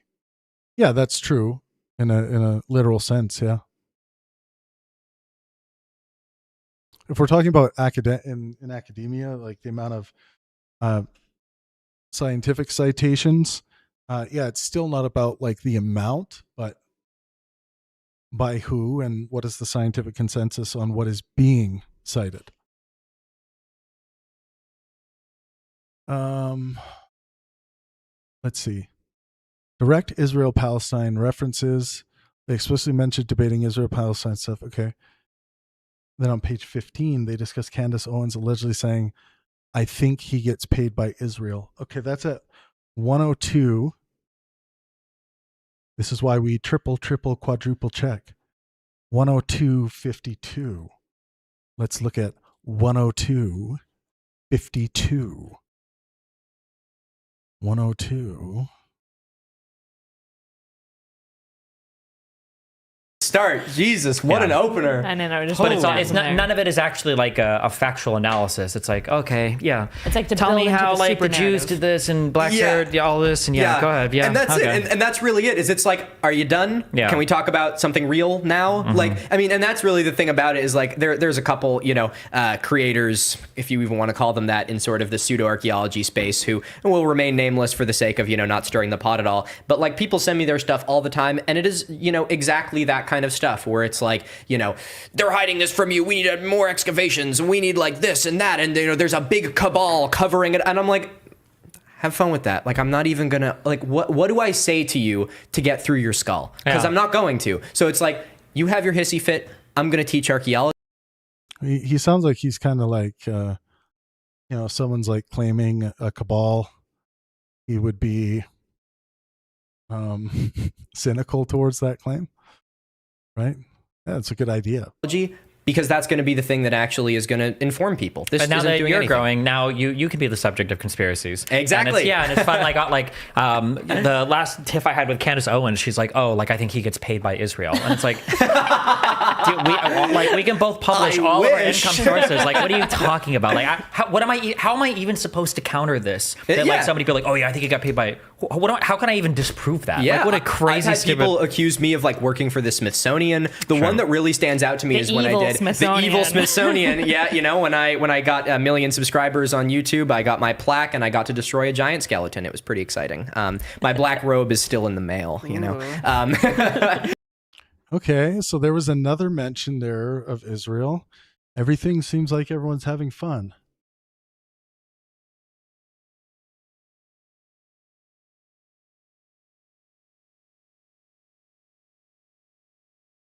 $45.22 There's a mention of anti-Semitic dog whistles. Let's look at that. 4522.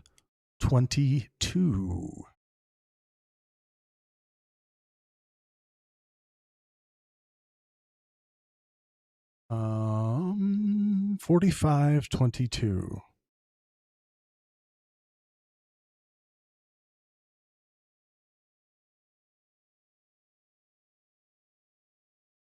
I remember, especially over COVID, it was at a fervid pitch. And like, you know, the issue I think about the whole archaeology discussion now is that archaeology has been used in the past as something for political gain. It's something that's, you know, people will always find ways to make anything, any type of science into politics. Absolutely. It shouldn't be. I don't think that's a controversial take, that this is not something that should be political. It is so politicized now. It is ridiculous. And I'm not going to get too much into it because I'm not, you know, a political science person. That's just not really, you know, what I do. But like, there is so much of this politicization around it, especially within the, you know, pseudo-archaeology field. And I stumble into that so much with the, you know, pseudoscience pipeline. Again, I talked about this at Virginia Tech, where like this is, pseudo-archaeology is one thing, pseudoscience is another. And like, you know, I try and tackle and, you know, debate those concepts, but all of it is a pipeline that leads into conspiracy. And if you believe in one conspiracy, I remember especially over COVID, it was at a fervid pitch. And like, you know, she ran on arguably, and it's just like wrong after wrong after wrong, and it's like, bro, you're just like hunting for clips, and some of the information that you cited is the exact opposite. Like he said, two attorneys quit Alvin Bragg's office because they thought that Alvin Bragg was being too politically partisan and wouldn't go after and was going after Trump too much. Anti-Semitic dog whistles and stuff like that. But the people who want to use anti-Semitic dog is a pipeline that leads into conspiracy. And if you believe in one conspiracy, chances are you're going to believe in a lot more. And it's really not long when you start going down these rabbit holes that, like, you know, it's like, oh, you know, the pyramids were built by aliens, and then like, oh, someone's covering it up. They're covering. Now we're getting somewhere.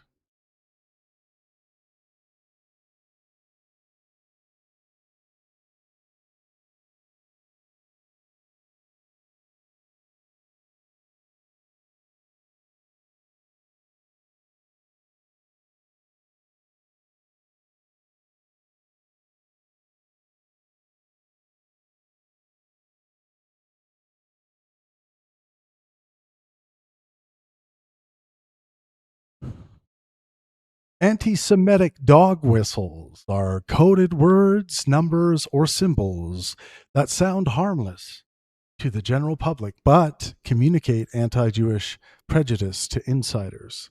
They allow individuals to spread hate speech, bypass online content moderation, and maintain plausible deniability.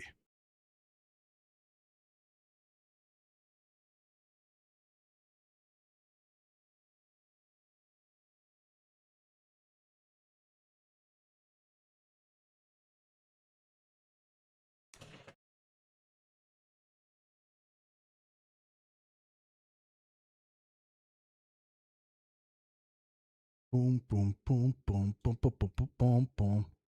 What happened to my chats? Oh, there we go. There we go. Don't leave my side. Are you guys hanging in there? Now I'm going down the deep rabbit holes. I've given Dave so much content to edit for his Travis Pangburn hit piece, if he makes one.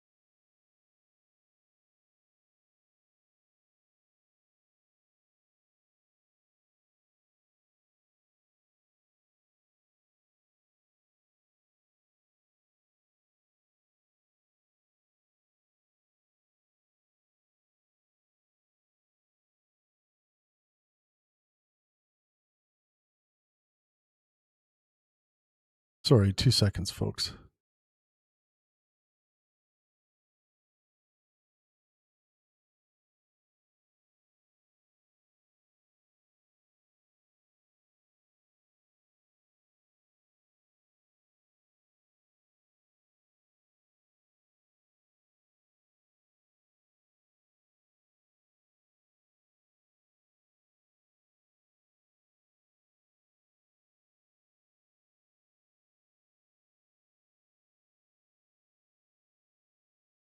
Okay, let's take a look. So yes, according to the Pangburn analysis we did on Dave's video, some parts of Dave's video reasonably qualify as anti-Semitic dog whistle rhetoric, while others better describe as overt anti-Semitic tropes rather than subtle whistles. The clear examples were the devil-horned Jewish merchant caricature. This one was pretty obvious. That directly invokes the historic image of the sinister, greedy Jew. It is not merely criticism of Israel and is hardly subtle. The analysis identified it as classic anti-Semitic imagery. The claim that the vast majority of Western media is centrally controlled by Zionists. Legitimate arguments can be made about ownership, concentration, lobbying, donor pressure, and editorial bias, but secret, centralized, quote, Zionist control reproduces the classic conspiracy structure of Jews controlling the press and public information. The Ashkenazi DNA narrative, describing Ashkenazi Jews as essentially European imposters and suggesting DNA restrictions exist to conceal their real ancestry, echoes conspiratorial narratives about Jewish deception and fraudulent identity. The reviewed evidence did not support those claims. Transferring responsibility for anti-Semitic violence onto Zionists. Israeli conduct can contribute to political anger, but saying Zionists are responsible for attacks on Jews shifts moral agency away from the actual anti-Semites and resembles victim blaming. Using Jewish sex offenders to imply something about Zionists or destiny. The underlying cases were real, but linking them to Zionist Jews as a category was guilt by association and activated a broader narrative of collective Jewish depravity or protection. So the careful conclusion is Dave's video repeatedly employed imagery, conspiracy structures, and collective narratives that are recognizably anti-Semitic or anti-Semitism adjacent. That does not by itself conclusively prove that Dave personally hates Jews. Consciously intended to signal anti-Semites or possesses a generally anti-Semitic worldview. Dog whistle ordinarily implies intentional coded signaling, and his internal intention is not established. The safer and stronger claim is about content. Whether intentional or not, several sections reproduce established anti-Semitic tropes and would predictably resonate with anti-Semitic audiences. So some parts of Dave's video reasonably qualify as anti-Semitic dog whistle rhetoric, while others are better described as overt anti-Semitic tropes rather than subtle whistles. Bring it up, the globalists, and then you start seeing, you know, like the echo parentheses and stuff like that, and it's like, holy shit, like how did we get here? And like, granted, and like very important to like, you know, clarify this is like not everyone who falls into this camp is someone who's going to be, you know, using like anti-Semitic dog whistles and stuff like that, but the people who want to use anti-Semitic dog whistles will fall into this camp. Like I think that it is safe to say that that is going to be the direction that they're going to go towards, and that's a really challenging thing to talk about that I don't go into too much because it's a very, you know, sensitive subject, and I feel like I really want to make sure I'm well versed when I'm talking about it. But he wants to make sure he's well versed when he's talking about it, but has supported and commented under Dave's propaganda video that is full of anti-Semitism, repeating anti-Semitic tropes, and things that could be characterized as anti-Semitic dog whistles. This is from 2024. And referenced this video in particular.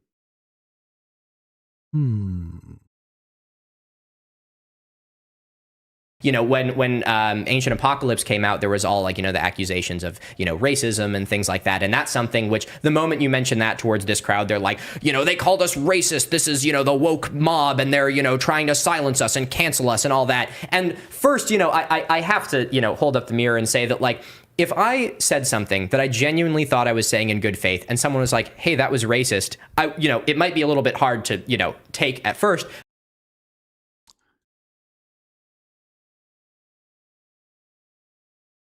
This is weird.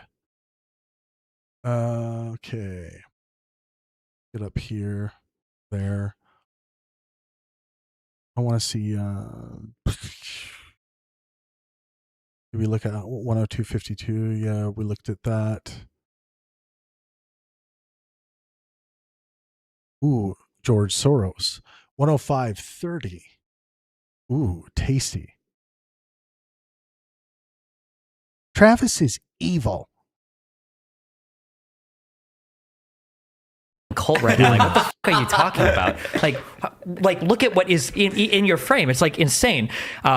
There's a general distrust sometimes. No, I don't like that phrase. I understand what you're saying. I don't know why you say it. I wish it was, or if it was a general distrust, I could be a little bit more forgiving. Like somebody who's like an ultimate skeptic, I could be more forgiving. It's the fact that it's so general, or no, I'm sorry, that it's so specific and selective in how it's applied. Mm-hmm. Like people will tell you about, how much they don't trust a lot of the large institutions and the systems, and, everything is rigged against them. But if you really look at it, Elon Musk is who George Soros was supposed to be, right? He's a foreigner who bought a publicly traded social media platform. He took it private by using foreign money to purchase it, and now there's no transparency into it, and he posts all of his far-right public opinions on the platform in a way that no other large social media... Like, that's everything that you said George Soros would do, that he hasn't done, by the way. Yeah. And now Elon Musk is doing it. Why don't you care at all, right? Like, how much have you seen people on the right talk about Elon Musk's Neuralink thing? Like, a little bit, but not much. Can you imagine if Bill Gates had a Neuralink thing? Bro, you hear about it every fucking day. Yeah, holy shit. God damn. Yeah, I always think, like, I can't remember who said it, but if the person who is ideologically opposed to you, when you describe them, if they're both a dumbass and a superpowered villain, you probably have a really bad understanding of them, right? Like, this is like a fascism thing. It's where, like, these people are weak and stupid and horrible, but also they're like threatening to overtake all of society, and we're on the verge of losing the war to them. And it's like, well, what is it, right? Yeah. Because like half the time, like, we're talking about like Jews, like the way you explain to me, I think I want these people as my leaders. If they truly are controlling every facet of reality, and they have for like thousands of years, I think I want to be on their team then. Rule over me. Like, it's been a so general stupid. Uphill for the last little bit, we got our dips, but like they seem to be doing a good job, I guess. Oh man. I don't know, folks. He seems to be having a good time. I'm trying to identify the awkward moment here.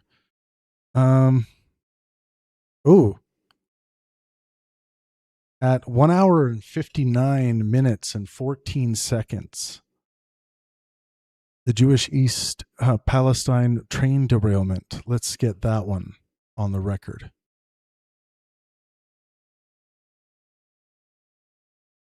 Ooh, did I finish though? This goes to 650.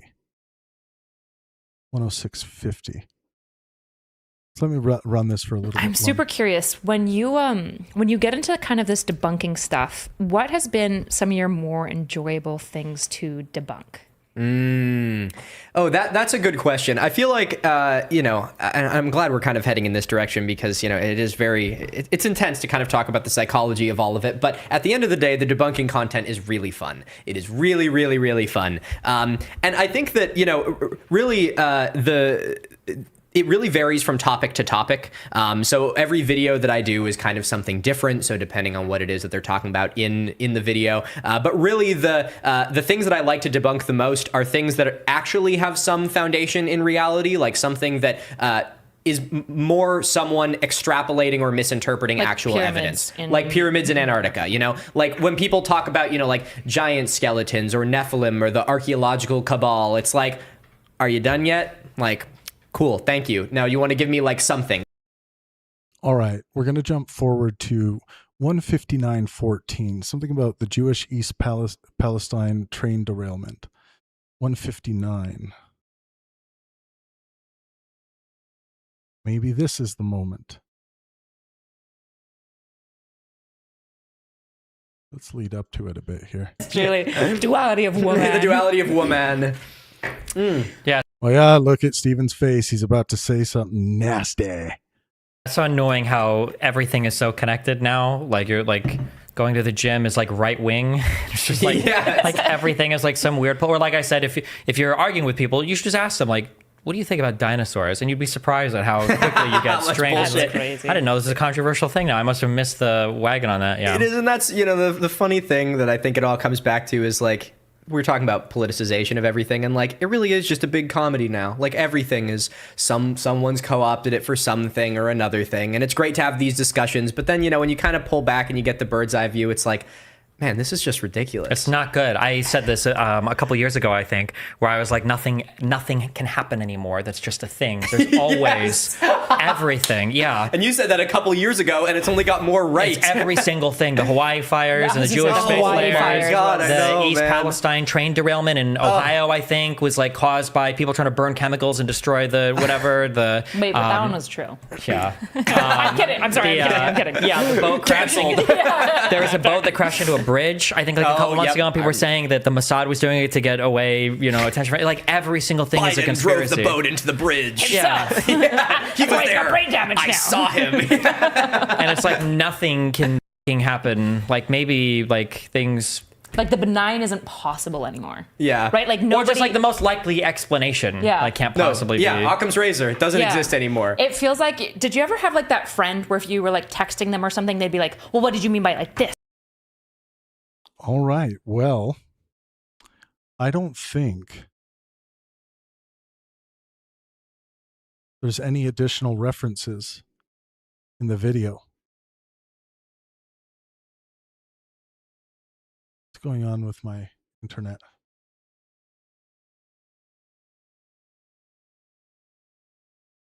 Oh, I think we're okay. What do you guys think about all this? When I look back at that comment, if this is in fact the conversation, I mean, maybe he's talking about a different conversation. Let's think there's a second one, right?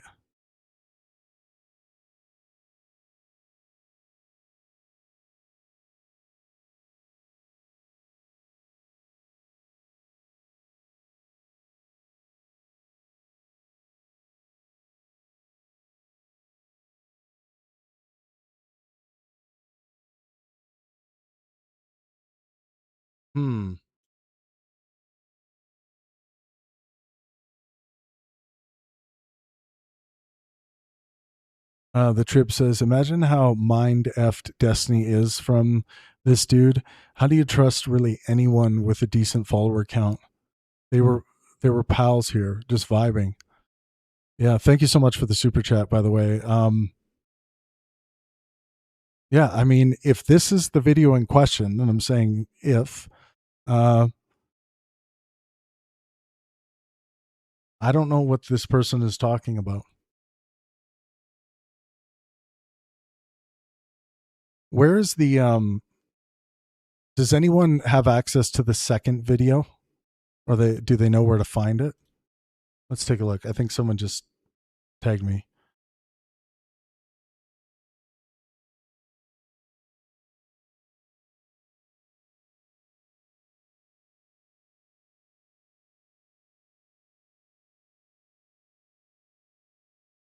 Yeah, if anyone has it, drop it in the general tab on Discord if you could.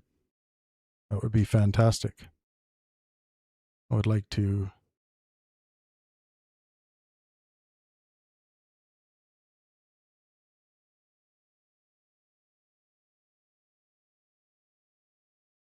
Actual Facts Racing, thanks for being with us tonight. Thank you. Hope you have a good sleep. Does anyone know where the second video is? Like, I want to do a thorough analysis of this, because I'm confused. I'm not seeing much awkwardness here. Very interesting. Very, very interesting.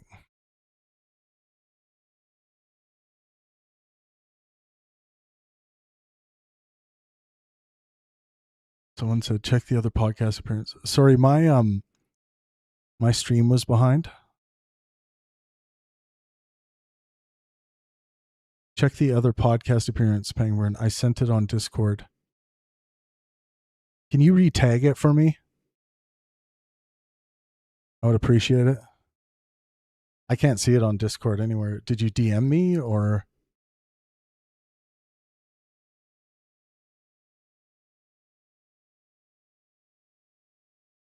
I'm just going to wait on that because I really do want to finish off with this mini Minuteman thing.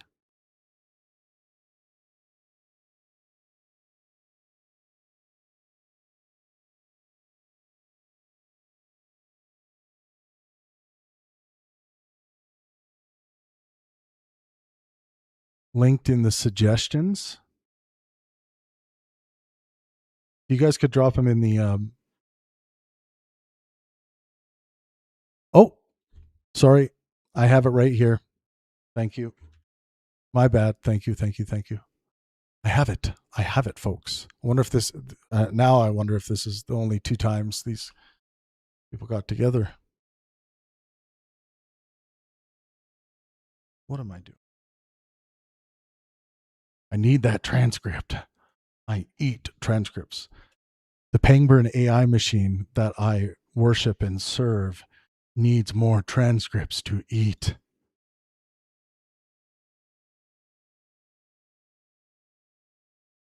Travis Pangburn is being controlled by a cabal of AI systems.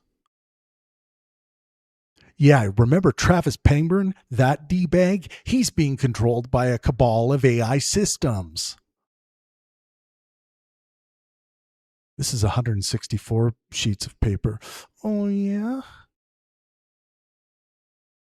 That means I'm going to call it 164 as a file. My file organization, like the thing I name files all kinds of crap. I'll probably name them accurately.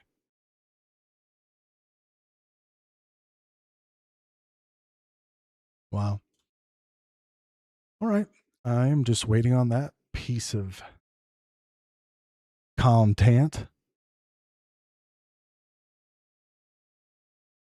Pug says, you want me to say it again? Netanyahu is as bad as Hitler. You need to read your history there, sir or madame.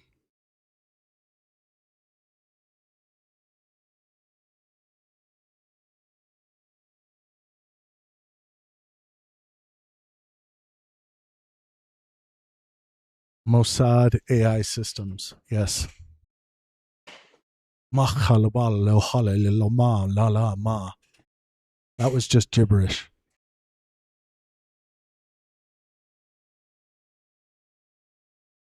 Okay.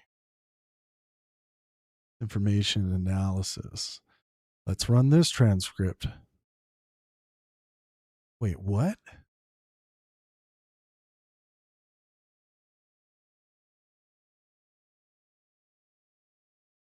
Do the same investigation.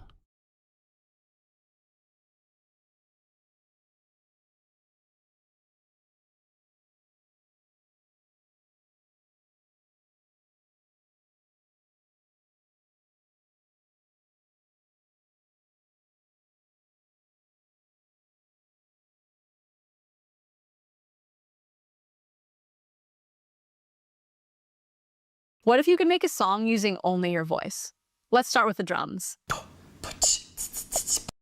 And this is just the beginning. You just watch yourself. We have formed an alliance. We have formed an alliance. Name a kid. Milo Rossi, who's our friend here, who we're doing some analysis on, and Flint Dibble. That's a cool name. Flint Dibble. Do the same level of investigation for this transcript. Yeah, Pangburn, I'm going to get you.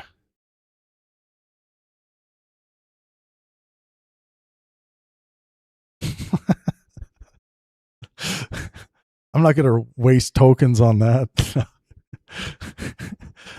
Can you imagine if like the world got so desperate for AI tokens that like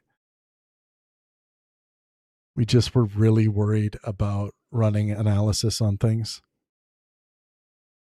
Someone says Flint Dibble is a chat. Flint is a god. Can you run Chairman El Mao through your AI and see if you agree that this is a funny nickname for Hassan? I got to do some. I keep getting messages from people telling me, do Hassan next. You got to do some Hassan fact checking. And when I ask, like, what specifically, they say everything. Someone said Dribble is a seed archaeologist. Oh, that's cool.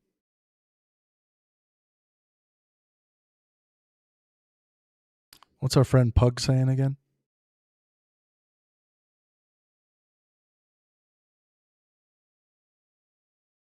Yeah, that's a crazy claim. If you actually think, Netanyahu is as bad as Hitler or worse than Hitler, holy crap. So you realize that Hitler and the Nazis created actual mass industrialized killing with death camps, gas chambers. They started with just, forcing Jews to strip down and stand in front of a massive pit and shoot them in the back of the head.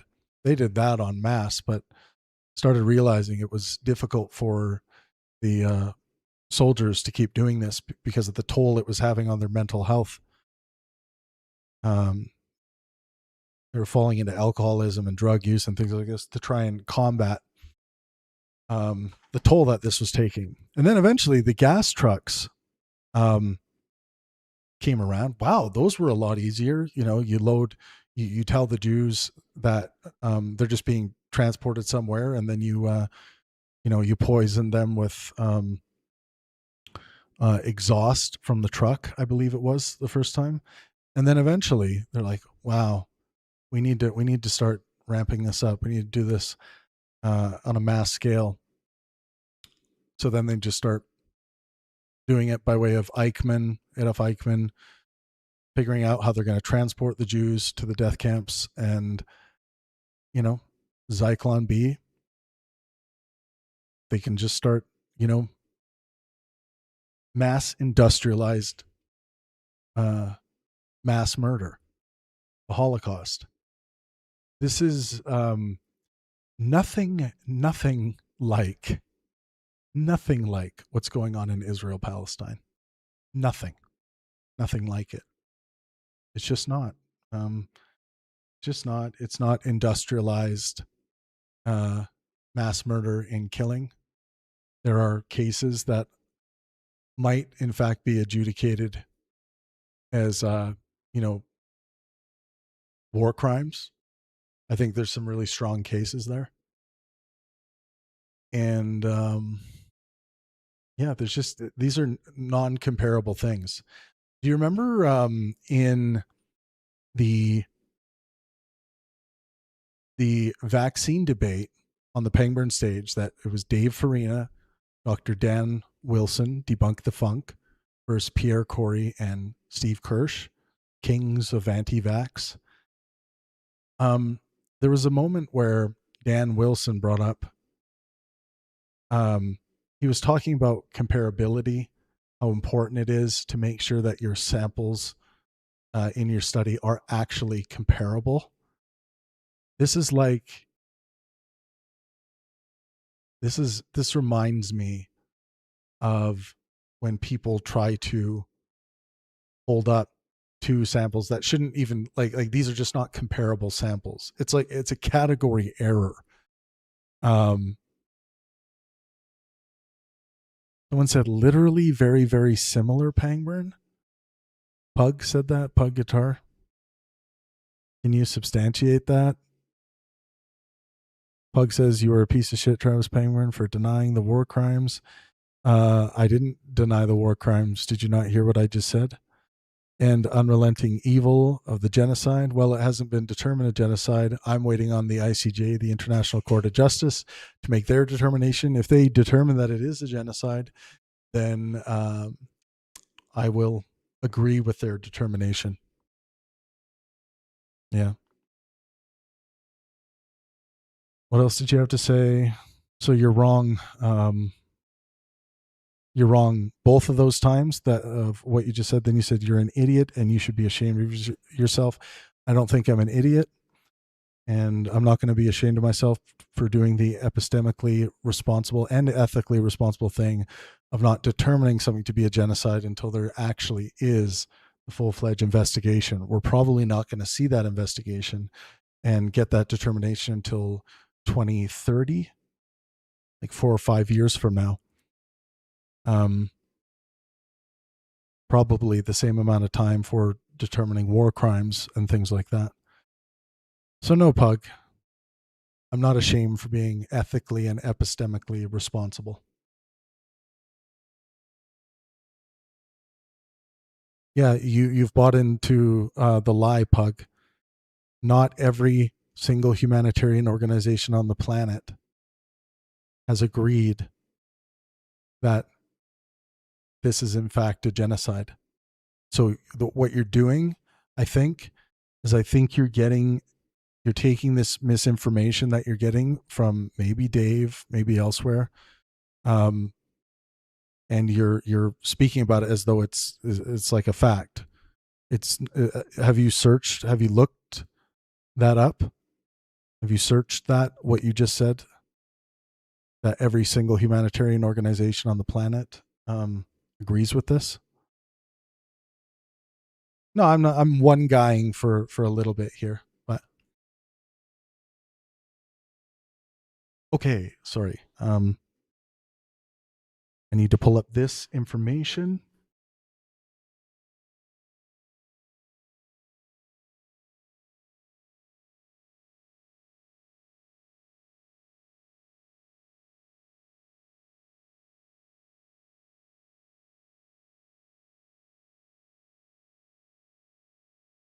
This is good stuff, everyone. I've really enjoyed this stream.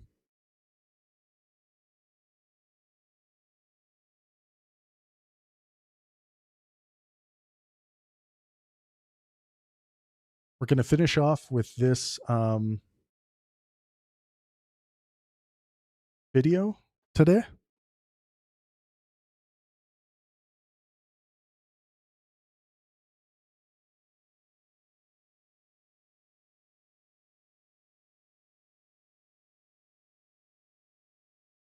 And then I think we will call it for a night. Maybe. Maybe.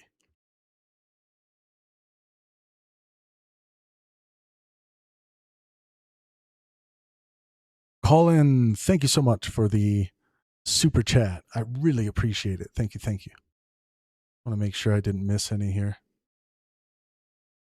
Boom. Oh, also, if you're not part of the Pangburn Discord server yet, please come and join us. When the action stops here, the action continues on our Discord server. Never stops there.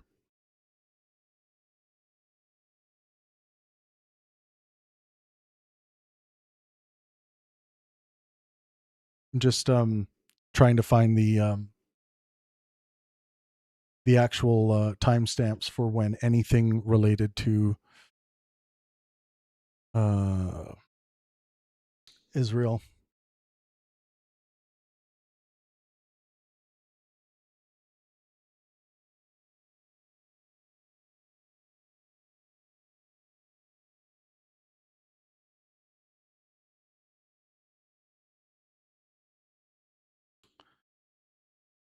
Welcome, everyone.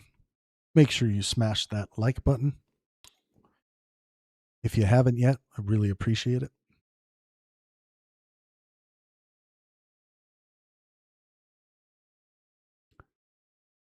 My system is just running this 150 or 164 page transcript so we can move through this efficiently.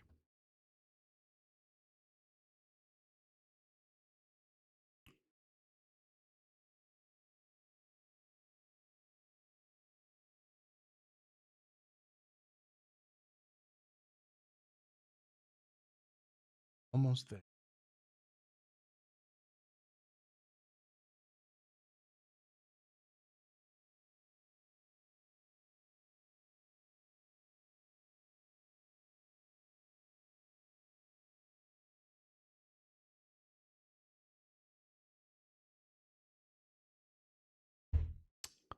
Yeah, it's a lot of information. Takes a bit here.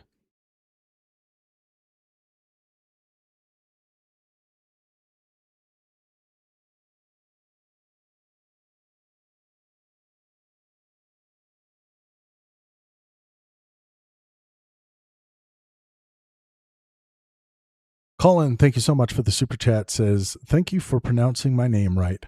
I'll never forgive Colin Powell for pronouncing our name wrong. Man, that guy. I wonder if he is under Zionist control. Urgh. Urgh.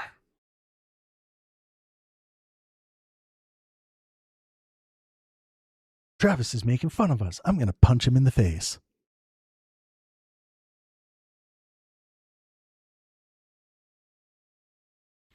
Join the Pangburn Discord server if you feeling cool. We will have some fun on there and we will hang out in. We have a digital tavern. It is very fun. So when you come, it turned into Yankee Doodle. I don't know why it always does that.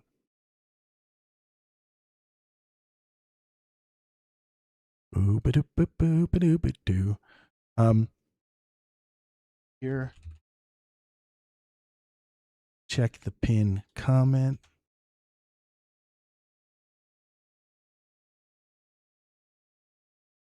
Oh, okay. People are working it out. Got to give new members roles. Roles, I tell you. Roles on the Discord server. You need roles. This is taking a while to run this. Holy shnikes. No, I told it to triple check, so even as robust as my system is, I like to just throw in, but triple check. So it takes 3 times as long. But good sound epistemology is not a race. It's not a race. Yeah. Travis, your toupee is top shelf, my guy. Thanks for noticing. I grew my toupee myself.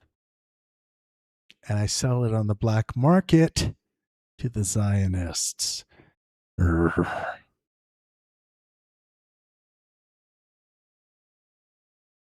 It is a helmet. Protects my sexy brain.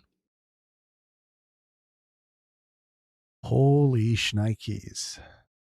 They like talk about. Oh, yeah. Colin says Colin Powell is dead, and he pronounced it Colin Powell. Yeah, no one wants to be called Colin.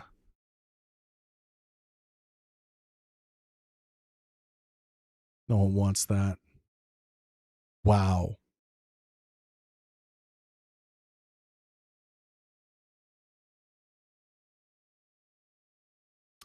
I think I have to change this prompt, but I feel like, nah, I know what's going on.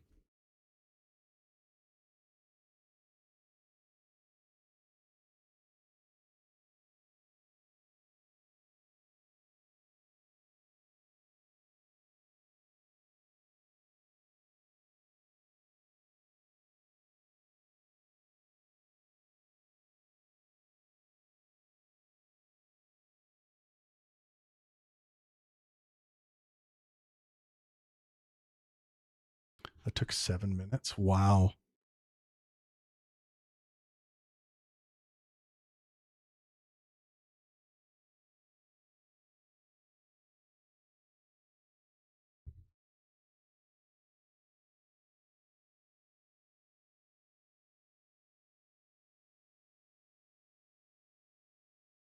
Pug, what weapons do you think that were used were illegal?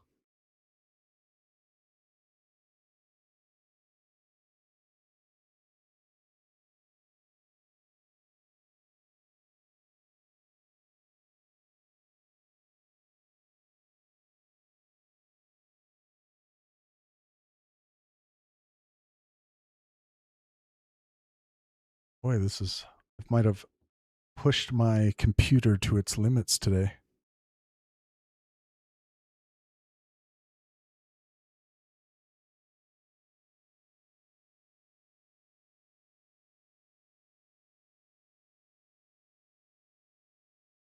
White phosphorus is not illegal. It's not an illegal weapon.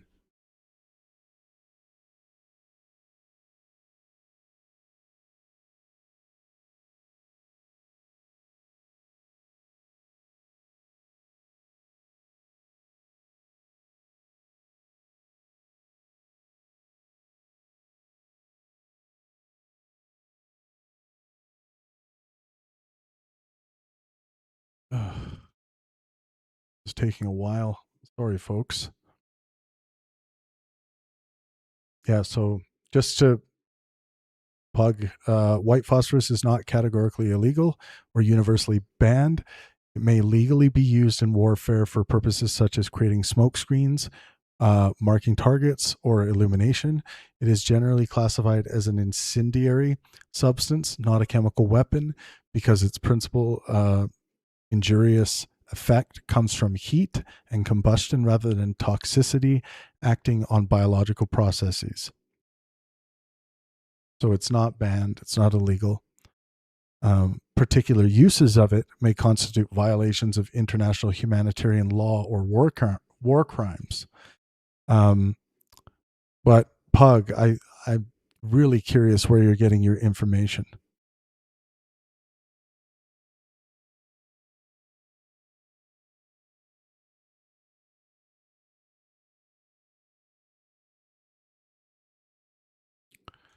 All right. Well, we're getting there. Still waiting. Oh, this is annoying.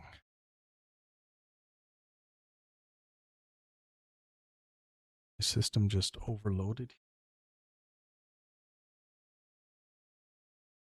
Running on empty, needs tackling fuel. Yeah, Dave's video will say white phosphorus is illegal. I believe I corrected that, and I think that was said in the video. Yeah. White phosphorus is not illegal. Obviously, there are ways that it can be used that violate international law.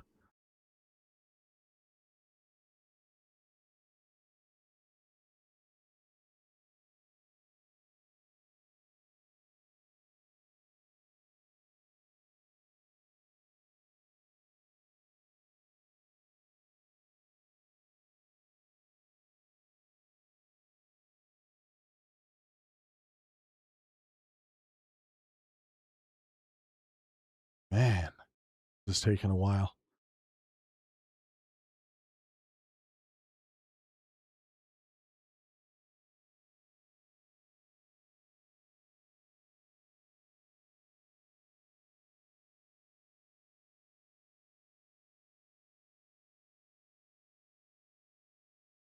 Oh,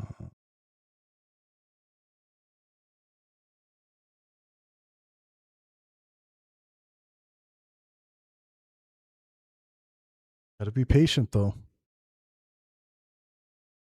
That's the thing the world needs more. People need to be patient. Facts. Patient for the fact.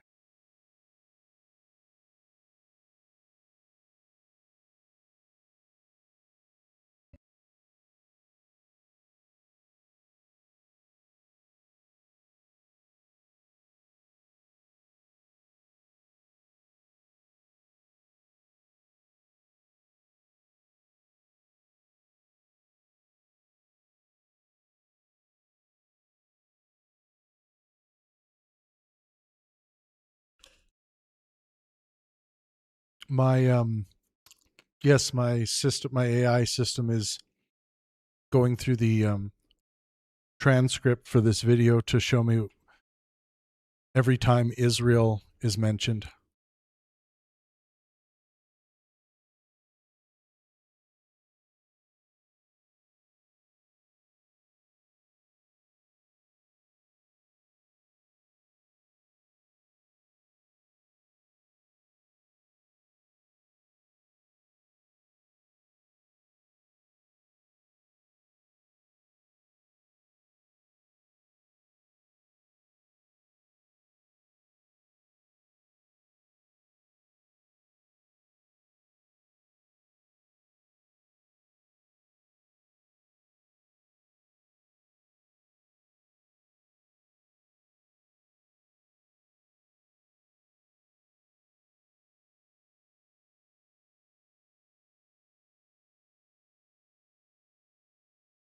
I'm just having a bite to eat while I wait.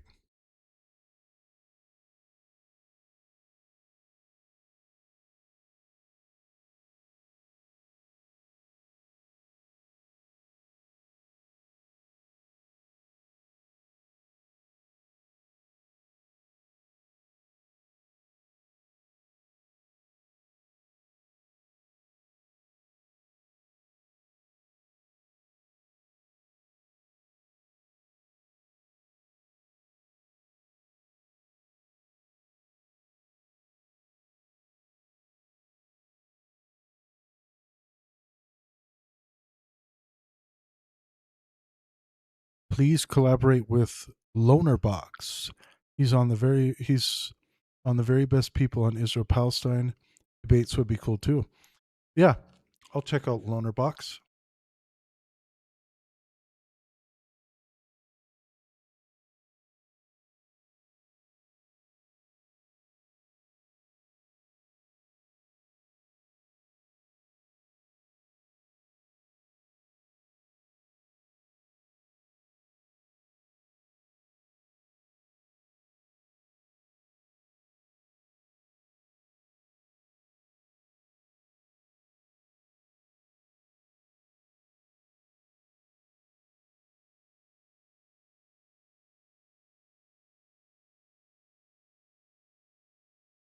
Oh, I think I finally got it here.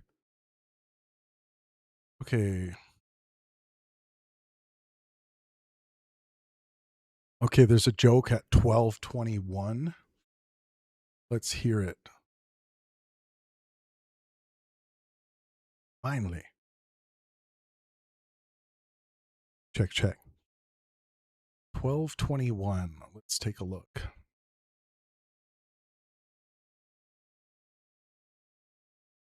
Um,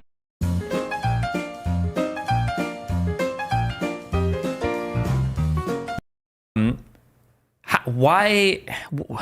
What were some of the things that people did? I have to go back here. And when they do record how they do this kind of stuff, we can see that it's on these kind of sledges and we can see them pouring the water and we get a sense of how they're actually doing this and accomplishing it. And so, you know, in my mind, this idea that they could not do this without advanced technology, that's just insulting to these people. They were they were super smart. They knew how to do this with the technology they had. It's us that cannot imagine this kind of technology, and it's just a lack of imagination on our own part. To be fair, they had a lot more free time to think about it. They did. I mean, well, we got a lot of free time. You know, we're right here chatting about it. It's also like I feel like when I think about like what why. What were some of the things that people did? This is my chance to just ask crazy archaeology questions. Okay? Man, I can never think of a better. Why is this happening? It's like not.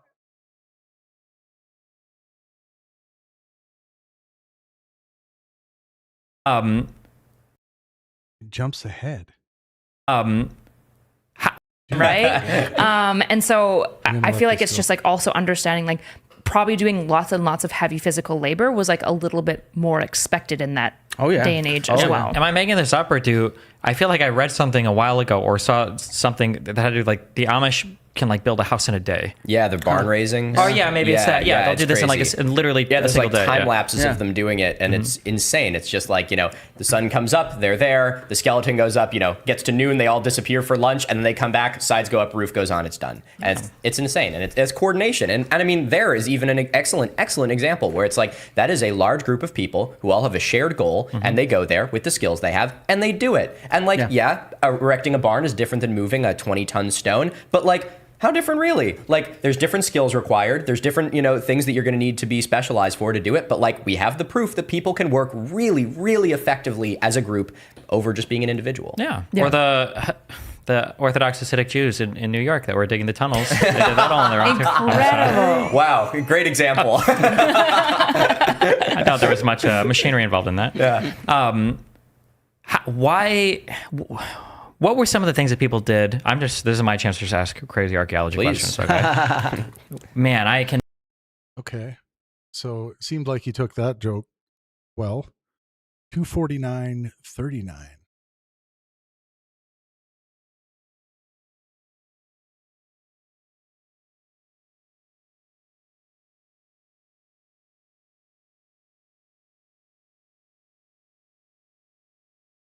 Socials. We had a question for you that we came up with. Oh, yes, we do. T-Rex. That's my favorite dinosaur. That's such dude. an exceptionally So- norm dinosaur to pick. Look, a lot of what we've been talking about is between yesterday's interviews and today is sort of this issue of pseudoscience and pseudoarchaeology and conspiracism and stuff like that. You guys have your finger on the pulse of modern culture in a very different way than we do. Why do you guys see this as becoming so much more popular and prevalent right now? This is so relevant to what's happened with Dave's video here. Unbelievable. I think there are a lot of different issues at play. I think one of the largest issues is that our lives have become so unbelievably complicated that the further you're divorced from a process, the easier it is to kind of slide in conspiratorial thinking into what's going on. Nobody would ever wonder if their abacus is tracking their daily movements or is showing them ads based on what they've said, but nobody knows how a phone works. So it's a lot easier to insert, conspiratorial thinking there when you just don't know the process. There are a lot of people who, they might imagine the way that a police investigation or the FDA approves something or whatever, where they just don't know. Just for the record, this was September 26, 2024. Know any of the process, and if you don't know it, and then if somebody else is willing to feed you a particular conspiracy, and when that conspiracy makes the world really easy to understand, like very clear, very easy, it's us and then them, and them 95% of the time is the Jews, but like there's some other guy that's like pulling the strings. It organizes society in a very easy to understand way. It gives me one thing to be upset about, oftentimes a thing that is totally out of my control, so I don't even really have to worry about it or take any actions against it. I remember the only time I've ever heard or gotten Alex Jones to shut up his entire life is when we were in Austin at some event, and after he did his whole ramble about how the elections are rigged and the media is rigged and everything, I think I asked, I was like, what do you want your audience to do about this? And it was like a good 5-second silence where it's like, because there's like, what the fuck are you even telling people? Like, there's nothing that you can do You're about just it. getting people mad. Yeah, there's literally no, because why even fight against anything? And that's like my tweets now is I'm basically saying like, man, I think all the conservatives should protest the election and just not vote, because what's the point? They're going to rig it anyway, right? Just stay home, right? Yeah, I think that is that concept of not understanding how anything works. So it's easy to insert conspiracies, and then it's that the world has become so complicated. And we've solved, to be fair, and I know there are different people for different reasons, don't want to take over things, we've solved a lot of really simple problems. We've solved a lot of the simple sexism and the simple racism in the United States. And the way that it manifests now is a lot more difficult to like wrap your hands around. Lynching is obviously bad. Policing a neighborhood more that might have a demographic that's more prevalent in it, that is doing drugs that should or shouldn't be illegal, and this is a lot more challenging of a question to answer, right? Lynching is indefensible, basically, on its own. You can't. These other things require a lot more attention to detail. So you can't be an expert in everything. The media has failed us. Alternative media, especially, by the way, has failed us tremendously. And and people want simple answers and simple ways to understand the world. What do you mean by alternative media? Alternative media is garbage, because it's taken the worst parts of mainstream media and it has made that the entirety of what it does. Every accusation that these guys are biased and they don't tell both sides of the story. Alternative media does it a million times worse. Gotcha. Yeah, I see what you mean. And alternative media, for all of its faults, at least has one thing that's a little bit more important that alternative media lacks, and that's accountability. Lack of accountability and no accountability mechanisms in alternative media means you can just lie about everything, and it never really comes back to bite you. Whereas mainstream media, even Fox News, got hit with that massive Dominion lawsuit, or when they mess up, people get mad and people are fired, right? Tim Pool is never getting fired from the Tim Pool show. Dave Rubin is never getting fired from the Dave Rubin show. Tucker Carlson can get fired from Fox News. That's an important distinction, I think. But yeah, there's like 15 other things that also play into it. But I would say, broadly speaking, it's complexity of society, complexity of the problems. People want a simple narrative, and there's a lot of money to be made selling you that simple narrative for things that people don't understand. That's a really good response. And it's that, like, we talked about the hasty generalization fallacy yesterday. All right, he seems fine. Let's go to 257.40. 257.40. Then I'm going to triple check. 257.40.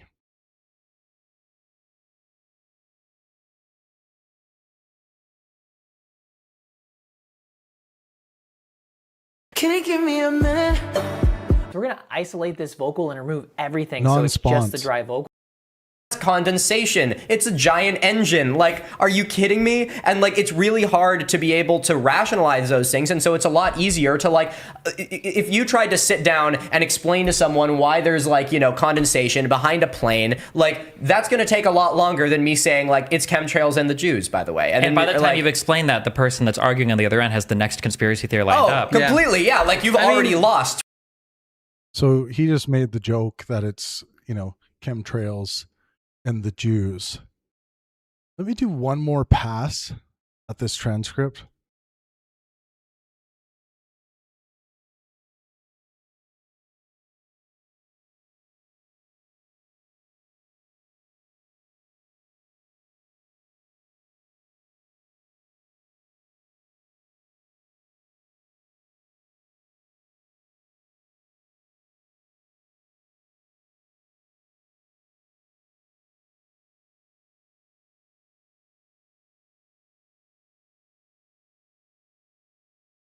We're almost there, folks. Thank you for being with me. You give me the fuel, the power to be able to stay on task.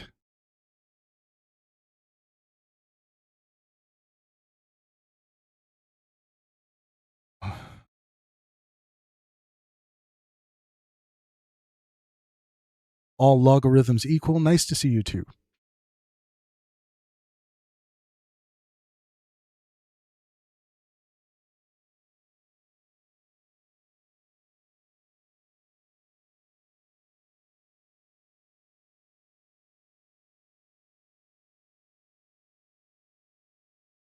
We're almost there, folks.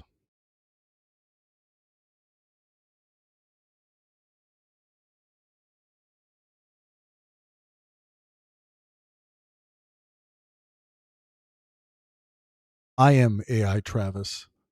Travis Pangburn has never existed.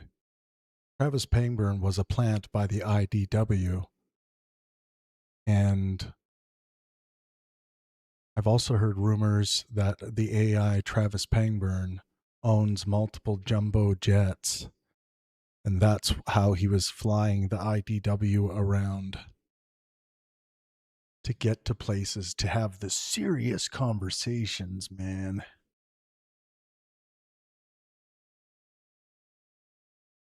We're almost there, folks. Almost there.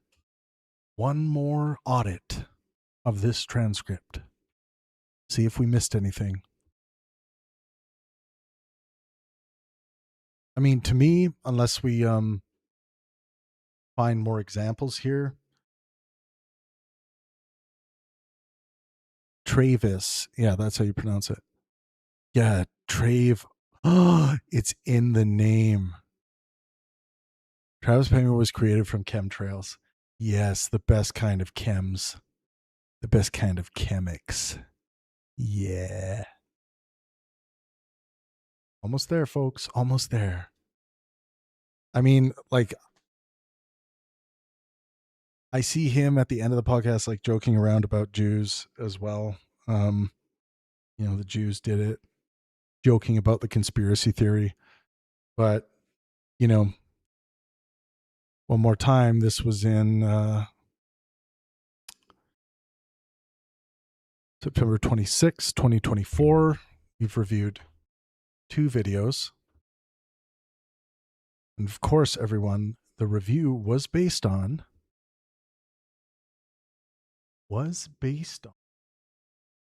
image. Why does it keep losing that image? That's what I want to know. Was based on this statement. One more time, this statement. This was a $200 super chat. Well, no, Travis, that's misinformation. $199.99. Good thing my AI would have smacked me. Looks like we are crowdfunding monetization on this one. Had the overwhelming displeasure of joining this little imp on a podcast a few years ago. You will all be happy to know that his vibe in person is exactly as sinister as you'd expect. It doesn't look like that's the case, at least in the video content we're analyzing here. Always knew him as a guy who would tread Ben Shapiro and Candace Owens and nothing more. partway through the podcast, he randomly brought up this country, meaning Israel, I think, favorably. And it totally threw me off. Only afterwards did I learn how reprehensible his views are on this.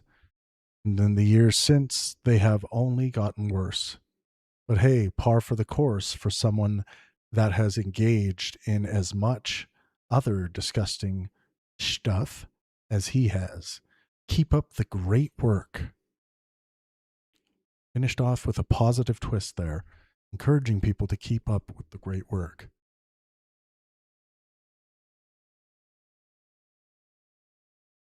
Ooh.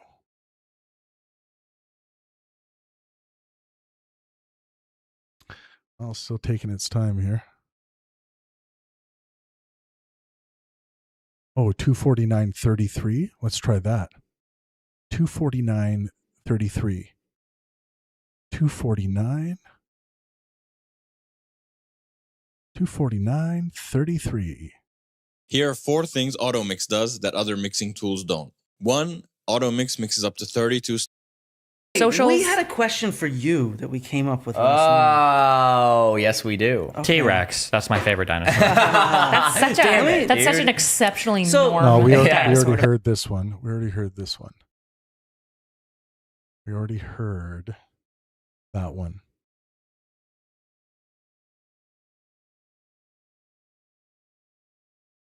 Ooh. Middle East reference. I might have found a Middle East reference after the second pass here. Oh. Oh. Okay.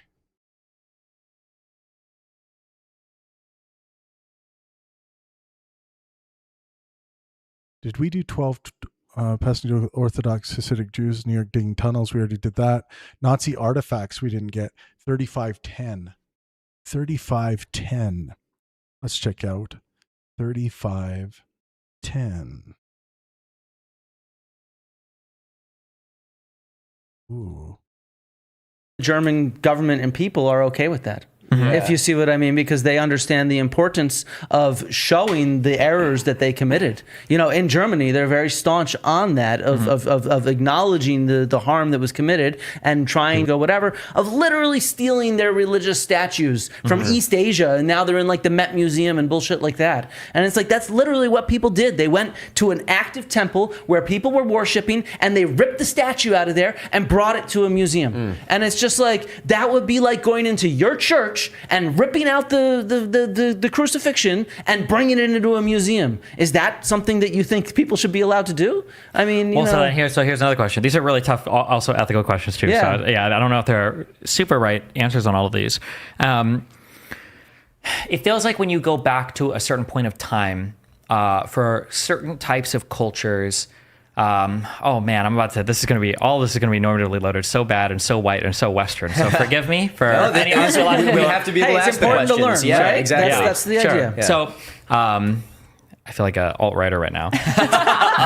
For the Western cultures that survived or thrived or engaged in like imperialism, colonialism, captured artifacts, killed people, enslaved peoples, these types of societies that are alive today, that are the dominant cultures, seem to have to take. It seems like we can make normative judgments about behaviors they had engaged in. And we could go, this was bad, that should go back, you should feel bad about this. And these are like crimes that these countries have committed, Great Britain, the United States even, that like we should reckon with. However, One thing, we're not asking people to feel bad. Sure. We're just trying to make sure that we respect in today. Yeah, acknowledge that like a moral situation. crime or a moral wrong has been committed. That like Yeah. So if I were to go into, let's say that I were to discover like an old Aztec temple, okay, and I were to find like a statue or something, and I was like, this is cool, I want to take this and I want to display this somewhere, okay, and somebody catches me, okay, the archaeology police show up and they go, you can't take that from that culture, that's not fair, okay, and then I were to say, okay, well, why is it that and I'm going to go full Vosh here and use the Nazi example. Why is it that it's okay to steal or take something from like the Nazi civilization and display their stuff when that empire was destroyed? But the Aztecs, who I know because I watched a documentary called Apocalyptico, okay? I know that the Aztecs were involved in a lot of exploitation of other cultures. Why do I have to respect their statues and their monuments? And I can't take anything out of that. But for other people, like say, fascist states that existed around World War II, we can take that and display that. Like, how do you sort through what's okay, what's not okay? I don't think it's okay to display Nazi shit. Sure. To be honest. Hold on. Let me clarify. reason. I'm not saying, I don't mean like flying a swastika flag outside, but I mean like I'm sure there are museums, World War II museums, where you can see But some of that, of course, is the German government and people are okay with that.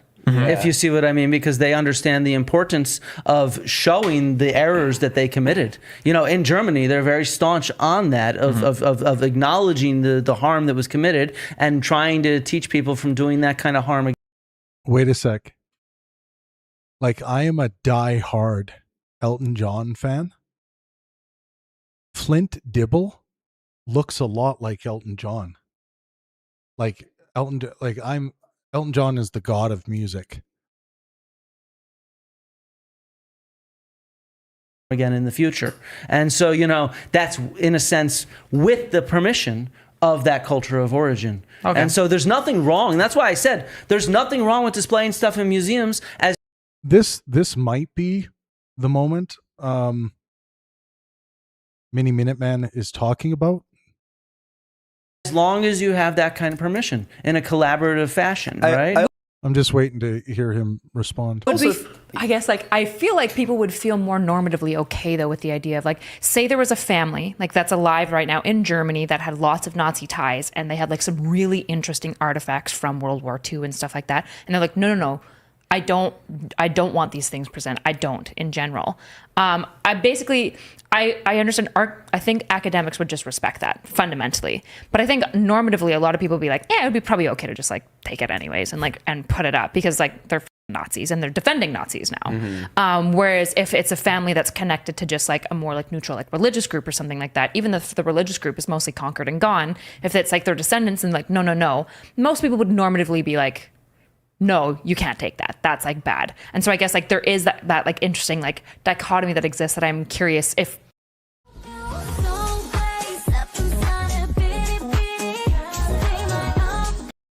the field just kind of goes carte blanche. They have a strong principle and it doesn't really matter how we normatively feel about that culture, or do you get what I'm asking? Sort of. I mean, I don't think there's a big difference, if you see what I mean. I don't think in the field it matters that the Romans were evil, because the Romans were evil people. Mm-hmm. They enslaved a lot of people. It's not about a value judgment of this culture.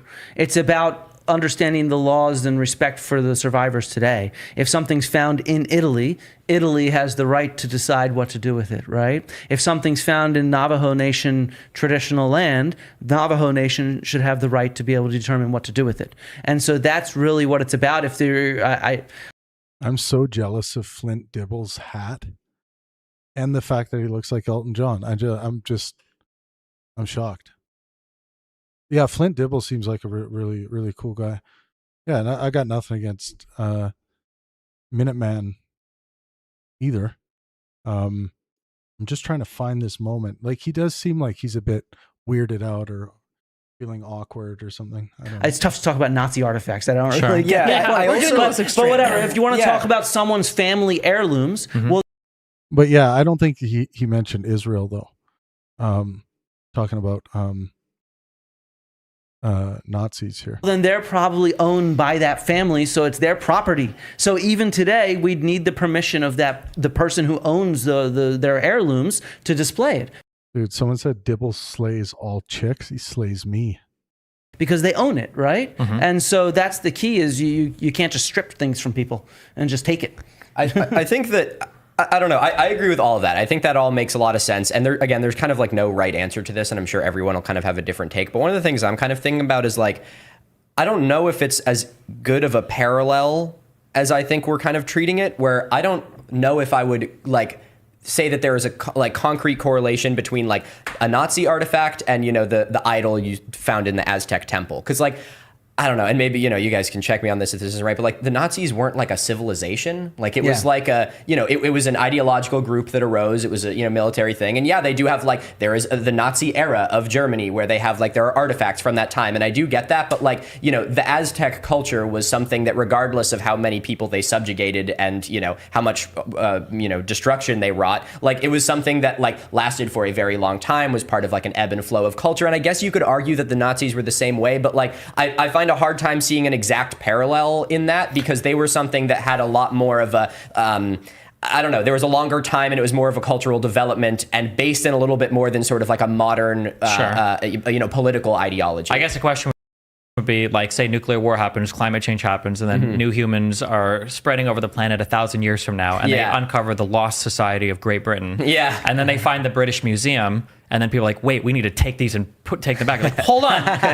That was British society, okay? That was their culture. Now, their culture was one of theft and things from other cultures. Yeah, but that was part of their society. And it is kind of funny that you honestly bring up an interesting point. I remember learning about this in one of my archaeology classes in All right, let's try to move on to, that was a Nazi artifact section.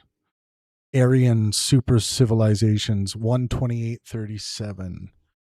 12837.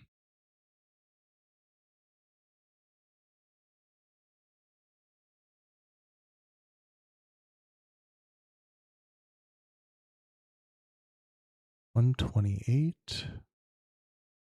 128:37. We got to go. Okay. Common sense. And so one of the examples I use to argue against that is, again, Heinrich Schliemann has this notebook page from his publication on Troy, and he's digging deep into Troy, and he opens up this like room that has never been in for like the last like 3,000 years. And in there he finds these live toads.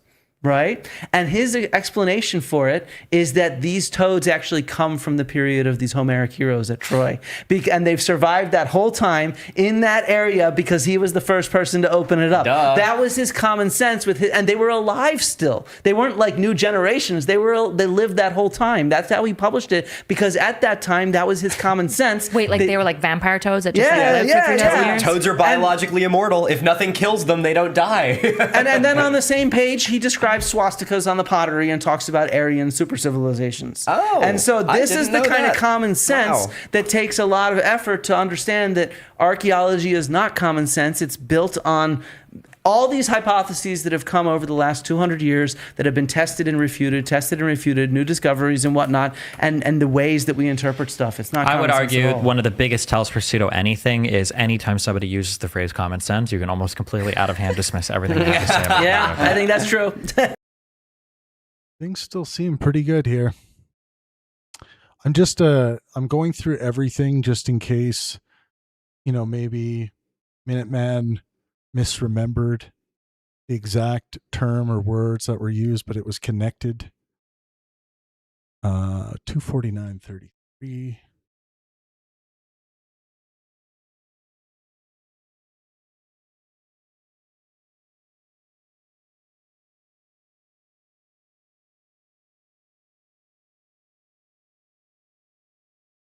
Socials. We had a question for you that we came up with last Oh, Oh. we already saw this.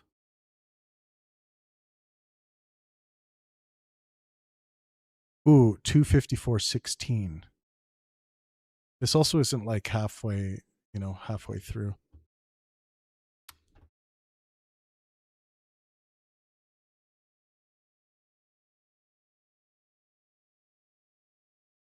Okay.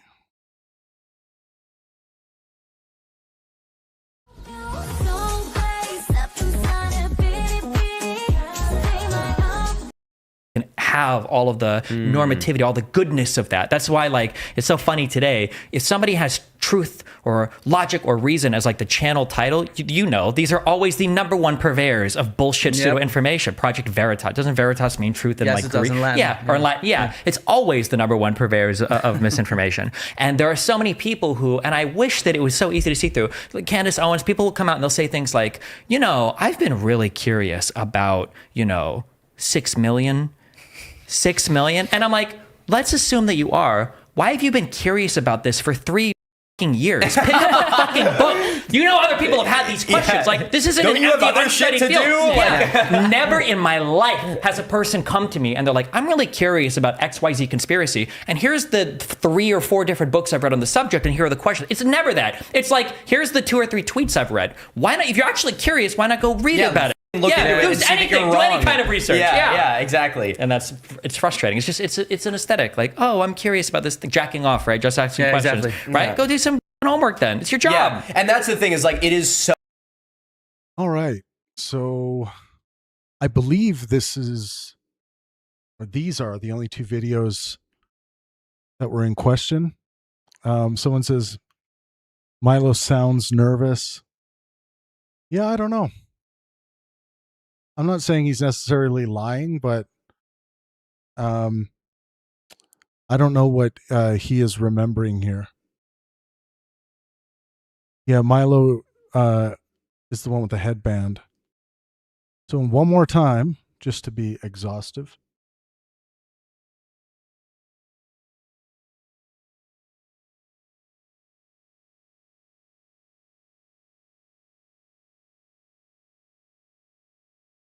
Had the overwhelming displeasure of joining this little imp on a podcast a few years ago. You'll all be happy to know that his vibe in person is exactly as sinister as you'd expect. It seemed like he was enjoying Destiny's vibe. That's what it seemed like to me. Always knew him as a guy who would shred Ben Shapiro, Candace Owens, and nothing more. Partway through the podcast, he randomly brought up this country, I think in reference to Israel, favorably, and it totally threw me off. Only afterwards did I learn how reprehensible his views are on this, and in the years since, they have only gotten worse. So I've so far, I don't see any good reason to believe that this account is very accurate, that this Minuteman person is remembering. What do you guys think? Final thoughts on this issue? What do you think? Is there a good reason to believe this this donor comment from Mini Minuteman on Dave's video?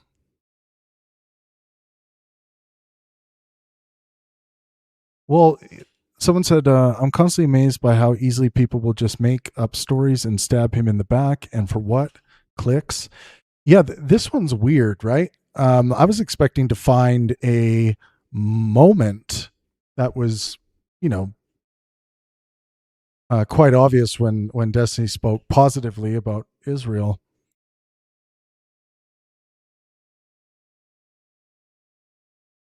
Yeah, and that's not to say he doesn't make good content, but I'm just wondering, like, the truthfulness of what's being said here. But one of the big things with regards to Mini Minuteman, I'll probably send them an email, see if they want to talk. Didn't they notice, a bunch of the misinformation, conspiratorial line drawing, common anti-Semitic tropes, all of these things that I think should send up, alarm signals in a good, competent thinker that's engaging with good, sound epistemological standards. Like, why isn't that expressed in, in the comment left for Dave? Like maybe a couple corrections or something like that. Strange. Well, I love you guys. Thank you so much for being with me tonight. We got a lot of good work done. We did a lot of fact checking. We did the predicting the upcoming Travis Pangburn hit piece by Dave Farina. We'll see if any of our predictions come true when Dave drops his video, if he ever does.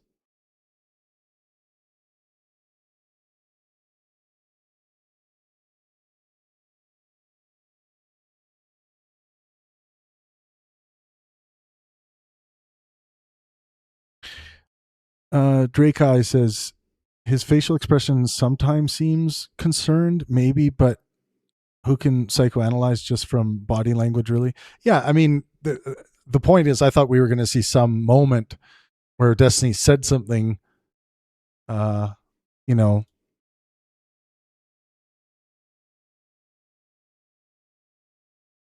where he randomly brought up this country, randomly brought up Israel favorably. I don't think that ever happened. Anyways, it is that time of the evening. I want to bid you all good night. Thank you for being with me here tonight. Make sure you join the Pangburn Discord if you haven't joined us. Everybody is welcome, whether you agree with me or not. Yes, if Dave gives me a clown nose on the front of his video, I will, I'll be going out and getting a clown nose for my for my reaction video. Thank you guys so much. Please make sure you are out there maximizing well-being for yourself and those around you. Don't fall into like the name calling thing. Attack people's arguments. Attack their behaviors. Don't attack them personally. I think that's the wise thing to do, because if you do that, you cause people to go into identity defense, to become cognitively rigid. They're just going to, it's going to be very difficult to have them, if you're trying to deliver good information, truthful information to them, that's going to make them more cognitively rigid. You want them to be cognitively flexible. That's going to give you much higher chances of, convincing someone that there might have been some misinformation that they believed. So thanks, everyone. And I'll see you around the same time tomorrow. Thank you, and I love you all.